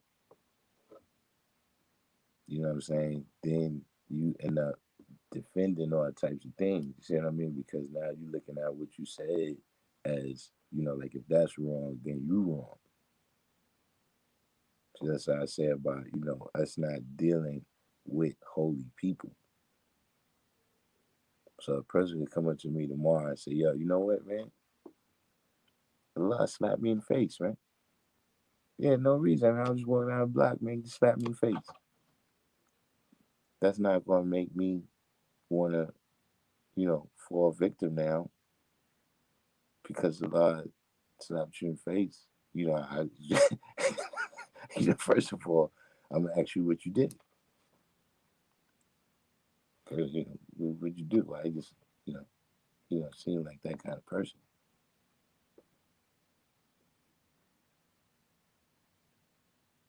But all these different things, people come, Elijah Muhammad said this, you know, listen, man, Elijah Muhammad is first of all, I don't have to show proof of what Elijah Muhammad said.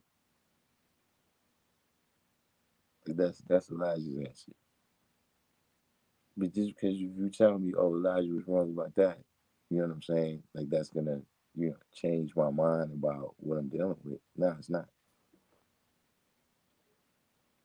So that's last latest album is dedicated to the 5%. We was actually speaking on that. Where you got a lot of people that's now, uh, they coming back. You know what I'm saying? A lot of people is going full circle. So, now you see, uh, Buster Rhymes. You know what I'm saying? Even, um, and he was always doing it. He was always presenting himself as God. But if you notice, since Lord Jamar had split from Vlad, you know, he's bringing a lot of 5% on the show. This is starting to be the topic of what he's talking about and everything. You understand what I'm saying? Now you having Kate Slade and Just Ice and all these people speaking on the 5% science. You know what I'm saying? Uh, and If that's the journey, if that's the way they go through the journey, if that's the way they've been through the journey, all right, shout out to Big Alchemy for that super chat. If that's the way they going through the journey or whatever, I'm not here to condemn them for it. You know what I'm saying? But you know, all of see a lot of these brothers, I got a term of endearment where I call these people they the honorary 5%. Because see, one thing about all these people y'all name, right? Whether they was people who went through levels of examination or not, right? By them going out there, right, and manifesting this knowledge, you know what I'm saying? And affecting whoever they affected, whether it was one person, whether it was a million of people, right? As a 5%, they did their duty. They didn't believe in the teachers of the 10%, you know what I'm saying? And when they got to the big platform, they told everybody that, the supreme being black man of Asia is the true and living God. And that's what it tells you about the 5%. They don't tell you about the level of understanding that you gain. They don't tell you how much of the science that you're teaching you live out yourself. It just says that you do not believe in the teachings of the 10%, you know what I'm saying? And that you teach who the true and living God is.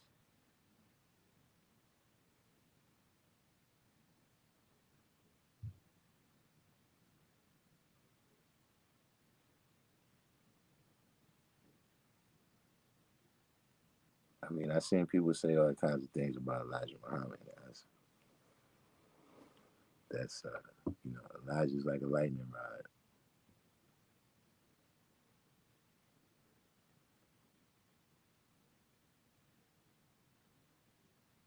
He be speaking on some spooky stuff in the rhymes on the last album. It was good just saying them. But I mean, that's what I'm saying.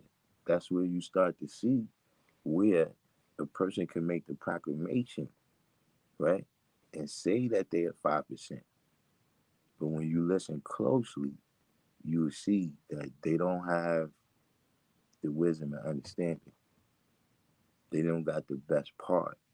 You understand what I'm saying?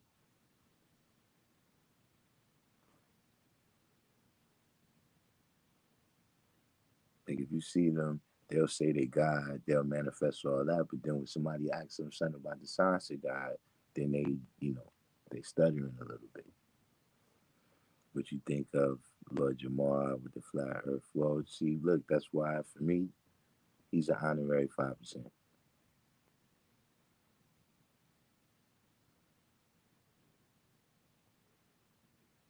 We just don't. This is not our teachings. But really, the thing for me that made me say, okay, look, one thing I can't take from you is the amount of people that is in the knowledge right now that'll tell you they came in because they was attracted by the things that you were saying. But the thing what he said for me is when he says cipher comes before knowledge. This is not our teaching. Wherever you getting that from, it doesn't matter. That's what you want to follow. That's what you want to follow. This is not our teachings. Knowledge is the foundation of all things. See, when somebody tell you cipher come before knowledge, they telling you something come before nothing. I mean, nothing come before something. See, even the 85s will tell you that. Nothing from nothing leaves nothing. You got to have something. So.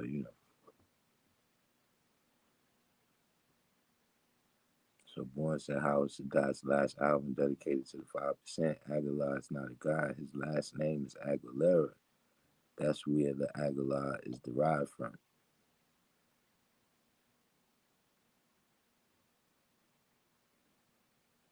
know.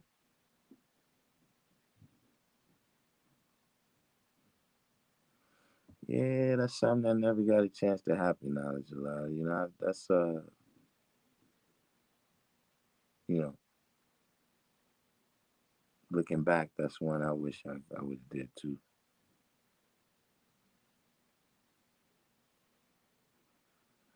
See, that's the thing, VCR, and this is something for everybody who's not from New York. You might don't understand how much of an impact the 5% had on everybody in New York.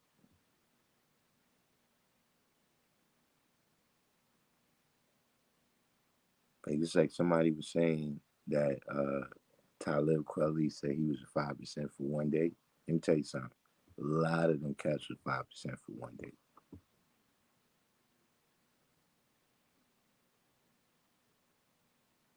Like we was the dominant force in the whole New York.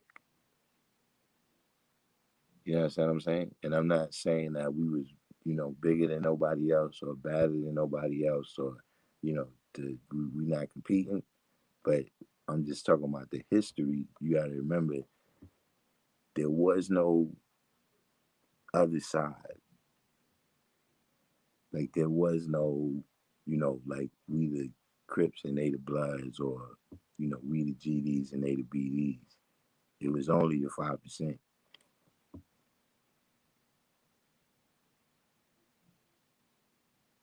that was having that kind of you know impact where we wasn't just by the time I'm getting knowledge, we not just in New York, we in the whole you know this whole corridor, you know, Jersey, Pennsylvania, Connecticut, Massachusetts, and it's starting to go other places, Born law is starting to come out from California.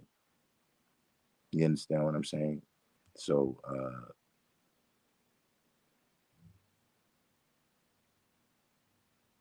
it's hard, it's just like in another city, right? If you in LA, it's gonna be difficult if you get 10 kids, that's just any 10 random kids that can rhyme, right?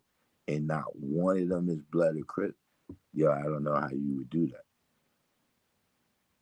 It's the same thing, if you get 10 kids that's rapping in New York, you know, seven of them is gonna have some close relations with the 5%.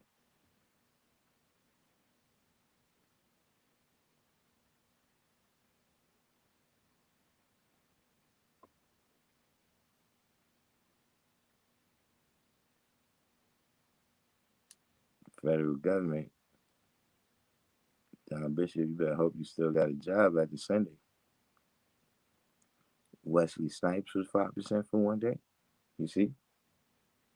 Saying if you from New York, you rubbed elbows with the 5%. It's not.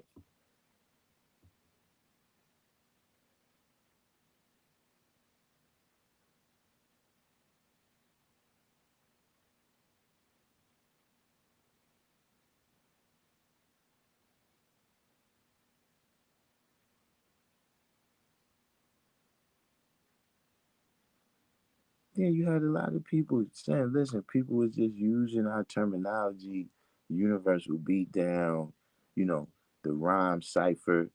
When you look at hip hop, you see all different things that originated with us.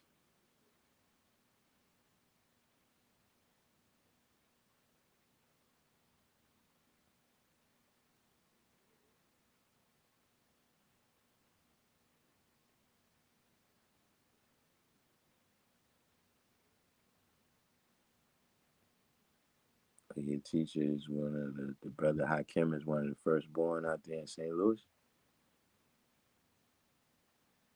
The cipher out there is big now.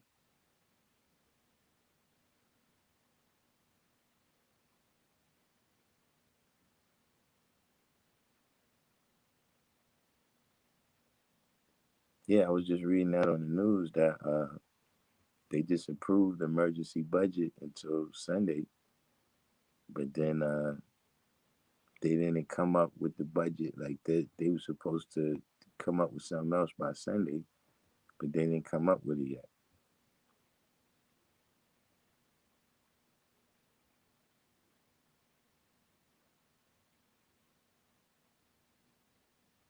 Yeah, hip hop wouldn't be here, but it's so like I said, just the whole history of the world has been impacted by the 5%.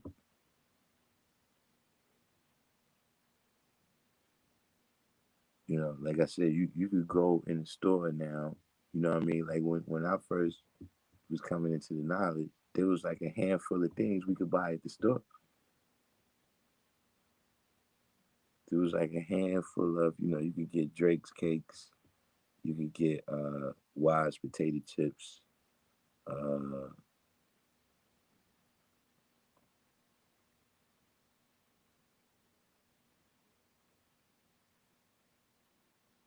you know, and then you gotta remember at that time, we wasn't even there was other things that's really not swine. But at that time we thought it was swine. So it was other things we wasn't eating chocolate bars, all types of stuff.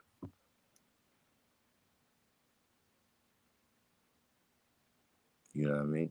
Or even see you got Rob Warren, when you go into a lot of these other communities now, you know what I'm saying, where brothers is building, you look at the top layer, look at the top layer of the leaders, you know what I'm saying?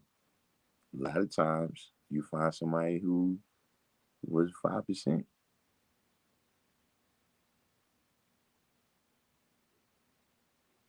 Just the lingo that I hear all the time, like, any two people that have a conversation now, they building. Let me tell you something. When I first was coming into the knowledge, everybody said that supreme mathematics was just our way of twisting everything to make it sound like we was right. Other people did not accept supreme mathematics. They did not accept the supreme alphabet, especially because we were saying that Islam is our self Lord and Master. So this was one of the first, things that people would say that yeah, see all that supreme mathematics, the alphabet, that's what y'all use to twist everything. Now everybody wants to have a cipher and build, you know, where they drop knowledge, wisdom, and understanding.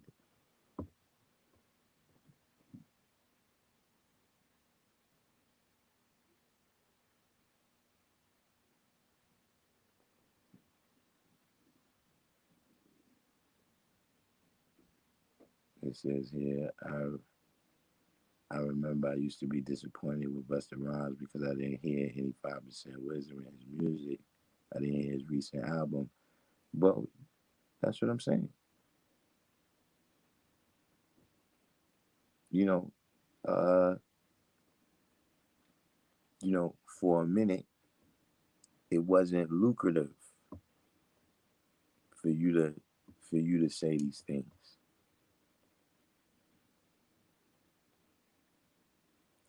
And even a lot of people like Busta Rhymes. If you hear him talking now he see that yeah, that was lucrative for a minute, but look at the full impact that doing that had. You know what I mean? How it changed society.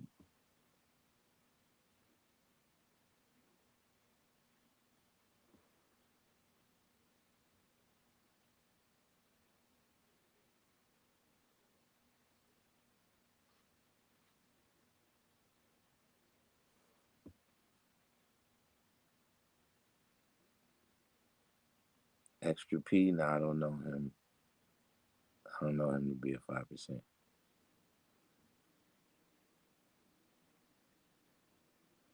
Yeah, right. Everybody, do the math. What's the math on this? You know what I'm saying? Uh, but that's the impact that we've had on the world. Though. We can't have it both ways.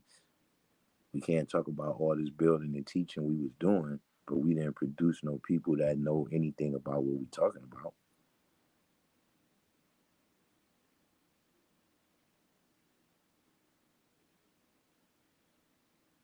But it's starting to sink in other places. It's starting to sink in other places.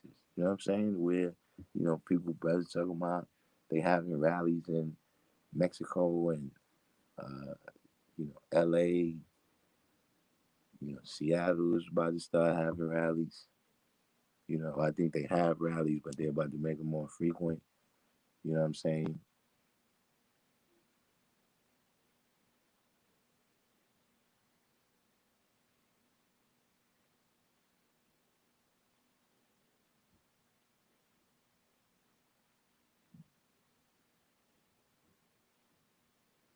PCR said a lot of people use knowledge, wisdom, and understanding. A lot of people use knowledge, wisdom, and understanding as an opening or closing tag to try to build off those three words. Yeah, they got uh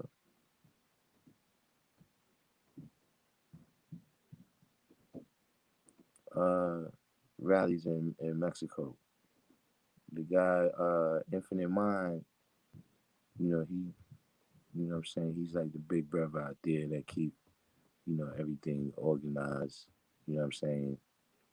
Uh there's brothers, they got like they doing a whole bunch of teaching across that whole diaspora right there.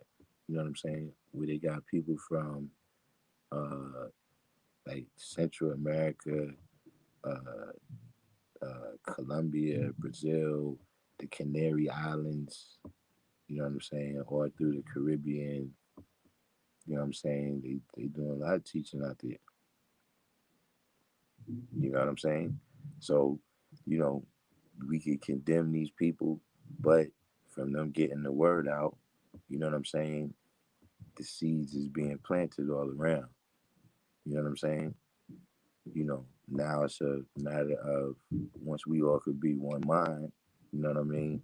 Us taking one organized action, you know what I'm saying? Us moving in unison.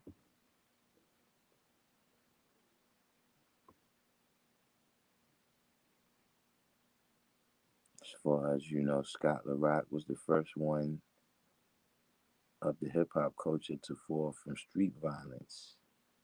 Since then, there has many, many, many rappers fallen in street violence. Do you think this genre of hip hop will be censored? Um, you see, they can't censor me. You know what I mean? They can't censor. Uh, just like this right here. Look, they could take my YouTube channel.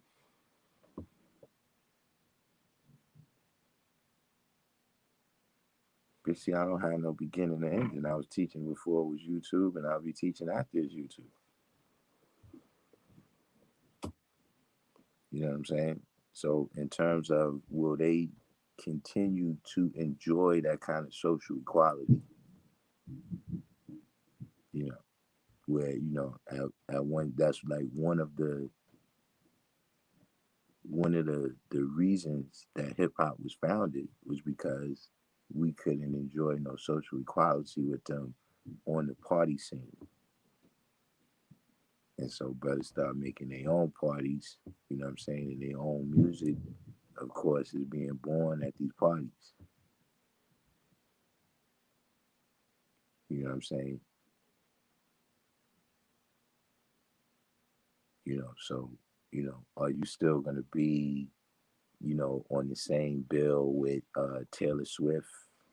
Are you still gonna be, going on tour with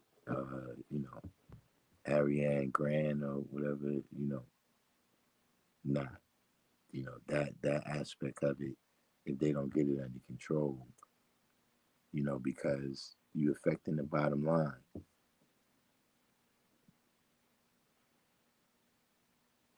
But you're right about, you know, how the cycle,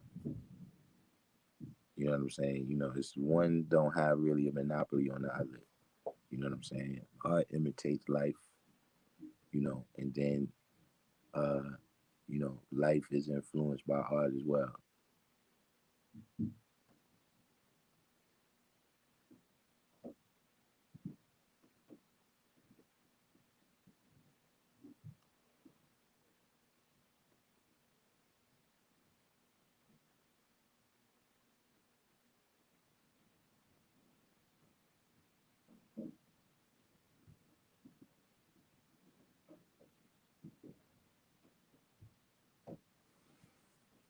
So VCR said, when I was a shorty, I used to think saying God and peace was just a New York thing. You know, uh, at the end of the day, it that's kind of what it became. You know what I mean? Especially in '90s hip hop.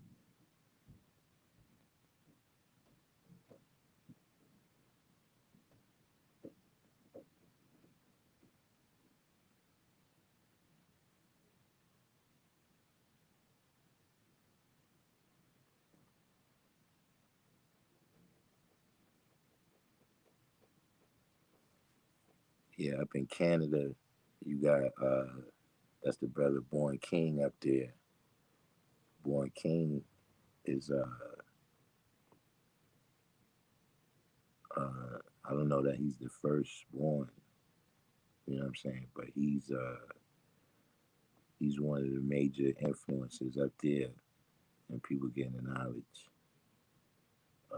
Puerto Rico, I'm pretty sure they affiliated with the brothers in that whole you know Hispanic or whatever name.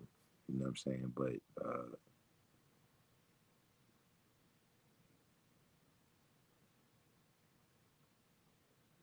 the knowledge is still growing. You know what I'm saying?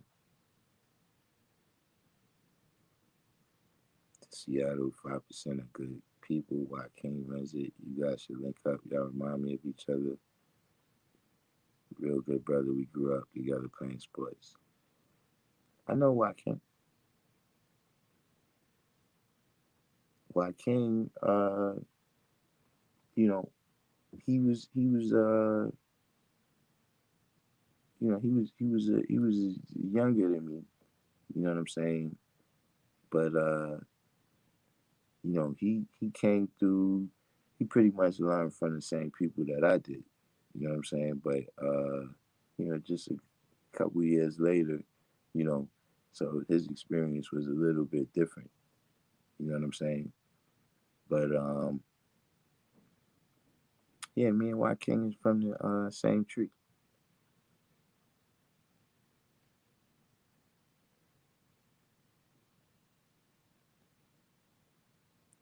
When I knew White King, that was like before he had that first baby.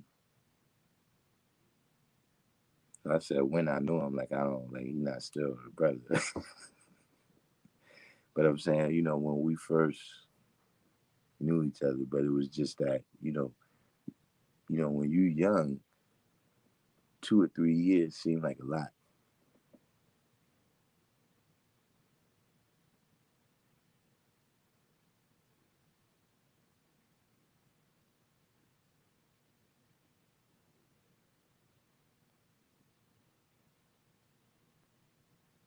Oh yeah, freedom. See that like that's a good example. See, everybody else call him Pop Woo. I still call him freedom. You know what I'm saying? That because that's how I knew him for years, months, and days. Before it was even a Wu Tang.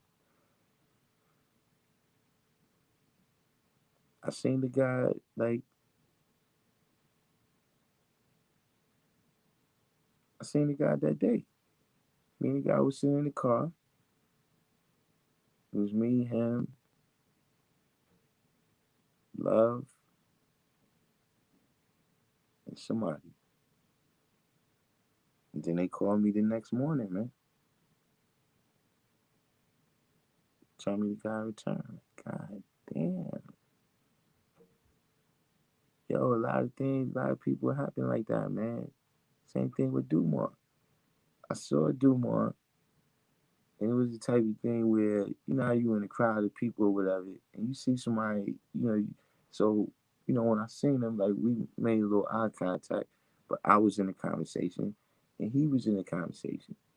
So it was one of the things like we at the rally, so we mingling, and eventually we're gonna build or whatever. But I'm not gonna stop my conversation right here to come over here. You're not gonna stop your conversation, so you know. And then I never did end up, you know, coming in close contact with the guy like that to say peace.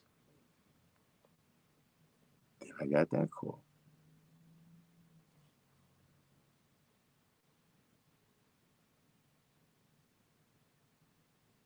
Umalad was contact with Umalad uh, because uh, at the time, if everybody recall, I didn't. I was sleeping on what this pandemic was going to become. Anybody who's been on the lives that long, I was like, man, ain't gonna be no lockdown. All those people buying the toilet paper, man. Whoops, get out of here, man. That's not gonna happen. Close New York, man. Tough out here. That's how I'm thinking. So when the guy told me, yo, we're gonna shut it down, you know what I'm saying? We're gonna shut down the school and we're not gonna have the rally. I was tight with him. You know what I'm saying? Like it was, the last conversation we had was kind of like, what you doing, man? Boo, boo, this is not no fisticuffs or nothing like that. When you know, you know how it is. You got brothers. Whether they in this knowledge or whether they your biological brothers, you gotta have some heated conversation. You know what I'm saying? Then you know, next thing I start getting calls, different people. You know what I'm saying? Yo, this person is in the hospital, that person is in the hospital, yo, this person is out, you know what I'm saying? But then it was like, yo, slowly, like, yo, I'm a lot staying in there, you know what I'm saying? Then I got that call.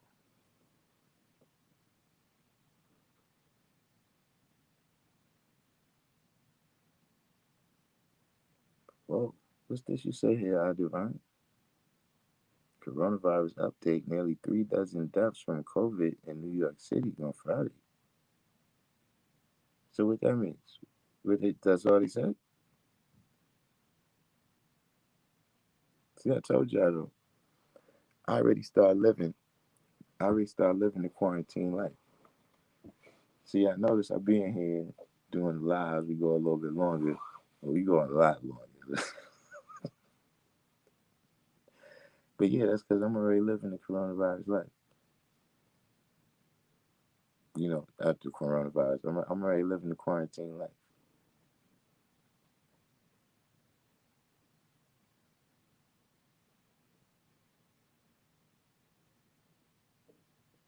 All right, you know why, King? Yeah, so West Coast Wise.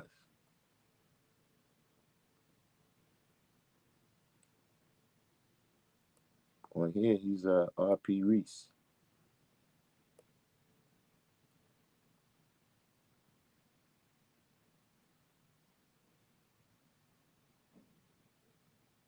Oh man, listen, I got there.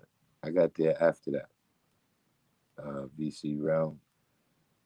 You know, I saw the what's the name of it, but I got there after that. You know what I'm saying? But you know, they pieced it up.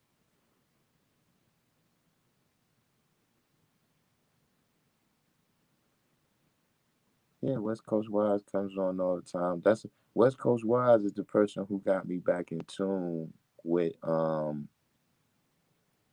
that's the person who got me back in tune with Joaquin. You know what I'm saying? And I saw Savior. Savior came out here for The show and prove. Was it the show and prove? It might have been the show and prove. That might have been 2 years ago now. I think about it. But I saw Savior again. Savior was my man too, man.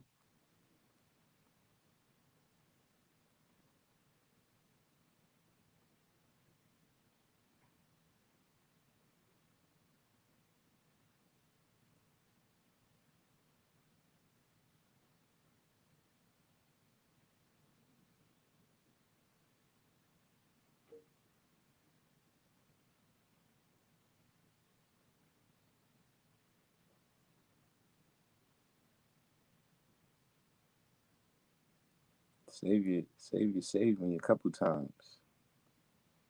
Uh, you know, he saved me from doing some things that probably would have cost me my freedom.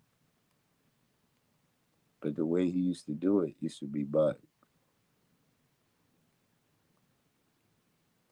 I remember, one time something was getting ready to happen, and all of a sudden I felt myself lifting up off my feet.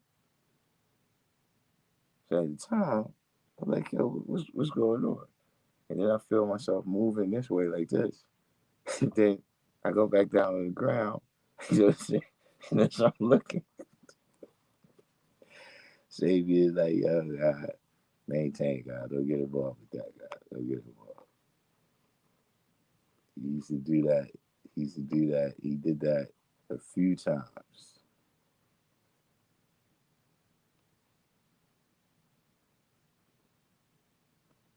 Yeah, I think I'm gonna make, but I'm not coming to the West Coast right now because the bubonic is too strong out there.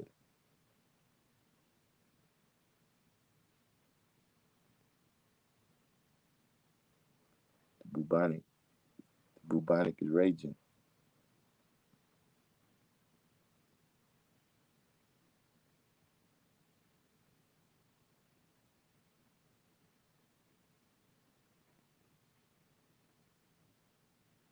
Book recommendations. Who is the guy that comes on here saying flat Earths and other things? They mostly not the same time. They mostly not the same people. You said Supreme from the Supreme team in Mecca. You talking about Supreme Injustice? The DJs?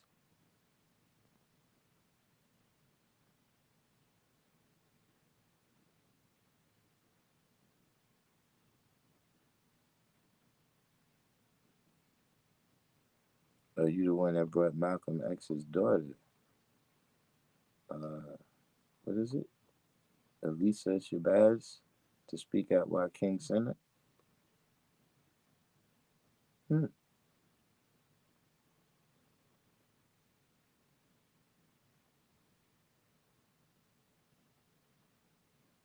Oh no, they not from Mecca.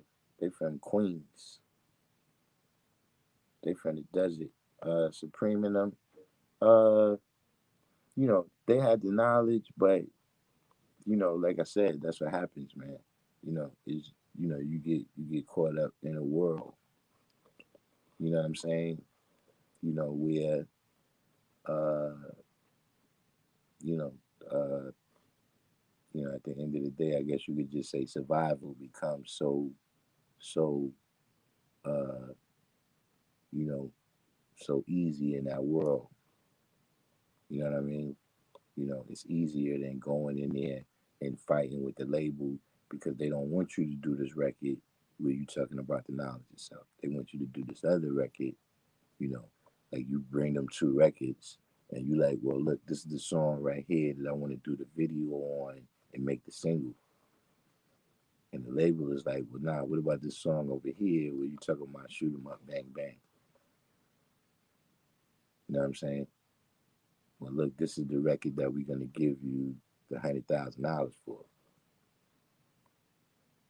You know what I mean? So you easily end up, you know, compromising your principles, or maybe not going all the way to saying compromising your principles, but your priorities can kind of change. You know what I'm saying? So Supreme and them had the knowledge, but once they priorities changed,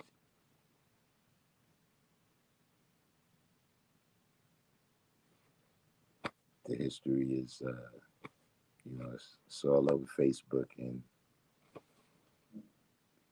that's for another channel. That's for what's my man name? The fat guy.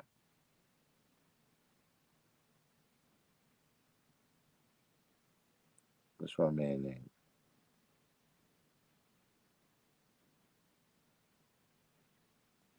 I know the dude I'm talking about. They always have all the gangsters come on the show and tell their story.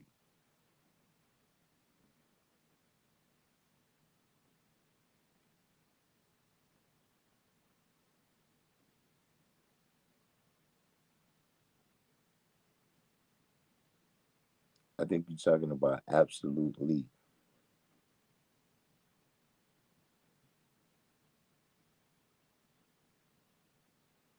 Yeah, I think you're talking about. I think you're talking about absolutely. Queen's Flip. That's the dude. Queen's Flip. And yeah, Vlad too. Shout out to Rashawn.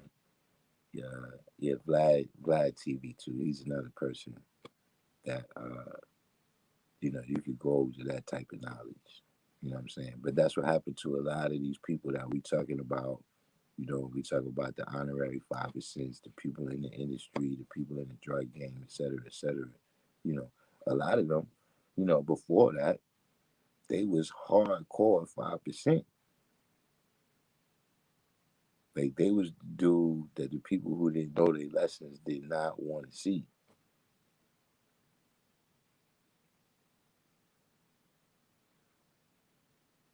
But then, you know, they get caught up in the world. See, that's the thing about that's what's important about knowing your lessons, about dealing with your lessons, about dealing with the mathematics, with everything.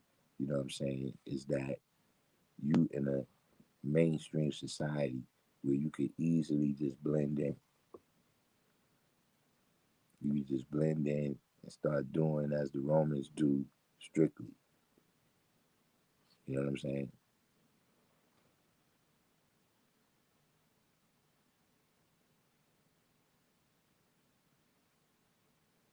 What do you think about dreams? They seem too real at times. I mean, brain activity doesn't stop when you go to rest. You know what I'm saying? When the brain activity stops, that's one of the definitions of death. You know, so those is ideas. Those dreams is ideas being manifested. Where there is a level of understanding that you can gain from being able to recall and understand what your dreams is. You know what I'm saying? You know, you might have a issue on your mind, something that you need a solution for. And that solution might come to you in your dream,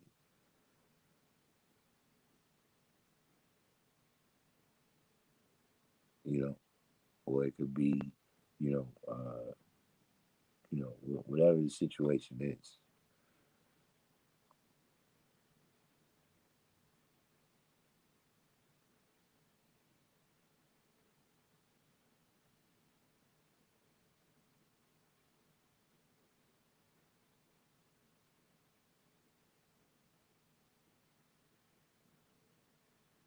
Okay, astral traveling now, that's a little bit.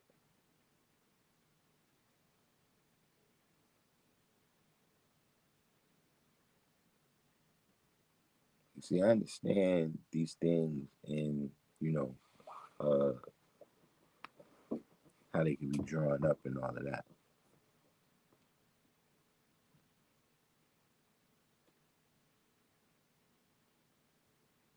But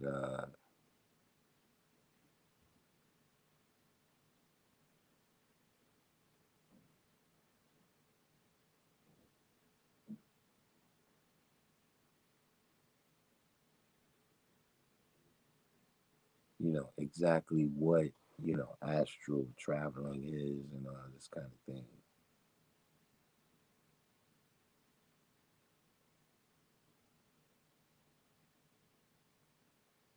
Like if you're just talking about a simple science, uh, in a simplistic way, if we saying that, right now, if I say, yo, uh, you know how when you in the rally, right? When you walk in the rally and the auditorium is right there when you go to the left. Now see when I said that, for all the people who've been to the rally before, right?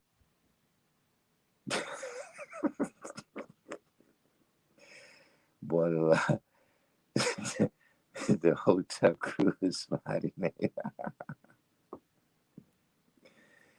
You see, when I say, look, when you go into the rally, right, and you know how the auditorium is right there to the left, and then it's the gymnasium and all of that. Now, see, for all of the people who've been to the rally, right, you just travel with me over to Harriet Tubman. Mentally, our minds all just travel to Harriet Tubman. Y'all all just seeing the same vision that I see.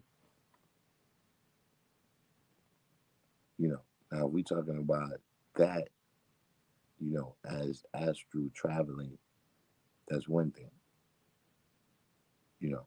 But if we talking about, you got a spirit that's just gallivanting, all through different galaxies, you know, it's possible, but we can't skip the step, of actually learning what that is.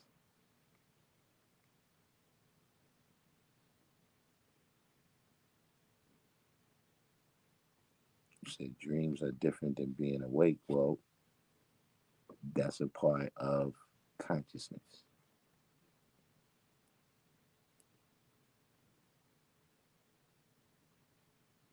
That's a part of, consciousness, subconsciousness, unconsciousness, superconsciousness, magnetic consciousness. You know what I'm saying? You know, because, you know, we say, some people can be awake, but the ideas is still in the dream state for them. Same way you don't understand, what's happening with your dream because you're not fully consciousness because you're not fully conscious of it. You know what I'm saying? There's people that can't understand what's going on when they wide awake because they're not fully consciousness of it. They're fully consciousness. They're not fully conscious of it. In my dream, when I touch someone, it feels real. I mean, because these is ideas, and like I said, the idea is something that you know when it's manifested with that intensity, it manifests in the body. You know, like some ideas is not intense enough. Sometimes it's not intense enough because of the person. So they got an idea to do something, but they can't really accomplish it. Maybe they just too lazy. But you get an idea in your head to move across the room. There's something over there that you want that manifests in your body without you even thinking about it, right? Because the body's been trained to that level, you just get up and walk over it.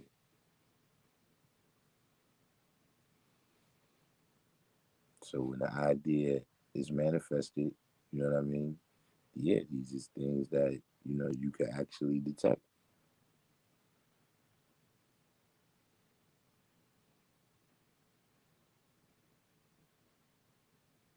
Sometimes I have been conscious of I'm in a dream.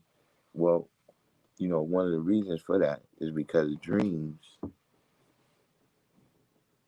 occur when there's levels of sleep. I'm not an expert on this science, but there's levels of sleep, and dreams occur when you in the shallowest level.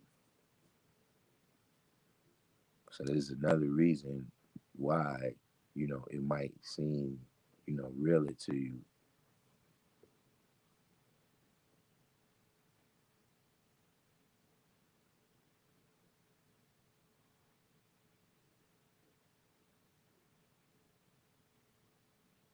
Now you dream and smell good. Go back to rest.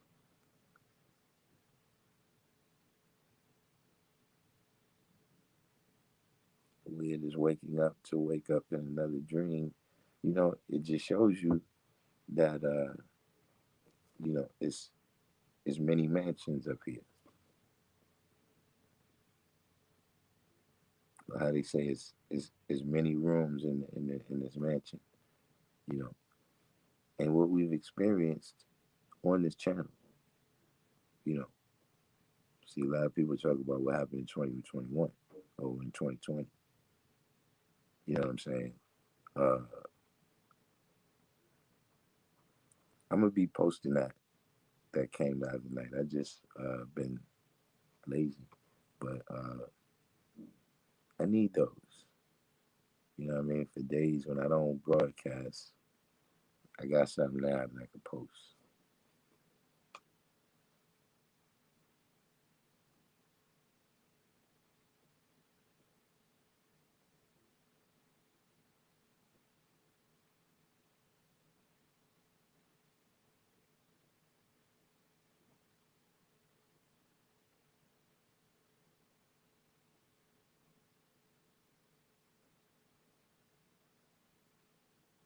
See, I told y'all a while back,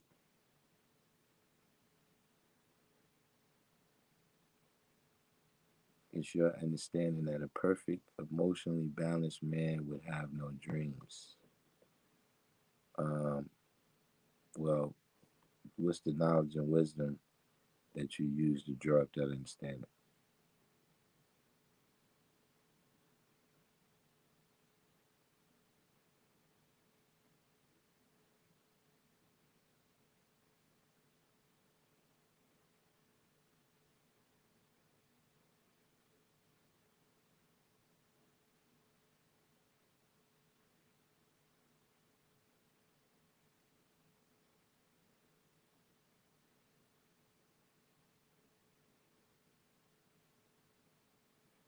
What is the actual year we living in?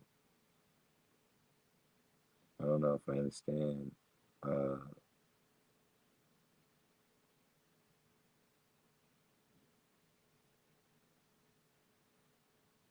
what is the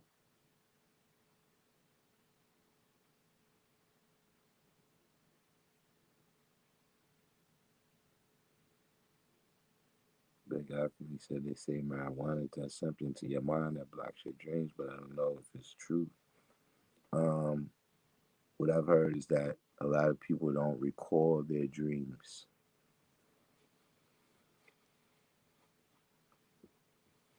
A lot of people don't recall their dreams uh, if they consume marijuana. I don't know about blocking your dreams. You know what I'm saying? Because there's days. Have you ever had a day where you woke up, right, and you know that you had a dream, but you can't really recall what it was?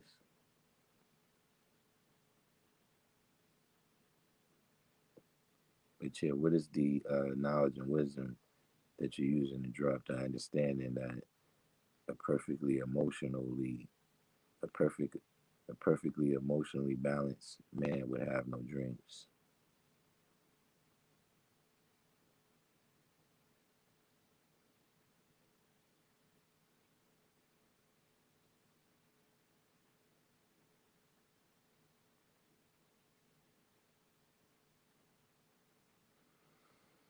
Yeah, that's how things is. It's everything is at a different time.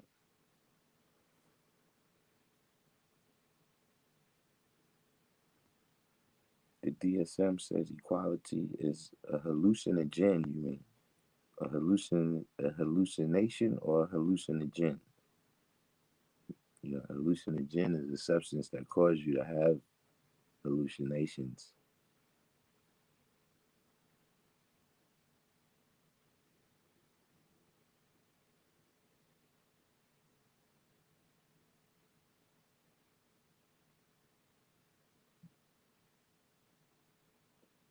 What are you saying? I still don't understand the question, VCR. What do you mean? What actual year is this?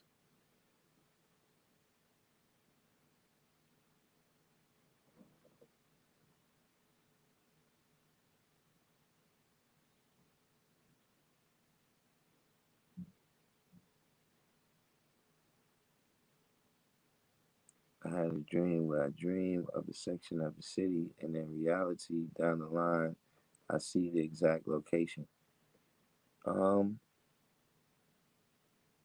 there is some science to that. I've had the experience myself. Uh, I can't explain the phenomenon.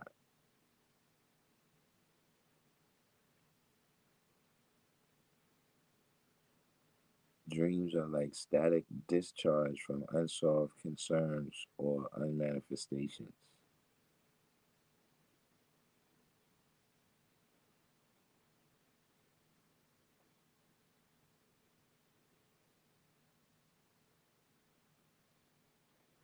Unmanifestations that didn't play out get discharged through dreams.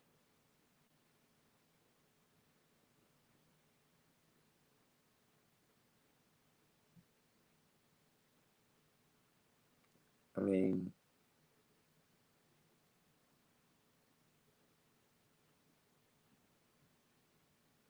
I don't know if I would define dreams as a discharge from unnecessary unsolved concerns. Uh,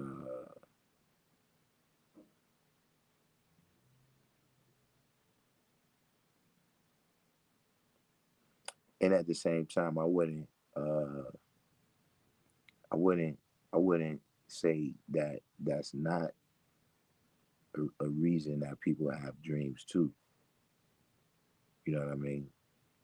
Certainly, people have unresolved, uh, things, and they have dreams about it. You may have a nightmare about, some uh, traumatic experience that you expected to come up or something like that. You know what I mean? That does manifest itself. But, I don't know if I would define all dreams as that.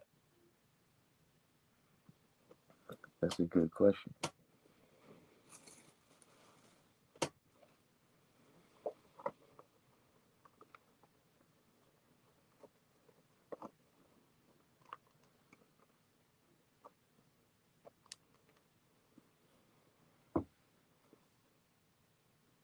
I had a dream my alarm woke me up. Then I went right back to rest.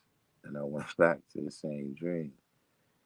Yeah, you know, uh, that's one of the things that could piss you off.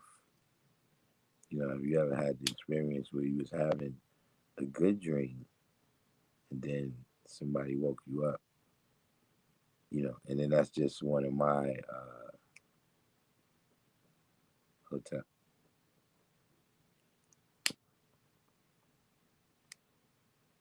I say, have you ever been having a dream that you really liked, and then somebody woke you up, and then that's just one of mine. I'm funny that way. That if you wake me up, it's just real hard for me to get back to rest. I don't like for you to wake me up. You know what I'm saying? I may have to go through a whole thing where I get up and do some exercise, get some food and everything.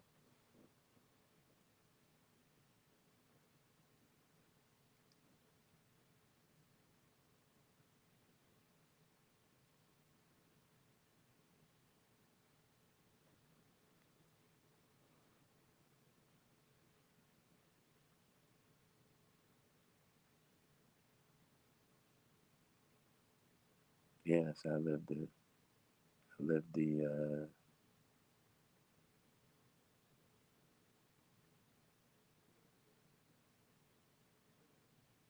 what do you mean whatever year I want to pick other than 2020? Jason Rosario. I mean, what's wrong with the year the way it is? I'm cool with the year.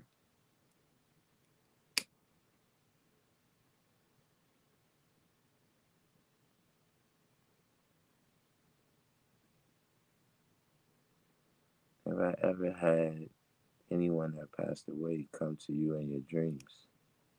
Um, I'm pretty sure the only person that I recall having that I specifically recall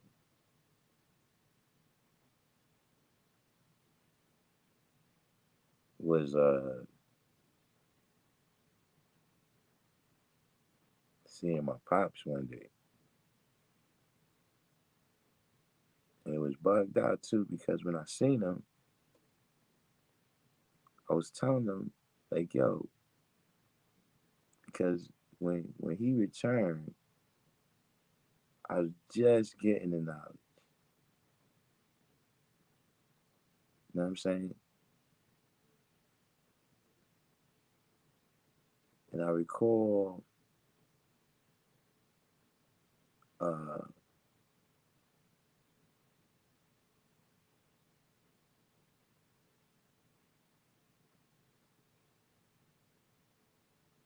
like in a dream, I seen him and I was telling him like, yo, I got something I got something for you. Like I got something, you know what I mean?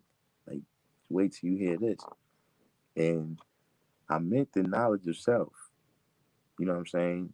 That's what I was getting ready to tell him. But then, right as we started walking off and I was talking, I woke up.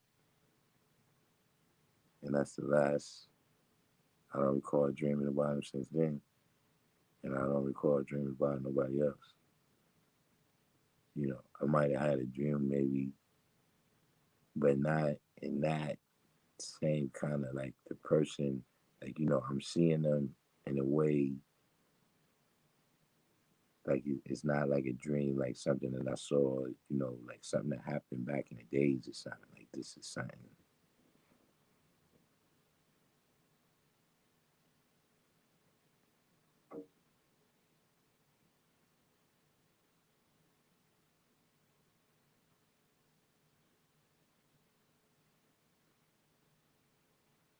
And I only had that one dream that I recall.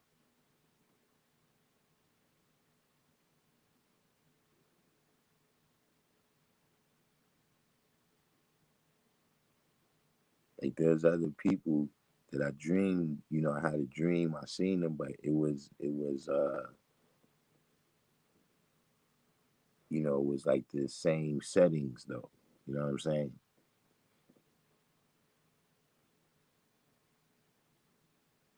Like, we up in front of the school maintaining, you know what I'm saying? And, you see the guy, Quayshawn, walk up the block or something. You know what I'm saying? But it's in the context of the stuff we was doing.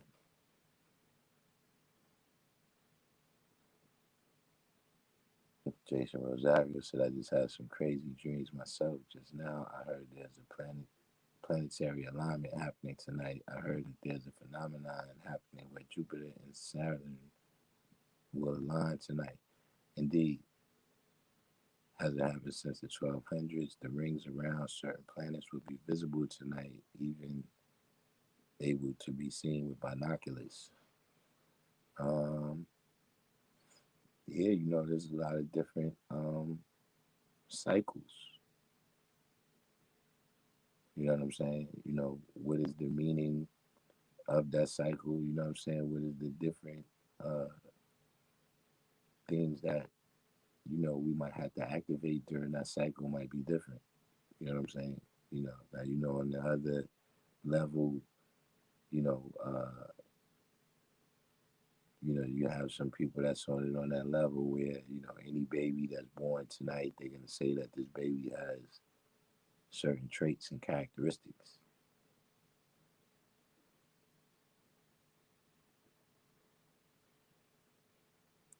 That's another level of it.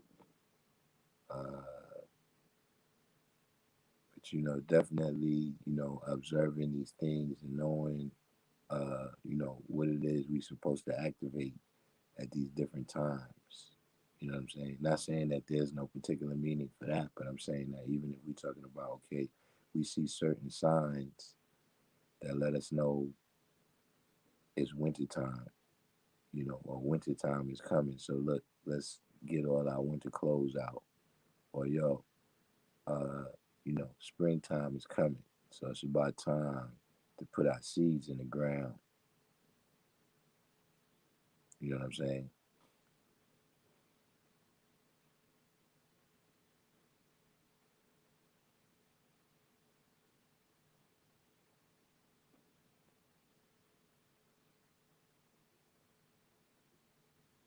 So all these different,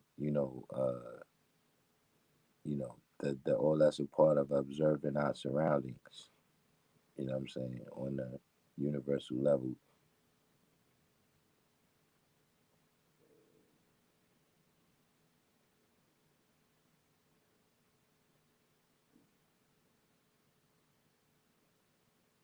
But how much meaning, and what is the meaning that people ascribe to that is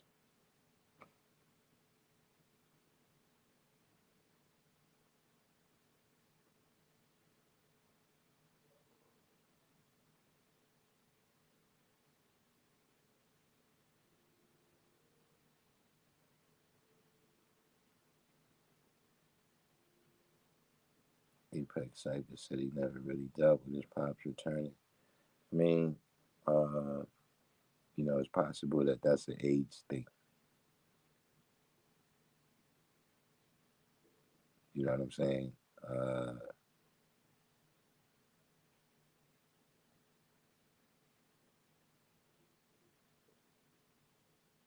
for me, um, I think I just kind of blocked it out. You know what I'm saying? Like I still was a kid, so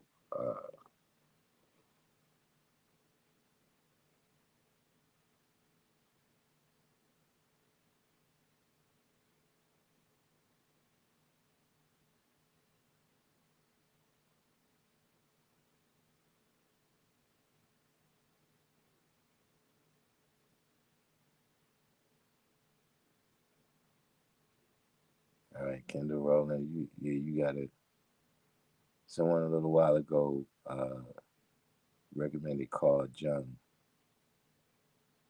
You might have to you might have to deal with some Carl Jung signs because I don't. This dream right here. I have had some hellish dreams. A man came to my house, said his name was Perfect Evil. I pulled out some pages from the Bible, and he snatched the pages and wiped his ass with them.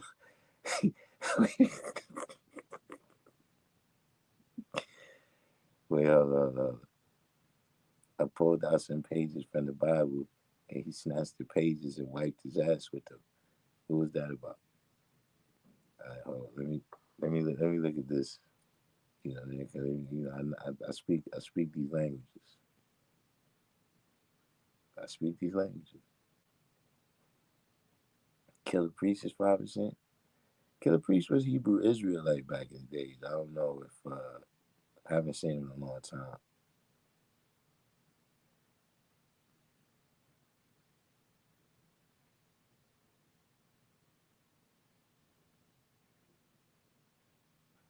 Hmm.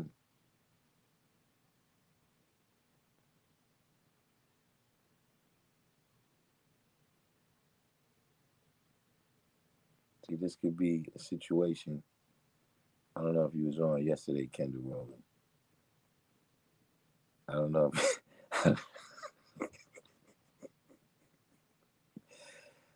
I don't know. And good looking out, knowledge for that super chat right there too. You know, see, I keep doing the super chat. I do videos all the time.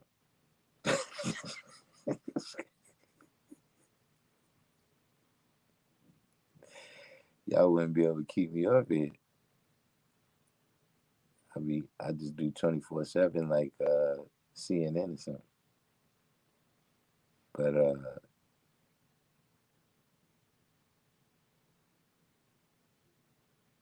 see, this is yesterday. I was telling people about a situation, right, where sometimes a person's negativity is greater than your positivity,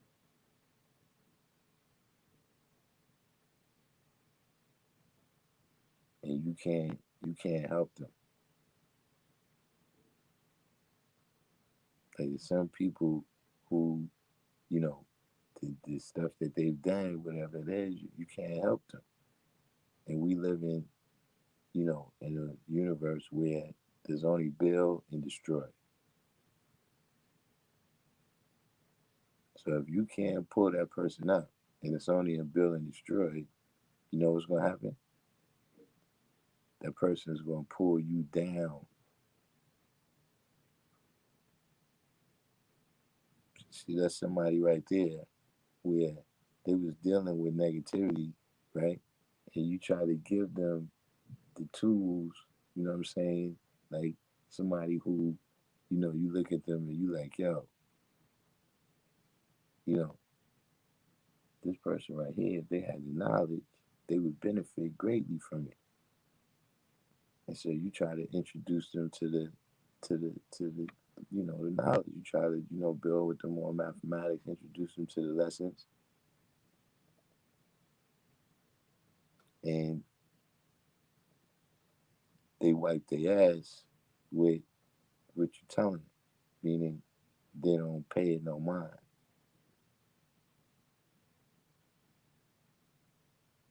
They waste it. So I would say that's somebody you need to stay away from because the person knew where you lived at. How you got in your house, or was it just a random person, just random house? You know, that's somebody that and you invited them in your house before. You know how they got that thing with the evil, and see now. Hold on, wait a minute,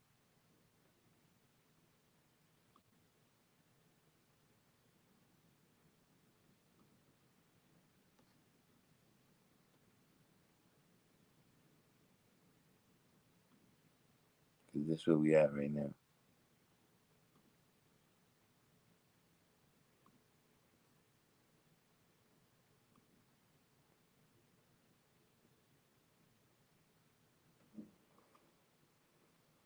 This where I'm about to peek over the edge right here. 'Cause you know how you got that. I think it's Dracula, right? But like Dracula knock on your door, right? But he can't come in unless you let him in. You have to invite him in.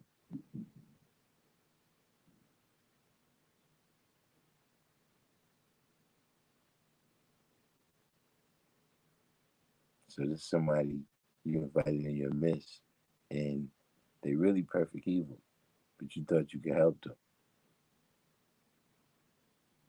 You thought you could help them, so you offered them some scripture.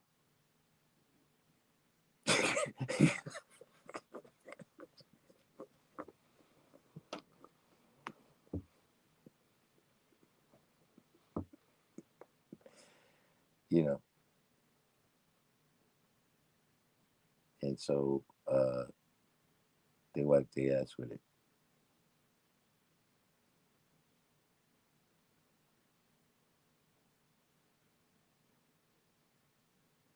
Big athlete. You crazy, man. He said, isn't it a trip that so many unknown random people are in your dreams? I always try talking to them. I ask them deep questions. I ask them things like book recommendations. Um, do I have a lot of random people in my dreams? Hmm.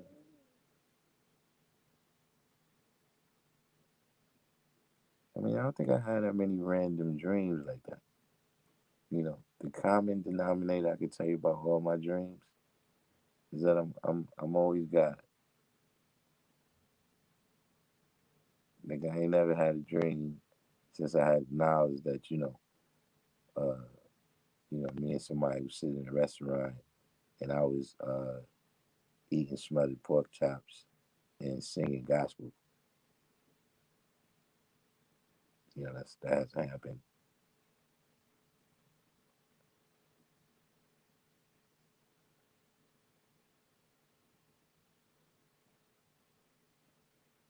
Yeah, well, we started talking about Count Dracula. We we out in dangerous. We out in choppy waters. once we talk,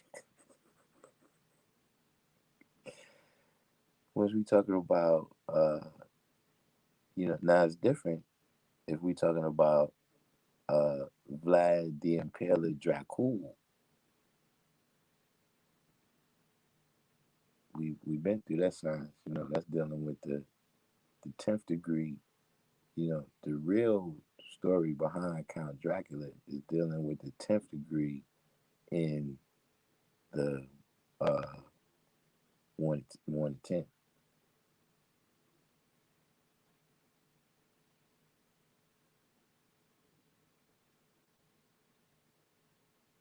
See, some of y'all is new.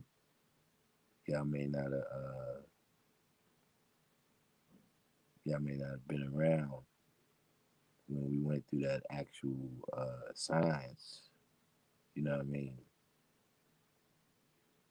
But there's actually some science in the legend of Count Dracula.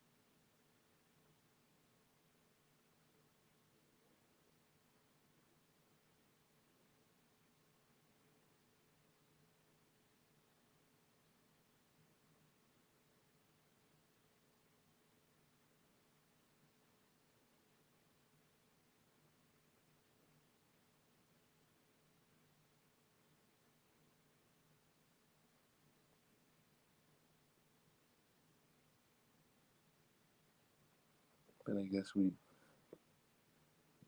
pulled back. We pulled back some. I think we can take it there.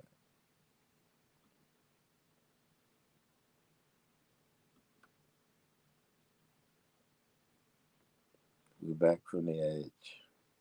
Everyone, welcome back from the edge.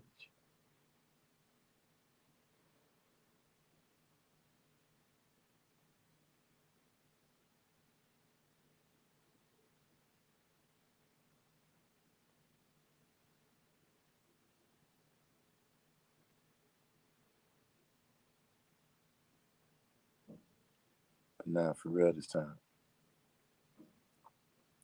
we got any last questions?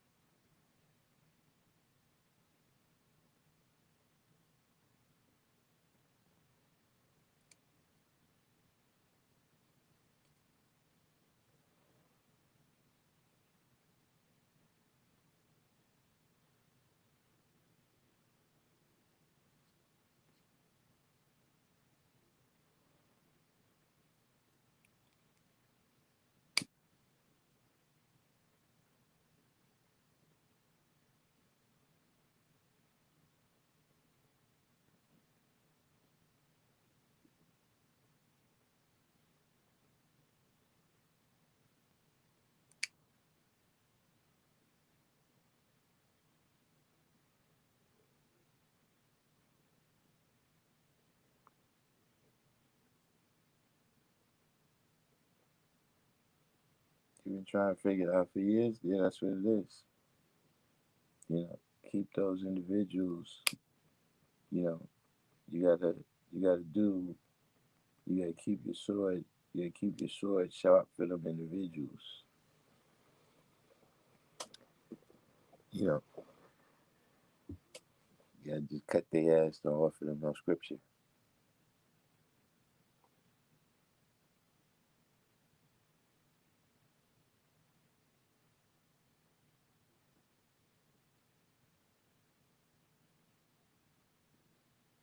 Brand Nubian probably dropped the bomb.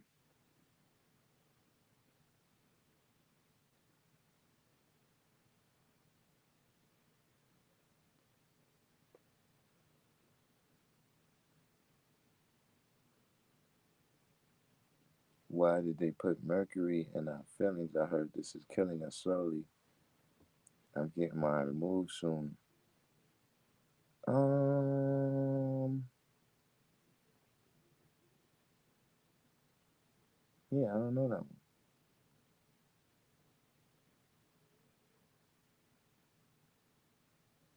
Why did they choose mercury?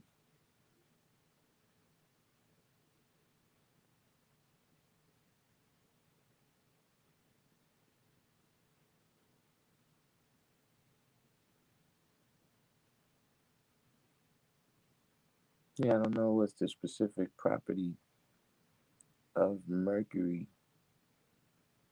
Um, I mean, I'm sure some of it got to do with that. It's cheaper than gold and silver.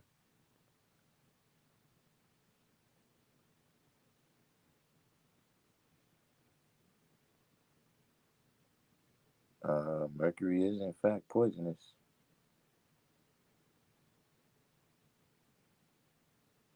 You know, but dentistry is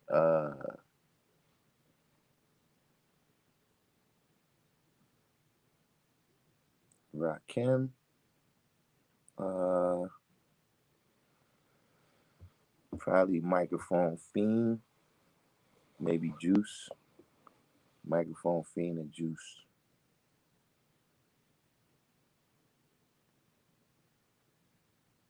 Did I watch The Last Dance? No, no. What is The Last Dance? Like on face value, down look down same type of thing.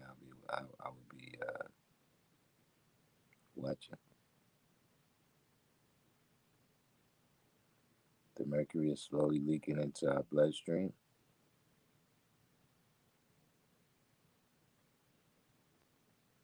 I mean, it's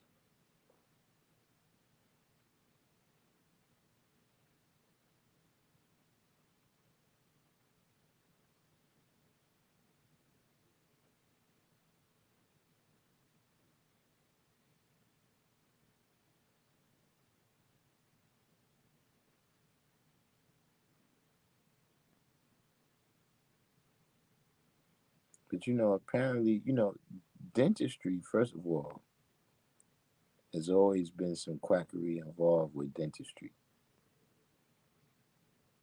Like at one time, dentists was pretty much, uh, well, no, no, no, barbers was pretty much dentists.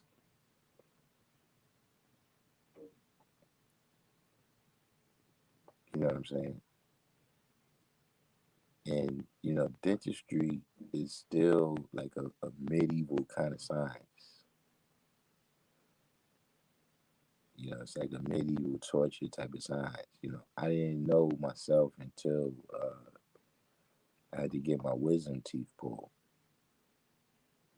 You know, so they tell me to come back. I'm thinking, you know, it's gonna be like some type of medical thing where they're gonna do something, you know, to loosen up the tooth and then, gently remove it. You know, then the dude comes in, the dentist, and he puts the tools on the thing, and I'm looking at it. These look like a whole bunch of pliers. You know, then he pretty much grabbed me in the headlock and snatched my tooth out.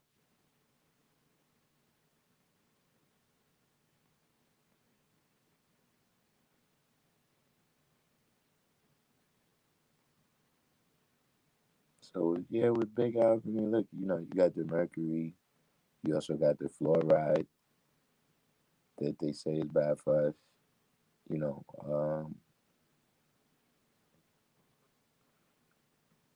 there's a couple of things dealing with dentistry that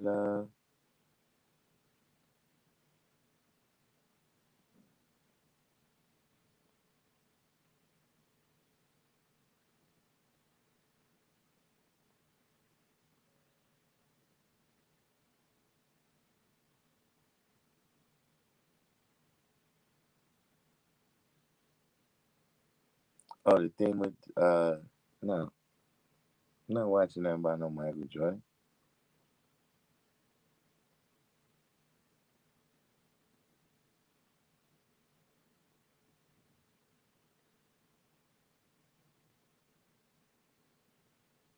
They're putting too much mercury in the vaccines.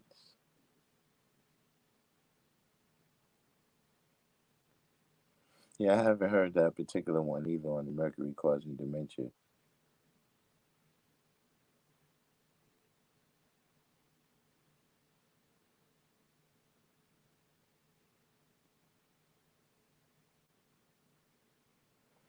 With a lot of these things have never really been studied because the people who's using the mercury, you know, a lot of these studies, whatever they is, like we see a study on, you know, is Coca-Cola healthy? It's probably paid for by Coca-Cola. So it's gonna come back that no health. Coca-Cola, in fact, has these health benefits right here. Or no, there's no connection between Coca-Cola and this ailment. You know, so you got a lot of things that there's been a study, but the study is uh funded by the people who the information is favorable to, and then you got other things that haven't been studied because the people who know that the information is not going to come out favorable, they they either block it or they don't finance it.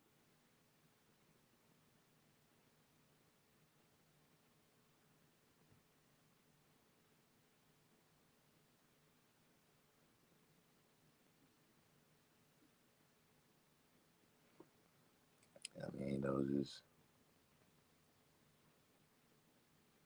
we've already offended the YouTube police enough for the night. I think Kendall Rowland,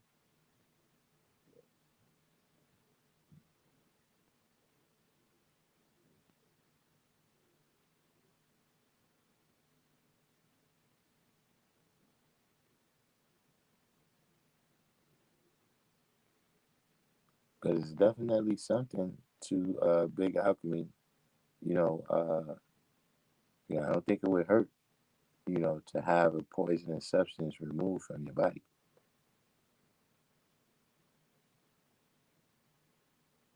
I don't think it would hurt. You know what I'm saying? Because that's just a phenomenon that we deal with when we in society where, you know, they tell us that every little thing, like for instance, if you was to ask a medical professional, they would say, yeah, this is mercury, but not enough of it is going into your system to have a negative impact to cause death, right? That's one thing. But how many different things you doing during the day do you get a low dose of toxin that by the end of the day, when you add up all of these different toxins that you've been exposed to, maybe one of them is not enough to do any damage to them, but the accumulation, right, of all of these toxins every day.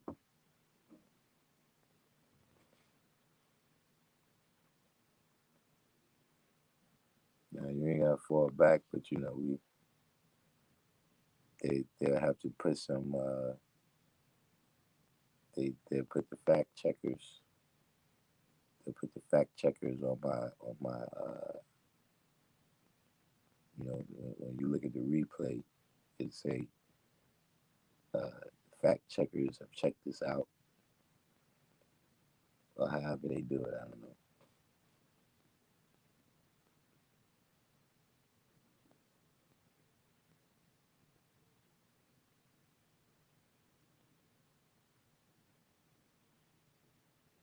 Wesley Dobson said, "Peace. Nowadays, you don't know what's in anything anymore. The food, the vaccines, the beverages we drink, the gum we chew.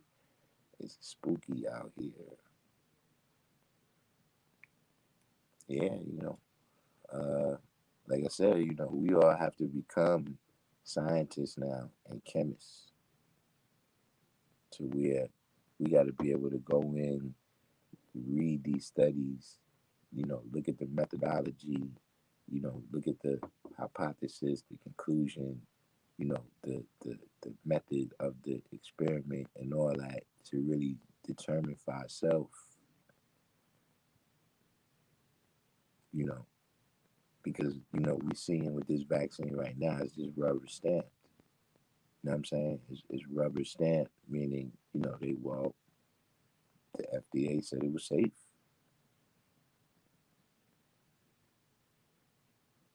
You know what I'm saying? You know, CDC, whoever it is, yeah, well, hey, look, they did their trials.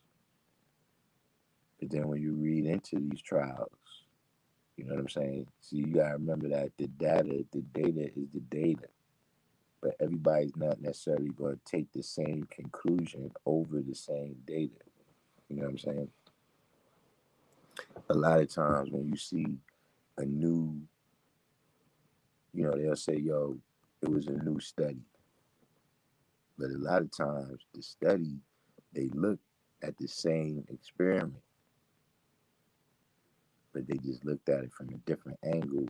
They control for different variables, and that's what caused them to come to a different conclusion.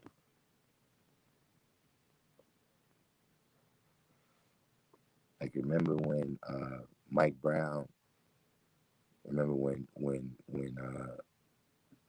Mike Brown returned to the essence, and he had, several different um, autopsy reports, but it was really only two examinations of the body. The other coroners just looked at the information that was that they got from the one examination. Remember, he had the examination, the forensic examination in St. Louis, and then he had one, I guess, in Washington, or the federal government did one.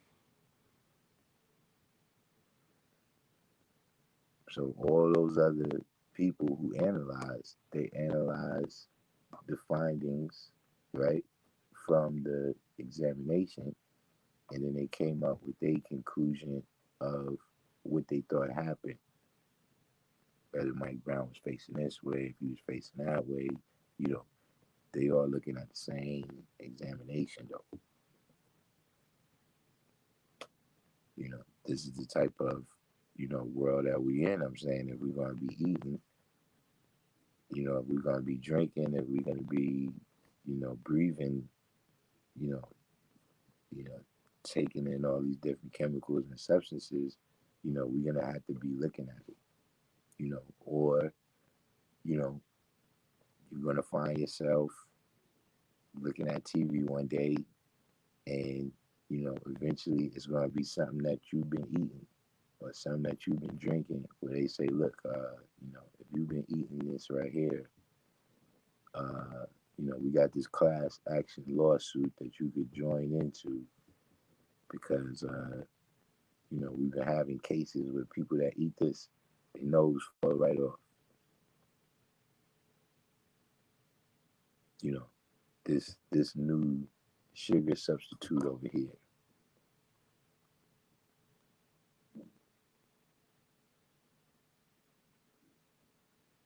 So we got to be able to look at, okay, let me see what this sugar thing is here. What you talking about? Let me see what this really is.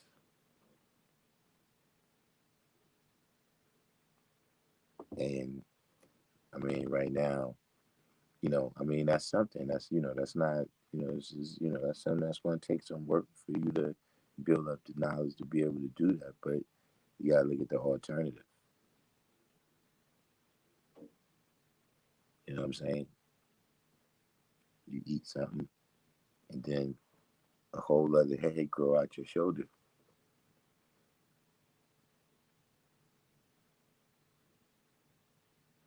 So, when we look at the alternative to,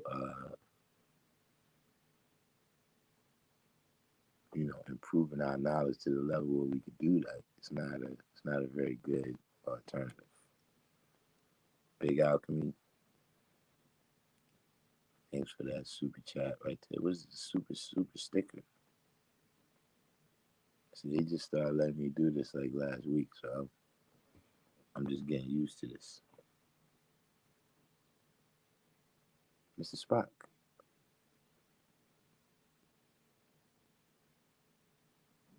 Oh yeah, let me see. Let me see what did we get any new people voting on the poll? We was at 89% not taking it to 11% taking it. For the people y'all might not have been paying attention, I put some links in the community tab about I put some links in the community tab about people that have had adverse reactions and everything to the vaccines. To the point where they had to discontinue administering the shots. You know what I'm saying? So in light of that, I asked, how many people is taking the vaccine and how many people is not taking it. So right now we at 90% not taking it. 10% is prepared to take the vaccine.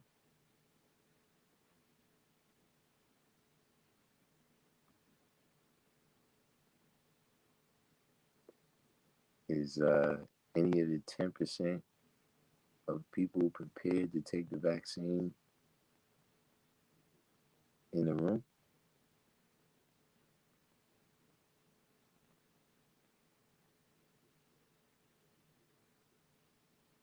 I'd like to, hear, what your point of view is, what your,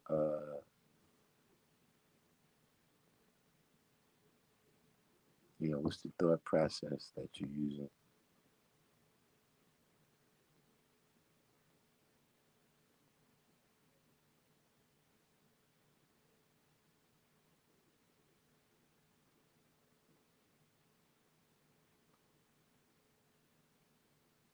Because this is all, like I said, this is a new thing that's coming up, and people observe things however they want to observe them.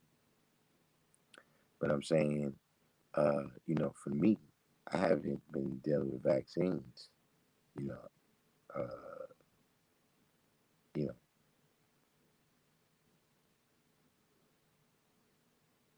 early '90s.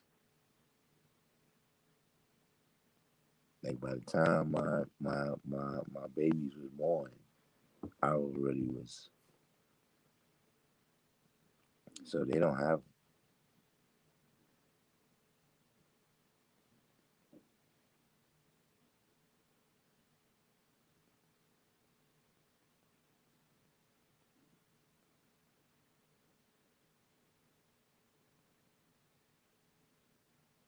So I would want to know what is a person, like for instance, I understand why the older generation,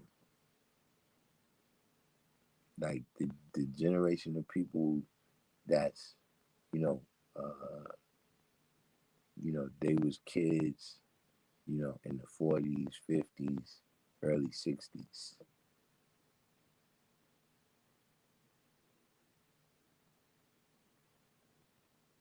See, because, the elephant in the room, at least the way I understand it, in their era was polio. You know what I'm saying? Like, they lived in a time where people died, from the measles and the mumps, and people were sterilized, and you had a whole bunch of childhood illnesses. You know, that's like a whole thing. You know, what they call it, childhood mortality rate. Infant mortality rates and all these things like that. Where uh, you had a lot of kids, uh, you know, become disabled, or even lose their life, because of, early childhood illnesses. So for them, uh, you know, vaccine is a miracle cure that came out in their lifetime. You know, that plus, they a little more, you know, in the age group where they know that, they might physically not be able to withstand a real drastic illness. So there's the fear factor too. But like if you were, if you're, you know, if you was born after say, uh, like 1985, what is your logic for taking it, you know, and even for that matter, not taking it?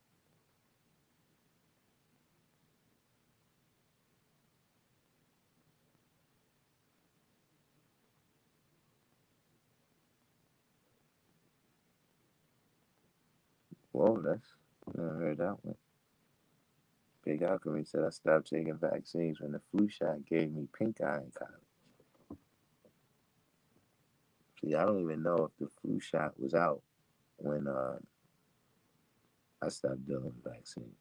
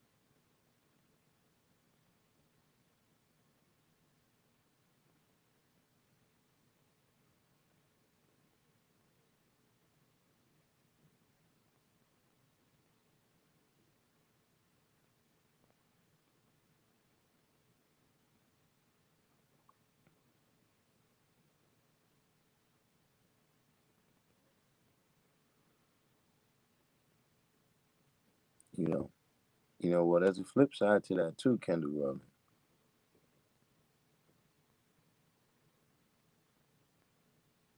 Uh, there's a flip side to this. You said, you go back to Dr. Sabi and his argument in court. He said, how was we healing ourselves before pharmaceutical companies? Um, you know, what you said right here, we cure diseases with herbs and natural things from the earth. That's true. But it's also true that, how did we heal ourselves? In some cases we didn't.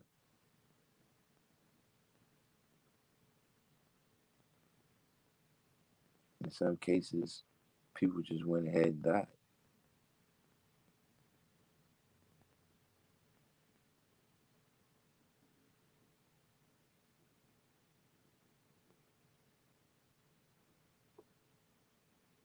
Yeah, but see, this is what I'm saying, Big Alchemy.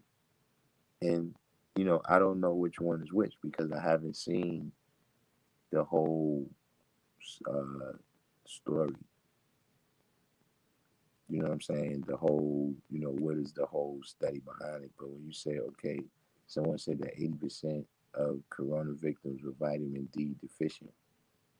Okay, but were they vitamin D deficient and that's what caused them to be susceptible? Or was they vitamin D deficient because in the lockdown they wasn't going outside?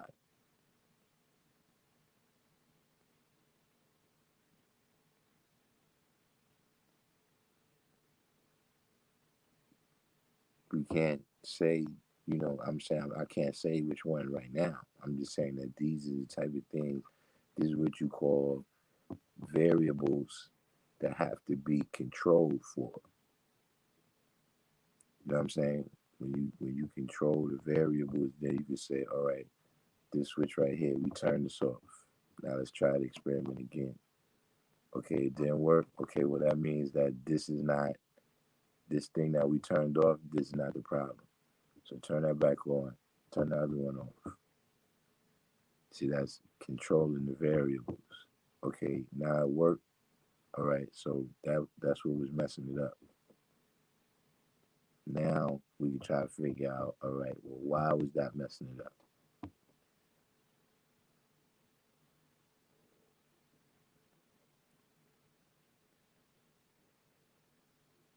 That's we gotta have a scientific mind like that. Bill Moon, welcome to the channel. Bill Moon said nuclear testing wasn't good for public health.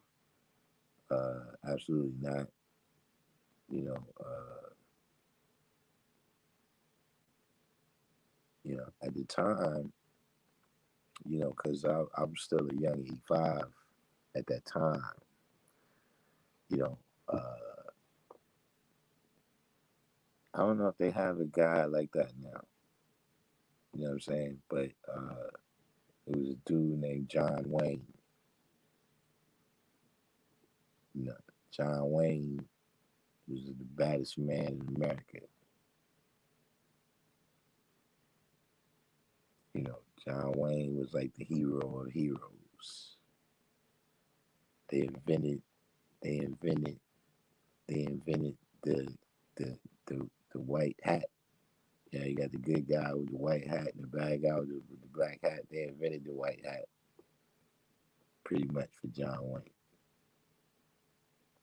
So John Wayne was somebody that he was a very popular actor, and uh, John Wayne had cancer, and they tracked it down that it was a certain set that he was on that was close to the nuclear testing ranges out in the southwestern United States somewhere. And they were saying that a lot of people that was there was exposed to extra radiation, and that a lot of people who was on that set ended up passing away from cancer.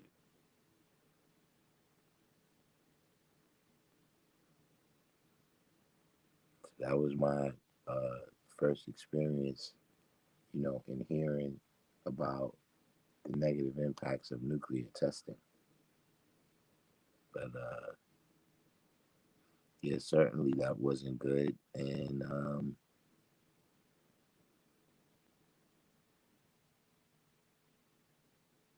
that's something that, especially in America, the long term effects of that it kind of got to be swept under the rug.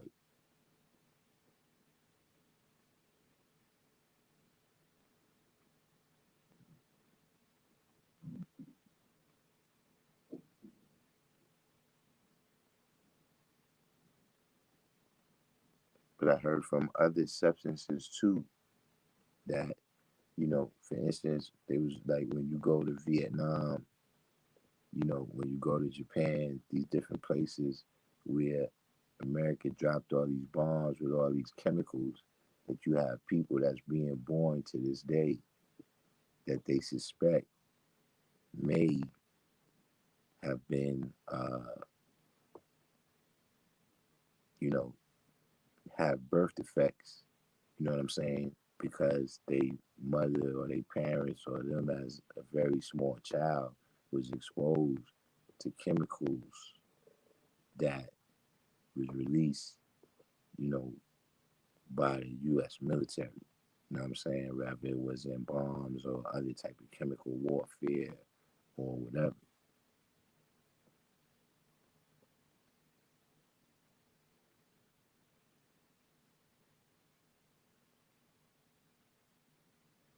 Nah, I don't think John Wayne was getting booed.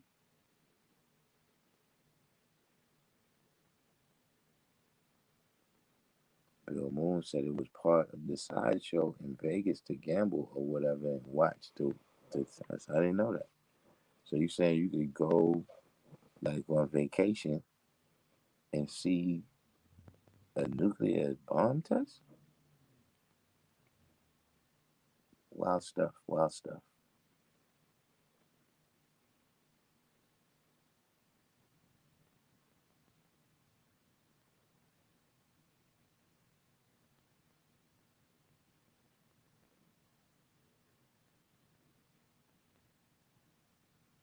But that's another thing that the studies on it is. I mean, I don't want to say they're not conclusive, but they don't put them out there like that.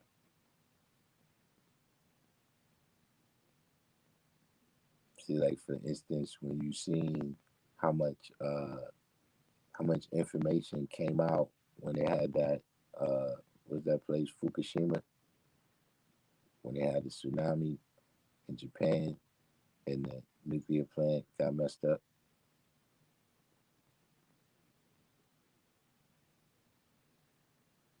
See, then you started seeing a whole bunch of information coming out on what is the dangers of nuclear plants.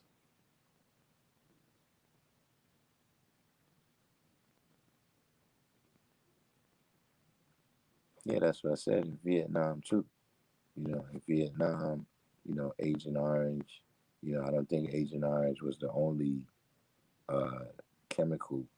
You know what I mean? But definitely it was one of them. And it's one of those things that is quiet as kept. There's people, that's being born with birth birth defects to this day.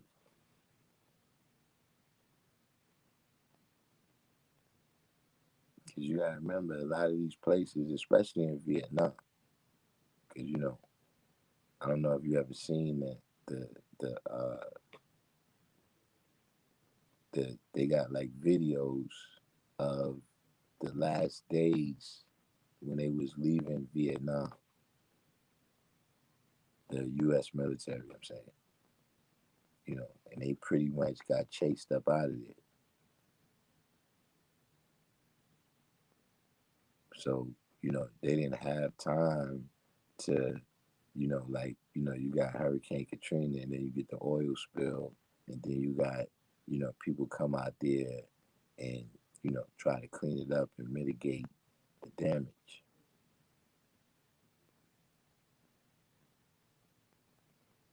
Like I don't know if it's still happening, but like into the 1990s, there was a certain amount of people every year that was losing limbs or even their life because they were stepping on landmines that's been left all over the world, right? throughout the different wars. Going all the way back to World War I, there's mines that's been put out all over the world. And there was up to a certain time when it was actually there was like a group, like some kind of agency that went around to try to get rid of these mines.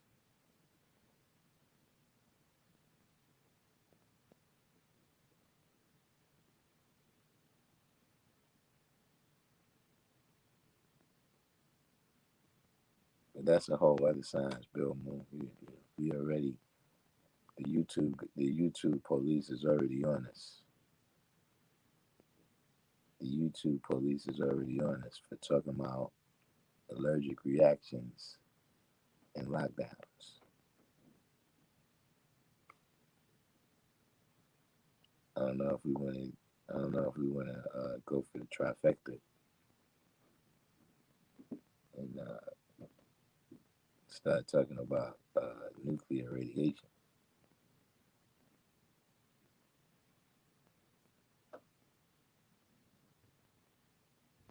Did anybody know that bikinis, like bikinis, the bathing suits?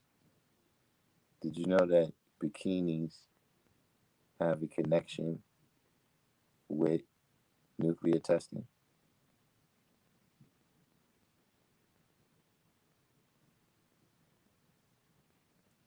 I'm in my trivia bag right now.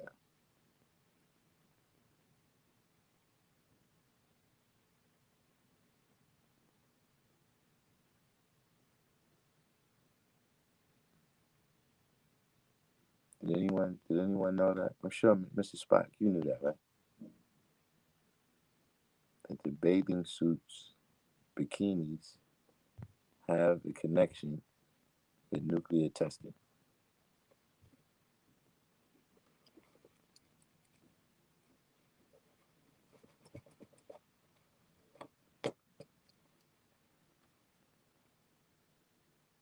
What you said called Pacific?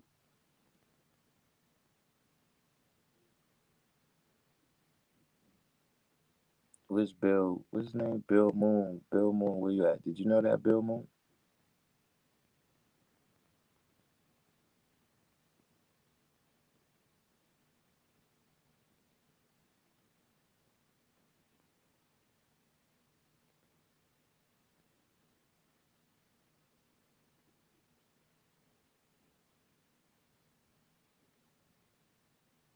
Get out of here, Mr. Spock. Mr. Spock ain't know that? Yeah, I guess I need to tell you that if Mr. Spock don't know. But there's a place in the uh, in the South Pacific called Bikini Atoll.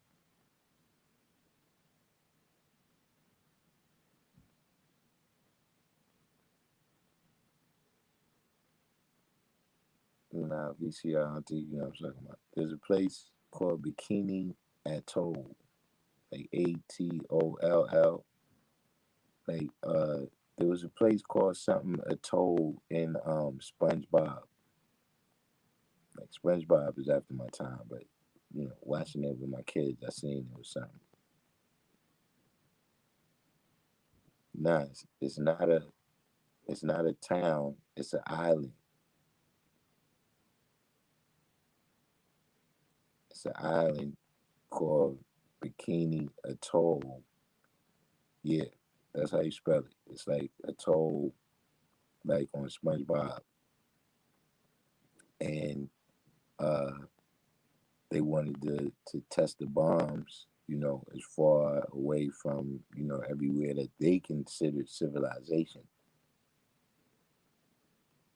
So no, the people did live on the VCR, and they moved all of them off of the island. Like the people right now, they still want their land back. Like the people who like there's a couple people that's alive. I don't know about still right now because we talking about back in the 40s and 50s, but there's a couple of people that's still alive or that was still alive that was saying, yo, look, we want to go back home, you know, but they dropped so many bombs over there that they saying it's still not safe.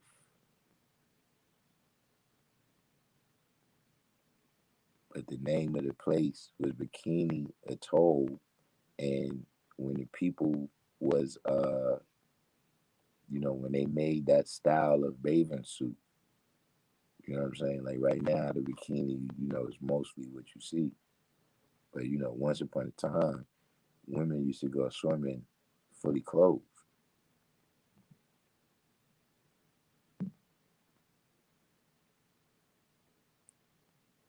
And so when these people designed that cut of bathing suit, they named it the bikini after that island.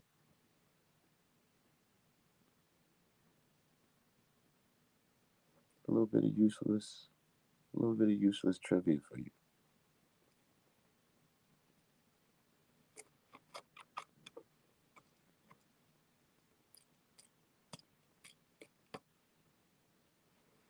A little bit of useless, a little bit of useless trivial trivia about nuclear testing in the bikini.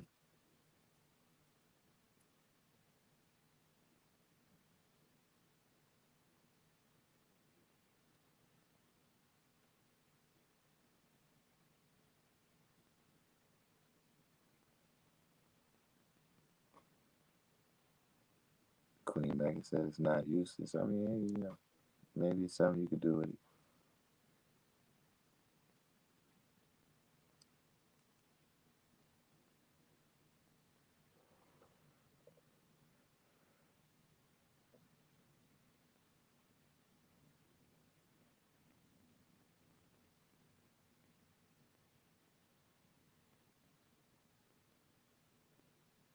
What you say? You're talking about a town here that that's in the wilderness setting. They're making the bombs you speak of, or they were making the bombs.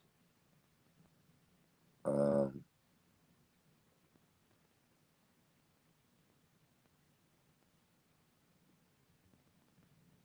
in in in Missouri.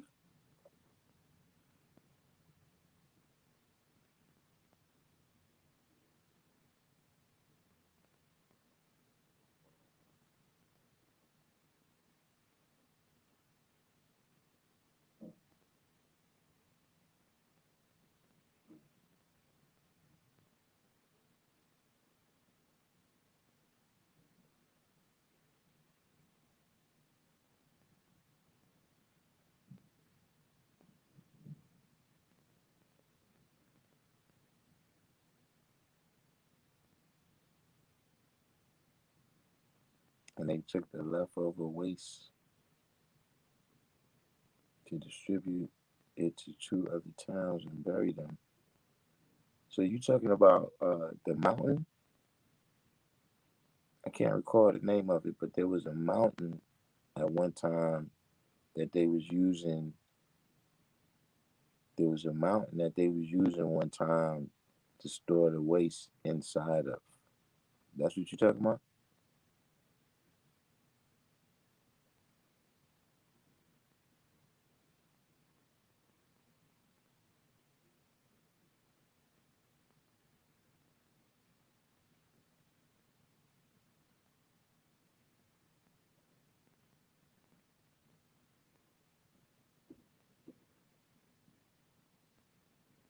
Nah, I didn't know. Well, if you're talking about that mountain, I know what you're talking about. I think it's Yucca Mountain. Is it Yucca Mountain?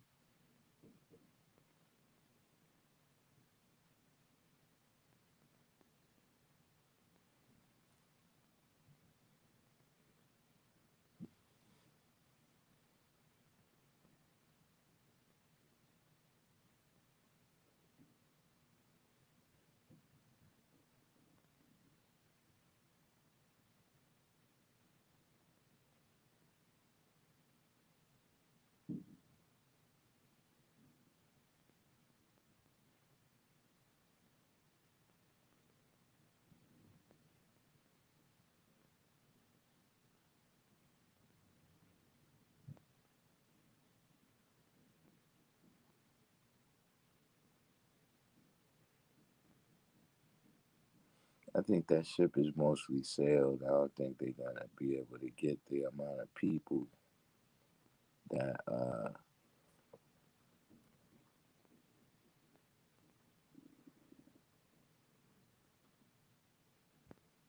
I don't think they're gonna be able to get the amount of people. Uh,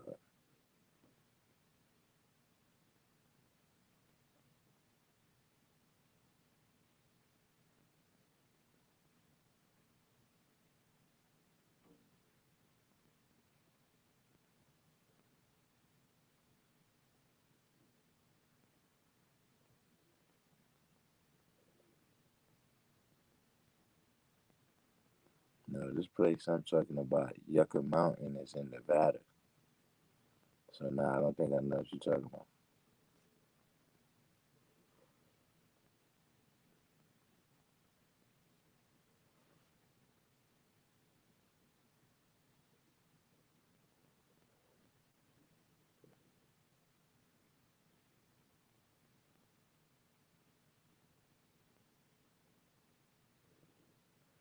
Hmm.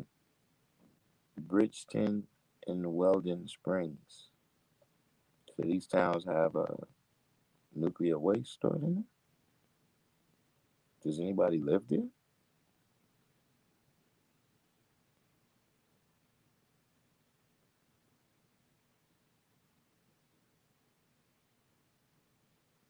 Remind me to avoid Missouri next time I'm taking a long trip. I won't be going through Missouri.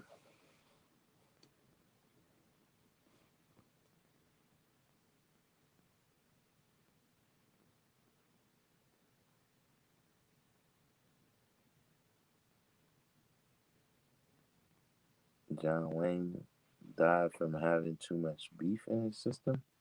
They said he ate beef every day. He died with 5 pounds of undigested red meat in his colon. I mean, I think that's about average. I think, I'm not sure what it is, but I know, people that eat red meat supposedly have a lot of undigested red meat in their system still.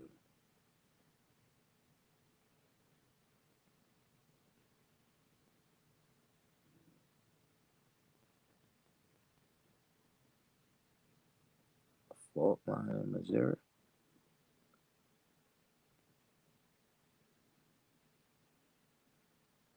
That's how you supposed to say it, man. It's Missouri.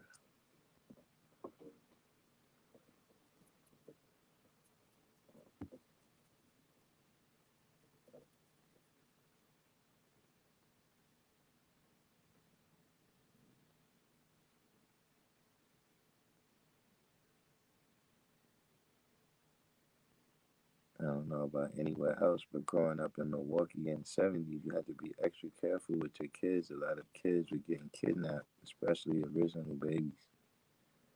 I mean, that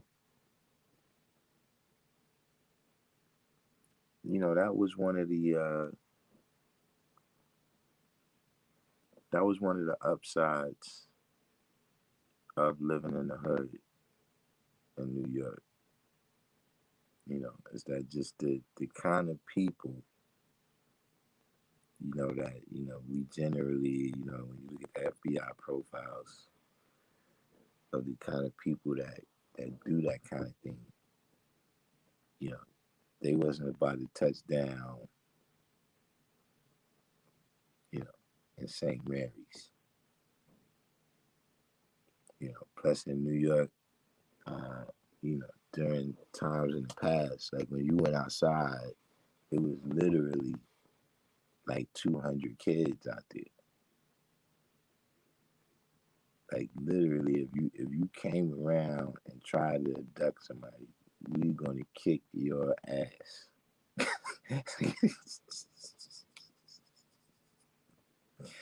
That'd be the last time you try that. So that was one of the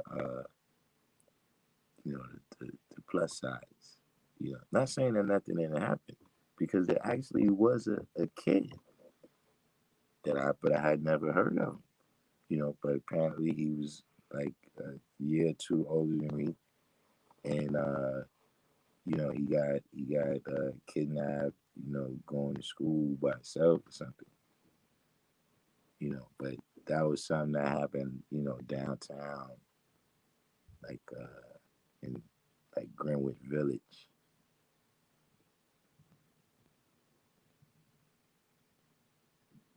But literally, like everything that we did, what I'm saying, like when we went to school, we all met downstairs and then we walked to school together.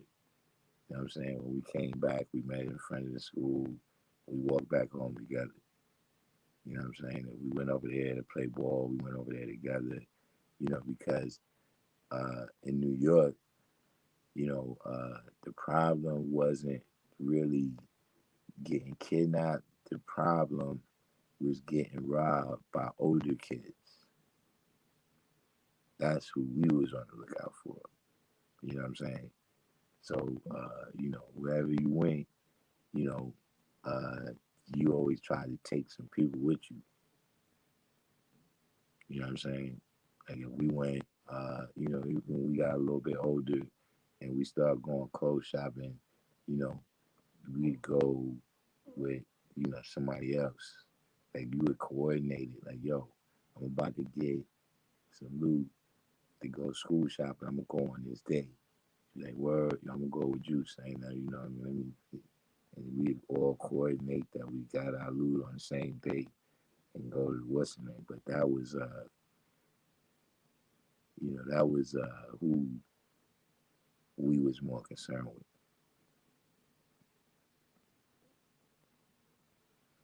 Why do we pronounce Mario the way we do? How y'all say it, Mario?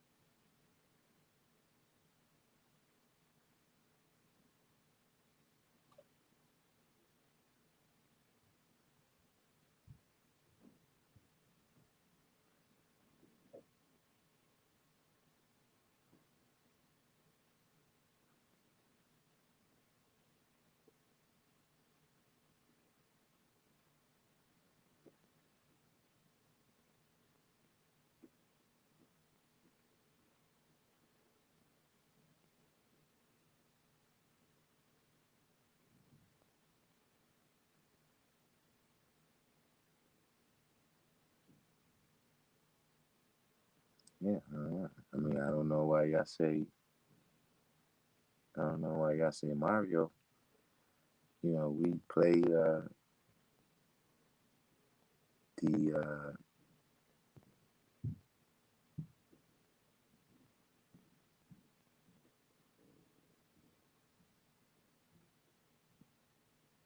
I mean, the two things, that I recall really that name coming into, uh, you had in New York, we got the Spanish brothers. So you had a lot of Puerto Ricans, and that's what they used to say. Their name is Mario. And then we used to play Mario Brothers in the video games.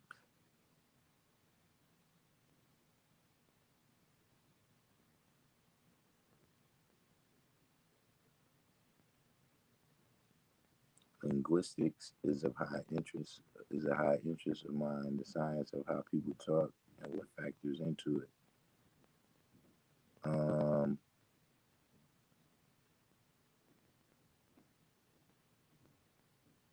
well, I don't know if you know if that's what you're talking about, but all over America, uh,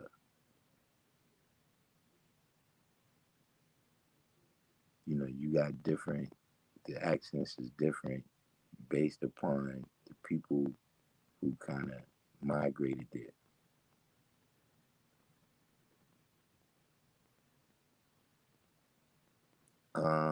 Yeah, to my knowledge, Italians pronounce it Mario too.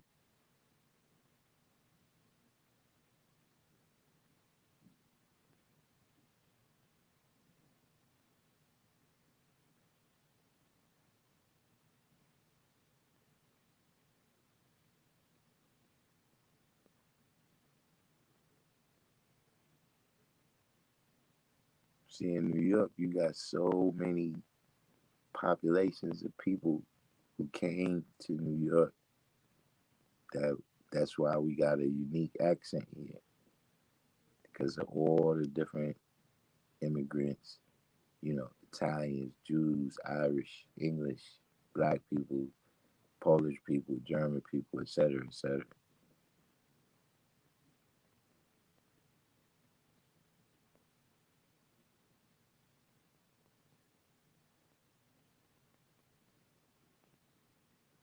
And so all of that influenced the New York accent.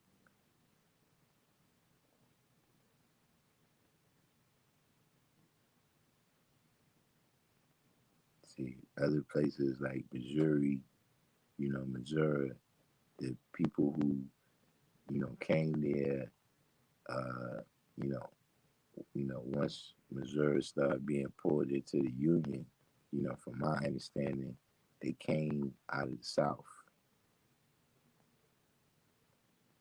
So, when you get to a lot of the places, Oklahoma, Missouri, all of that, you hear a Southern accent or accent that's more related to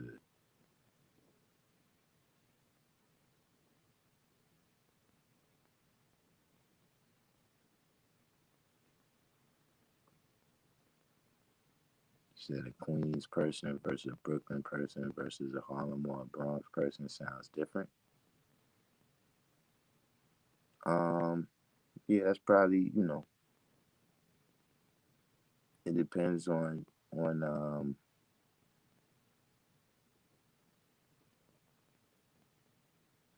the teachers at the school too.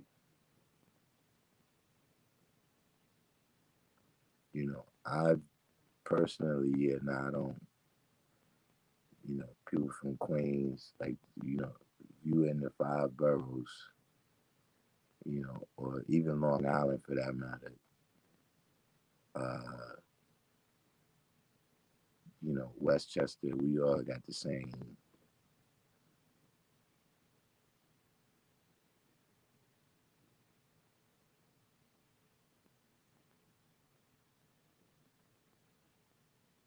You might hear a little different slang from place to place.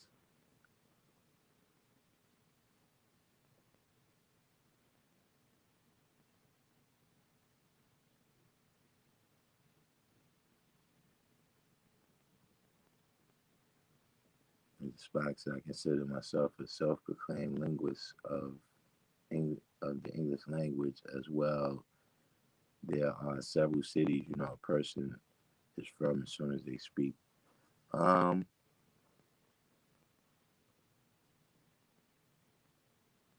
yeah, Baltimore is unique. Um, Philly, um,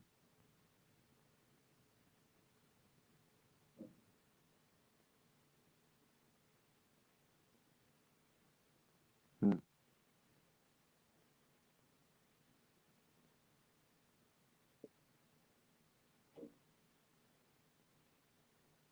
then there's places where in the black culture, I don't know them to sound that different.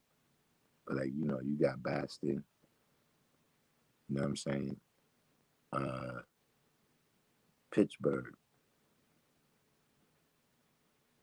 colored people from Pittsburgh have a very distinct accent. Uh, New Orleans,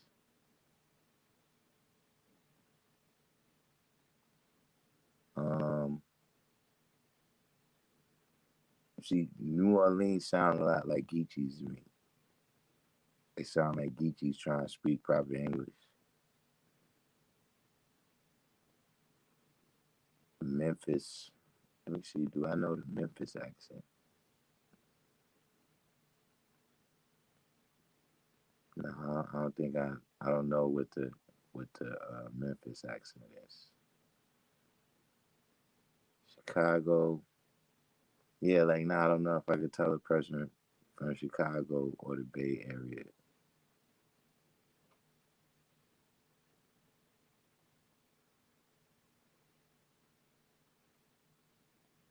Houston. Nah, I can't. I can't think of.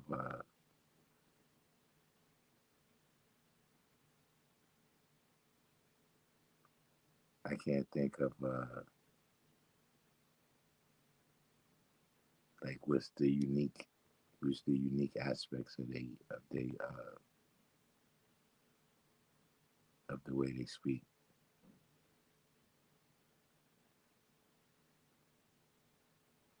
Crunchy black.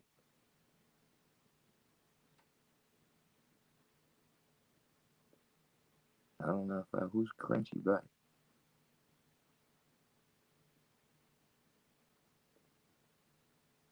All right, black youngster. I know who he is.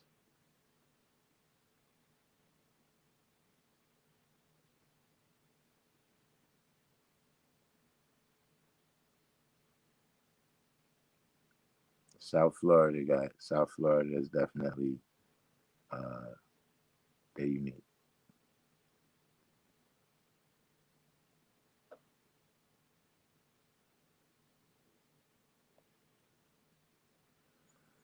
I mean, to tell the truth, I'm gonna tell you another thing. To me, uh, most other places sound mostly the same.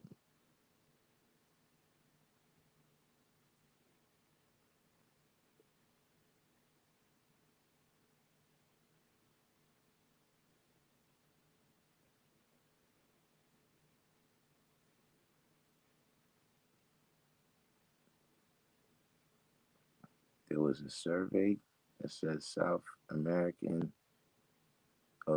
American was voted the worst accent in the world. Second was South African. Best is Mexican American, Northern California.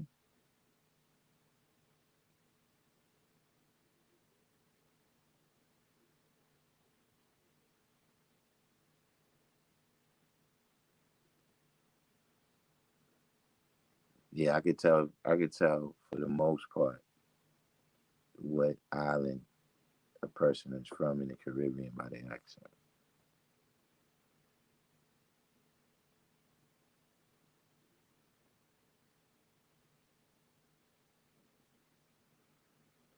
DC.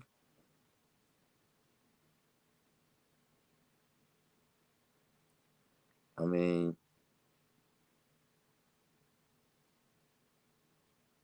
nah, I don't know if I could tell like what's the distinct things about DC.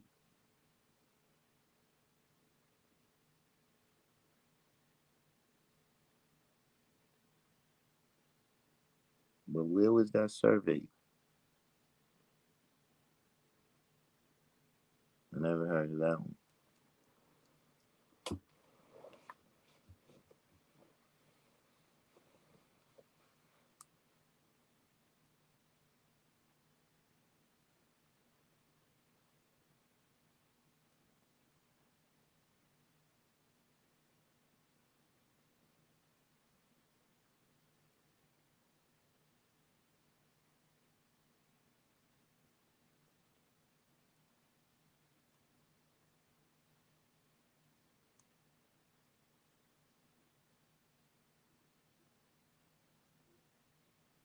Right, District 120 said he's from Illinois, 2 hours south of Chicago, and people out in Cali can only tell because my choice of words is different. Yeah, that's what I'm saying. A lot of that, you know,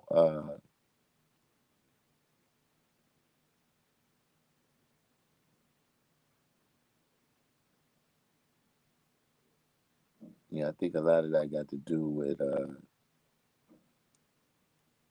like Chicago and Illinois, and you can tell me if I'm wrong or not, but they kind of got the same people.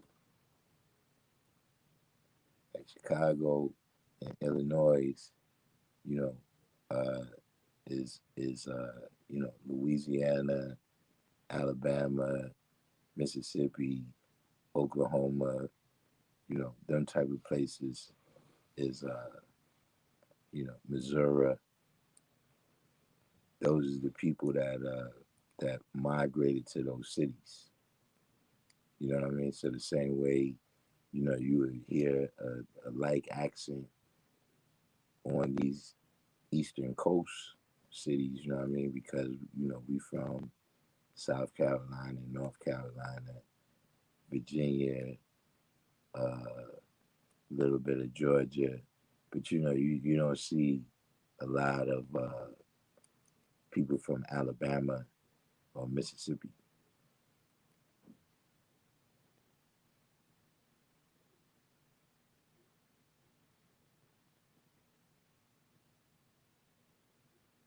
That's another thing I noticed, that everybody in the South says that everybody else got a country accent.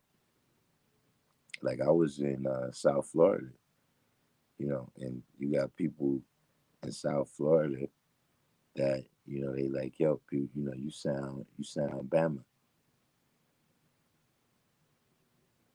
They do.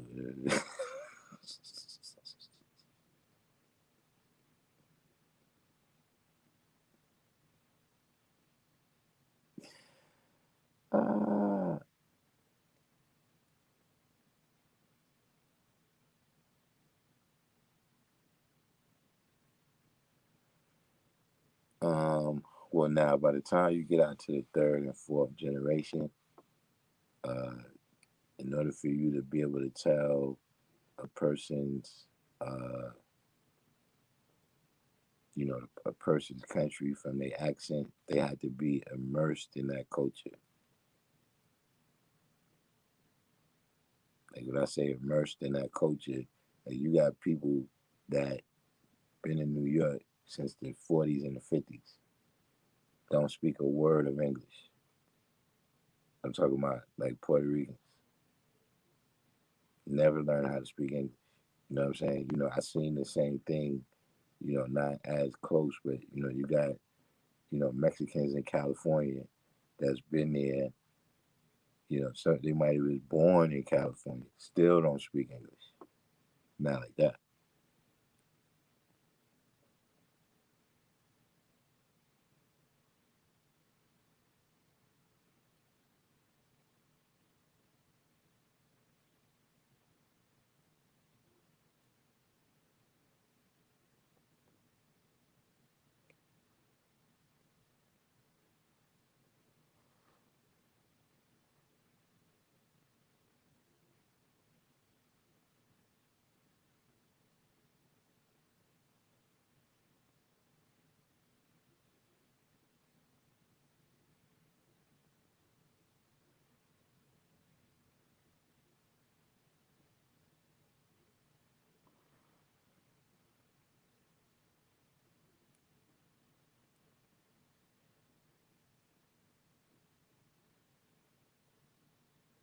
You said New York accents blend, but y'all stacked on top of each other.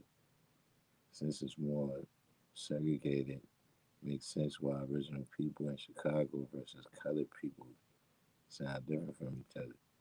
Yeah, I guess probably.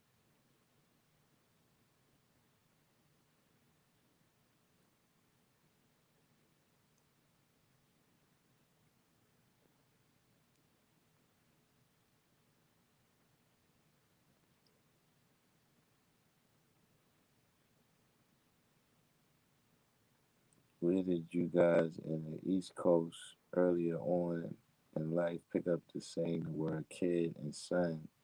Like, what up, son? What up, kid? And the new generation saying words like dead ass.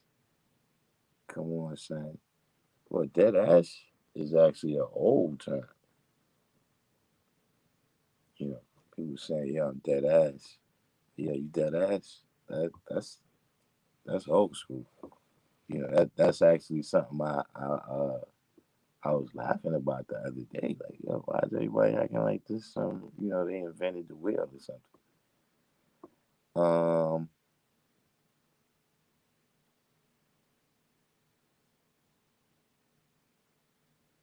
Son came out of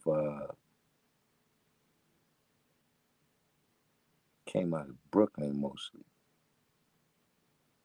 Like to tell the truth, uh, Son, see like Kendall Rowland is saying not SON but SUN.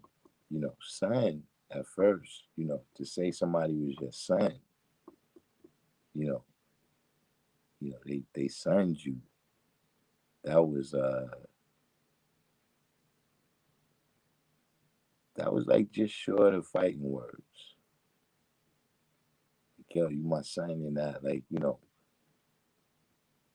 I made you who you are in that. You know what I'm saying? Uh, and then it started. It had gained popularity in Brooklyn when other people in the city, within New York City, I'm saying, was still like, yo, don't call me son. Like I'm not your son. You know what I mean? Kid, I don't think that's a New York thing. You know what I'm saying? You had, Billy the Kid, kid this, kid that. Uh, I'm not sure where that originated, but I don't think that's a New York thing.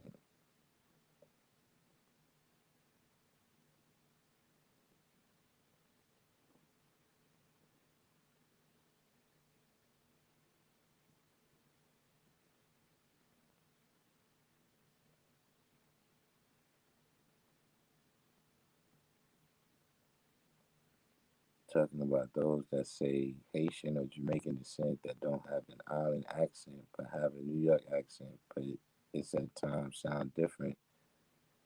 The rhythm, how they talk, the cadence. I mean, that's more than likely because they're, uh, exposed to both languages.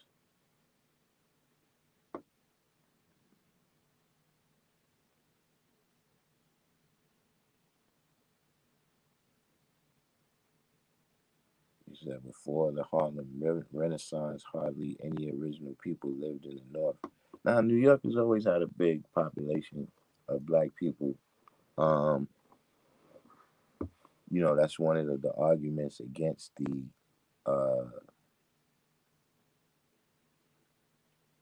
well, let's not even get into that. But, New York Harbor was at least a top three slave port. You know what I'm saying? From what I know about it, there was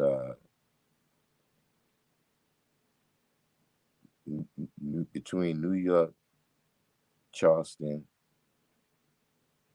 and New Orleans was the top three slave ports. So there's always been a population of people, of slaves in New York, of black people in New York. Uh, Originally they was downtown, like in the Lower East Side. Even the area where like City Hall and the courts and all that is right now. In fact, to to uh, that's where the Negro burial ground is. It's all down there by the courts. You know what I'm saying? Uh, you also had Seneca Village. You know what I'm saying? Uh, where Central Park is right now was a black neighborhood. You know what I'm saying? But they started being a little too prosperous. So they came in there with the eminent domain, kicked them out, and built Central Park over there. Um, so there's black people, even like there's a house in downtown Brooklyn that is it's a station on the Underground Railroad.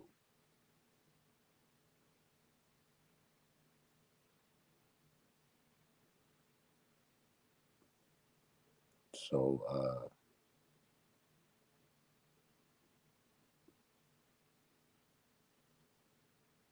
yeah, Saint Son started. Well, that's where I first was hearing it at in Brooklyn.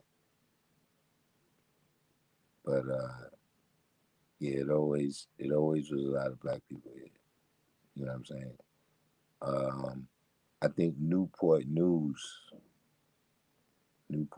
is up there too as a slave port.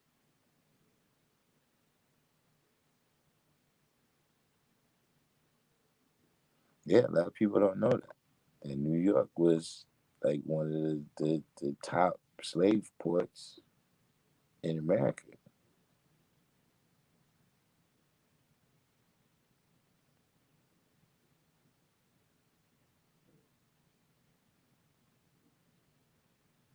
Yep. And see, that's a part of the illusion. That's a part of the illusion that all this Jim Crow and all of this slave stuff and everything was down south. You know what I'm saying? It's not just that, but just like you see right now, you got Wall Street.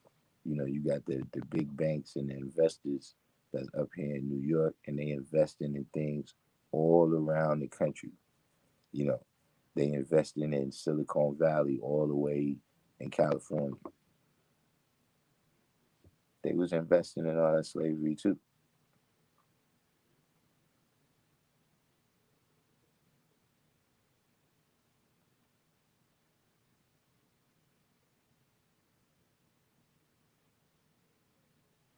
But yeah, the Midwest.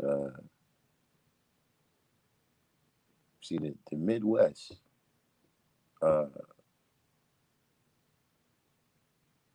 that's just a part of the story of the Midwest. Is that when people first started populating the Midwest, you know what I'm saying?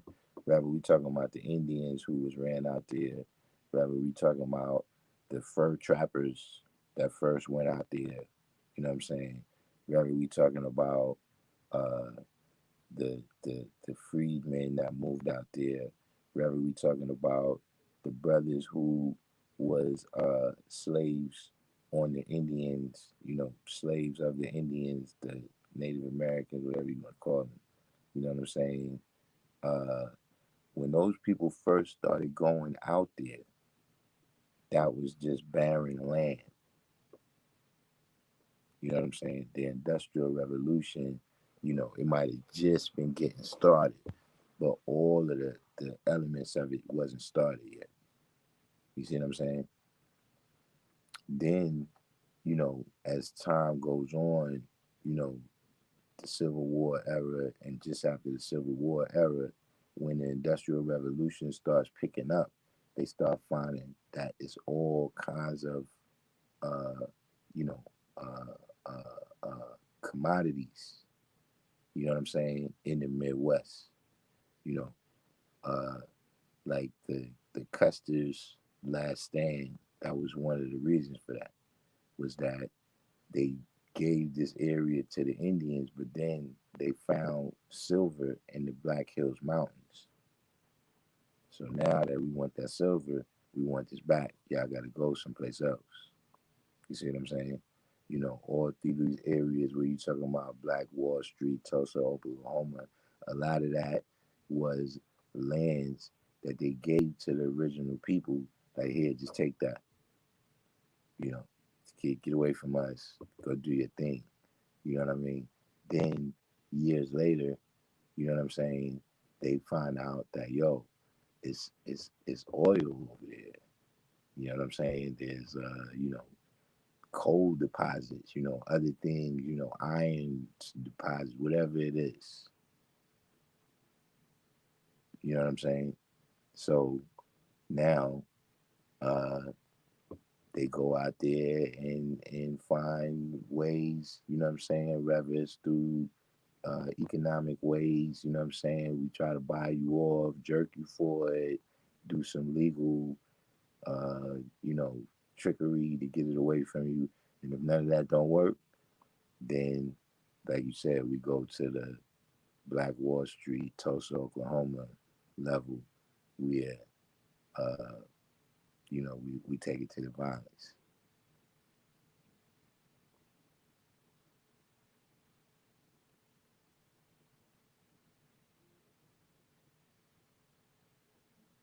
You said they got books documenting original people, cities that was middle to upper middle class that they shut down. I'm talking about Midwest post 18. Yeah, that's what I'm talking about. After the Civil War, that was what made those places upper middle class was that, uh, all of a sudden now these people is landowners, you know what I'm saying, of land that they thought like, okay, we're gonna give y'all the land that uh, is not very fertile.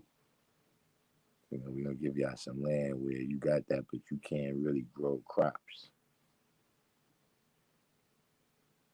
But I'm telling you, that's where a lot of them people they got money because they found oil and silver and other minerals that was needed on the property that they gave them.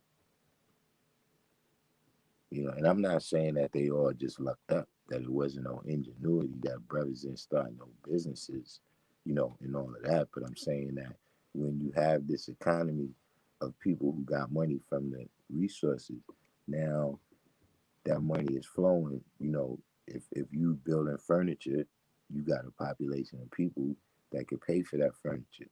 You know what I'm saying? Now you need help building the furniture, you hire other people, and now the economy is flowing in that way.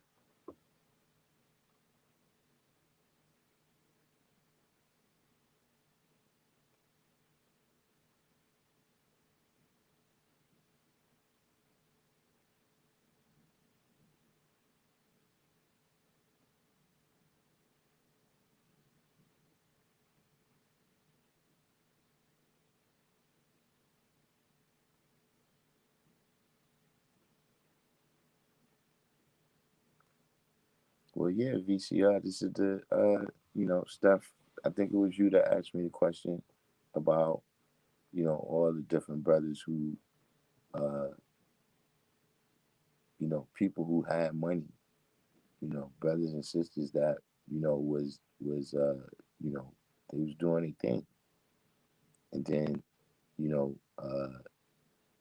somehow all that wealth, all those resources ended up in the hands of colored people.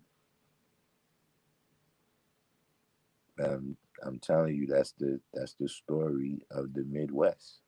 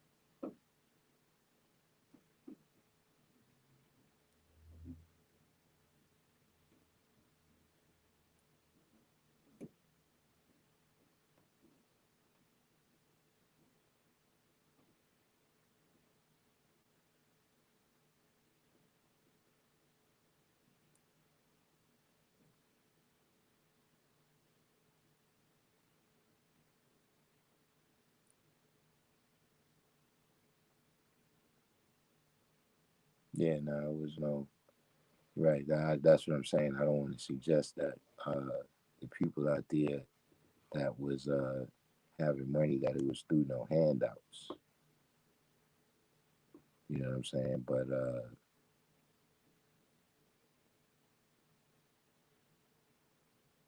yeah, there's because even that story. Don't get me wrong, Black Wall Street, of course, you're always going to have somebody that's the most high. You know what I mean? There's a Jeff Bezos.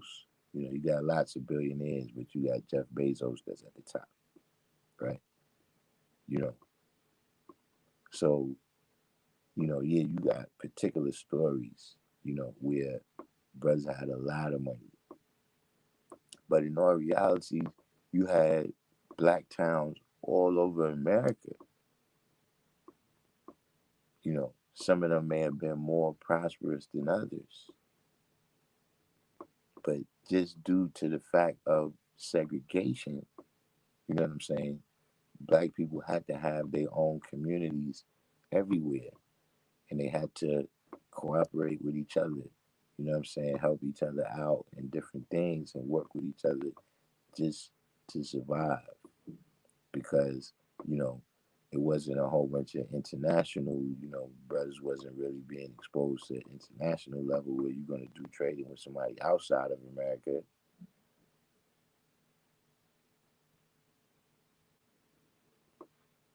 So this is a story that is is common.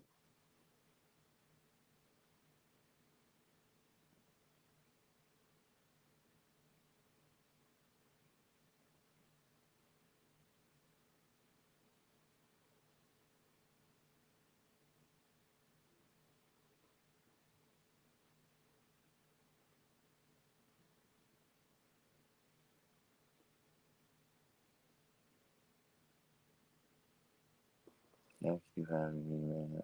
I'm not getting caught up with y'all this time, man. Let me see if the poll. Let me see if the poll moved any. We still at 90%, 90% to 10%.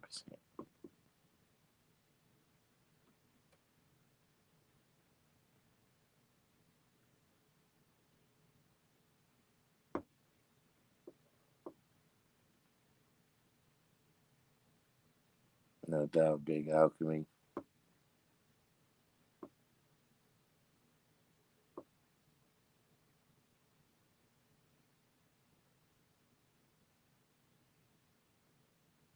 Well, that's what you know. BCR saying we didn't, just adding on, we didn't have internet then. That's what is so remarkable about the Reconstruction era to me, is how little resources those brothers had, and how quick, you know, a lot of these places what we talking about, these places was in effect by like 1870, 1875, 1880. So we talking about, 5, 10, 15 years out of slavery. You know what I'm saying? You know, can't, going from can't read and write, you know, to, you know, business owners is, that's remarkable.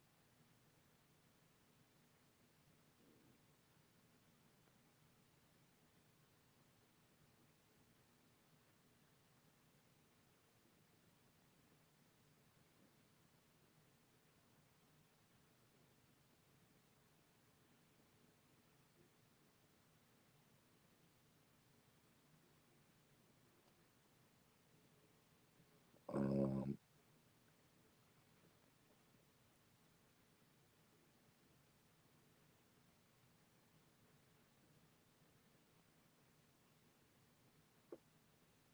but in those times, you got to remember, uh,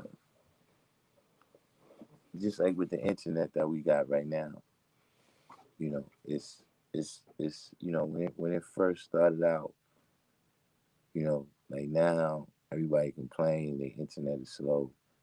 When it first started out and it was on the phone, it was no high speed, there was no cable, there was no Wi-Fi. You had to plug the phone jack into your computer.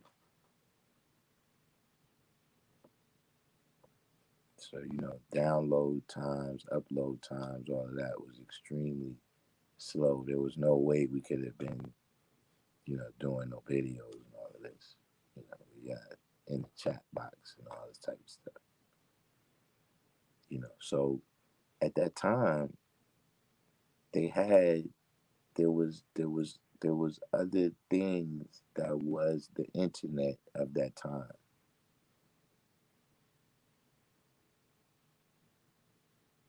See, like to us right now, it sounds ridiculous, but the Pony Express, that was the kind of internet.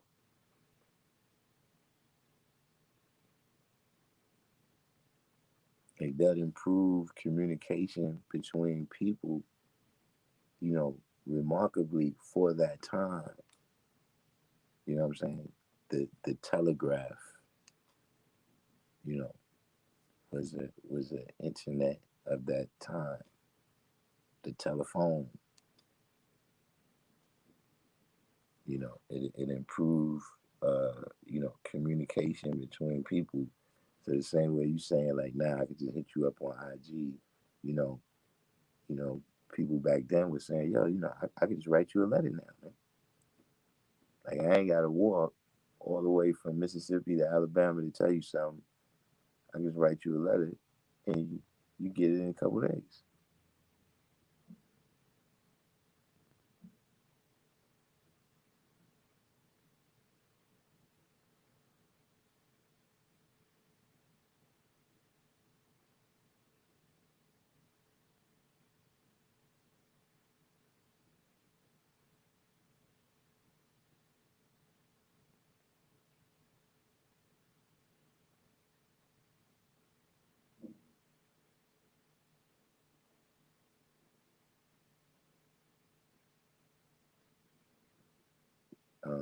Yeah, you're right. We've been reduced to neighborhoods, instead of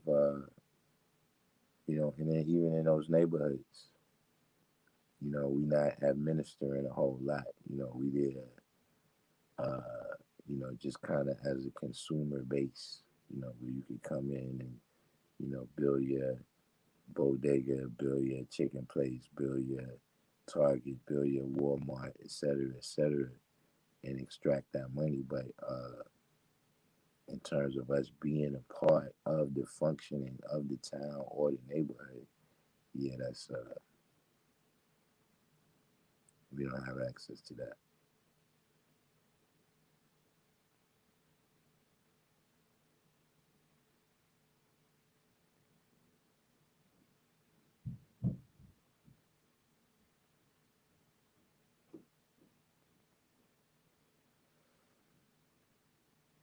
I mean, VCR, man, that's just something about black people. We funny that way. You know, uh, even in Africa, we had the drums. The drums was a kind of internet. And in terms of we saying it connecting us together and us being able to, you know, uh, relay information. We funny that way that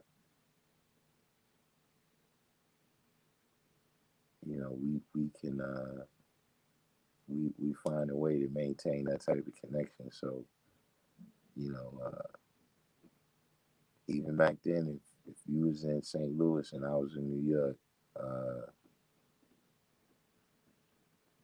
word gets around, sound travels.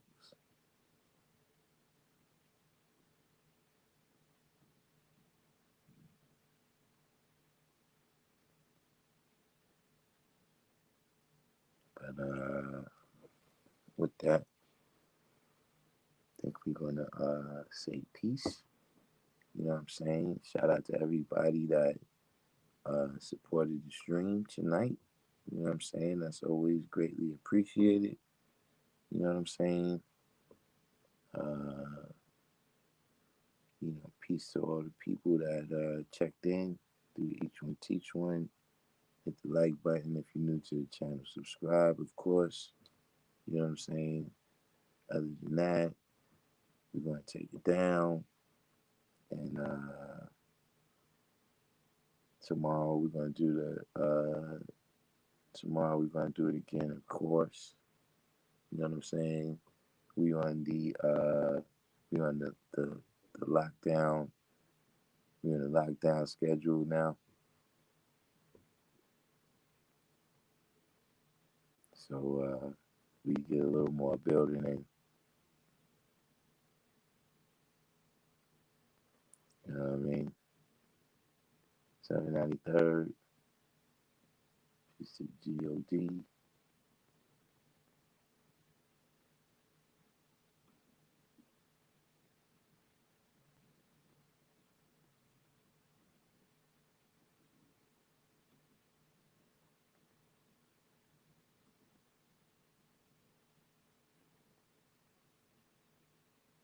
And I will catch y'all tomorrow.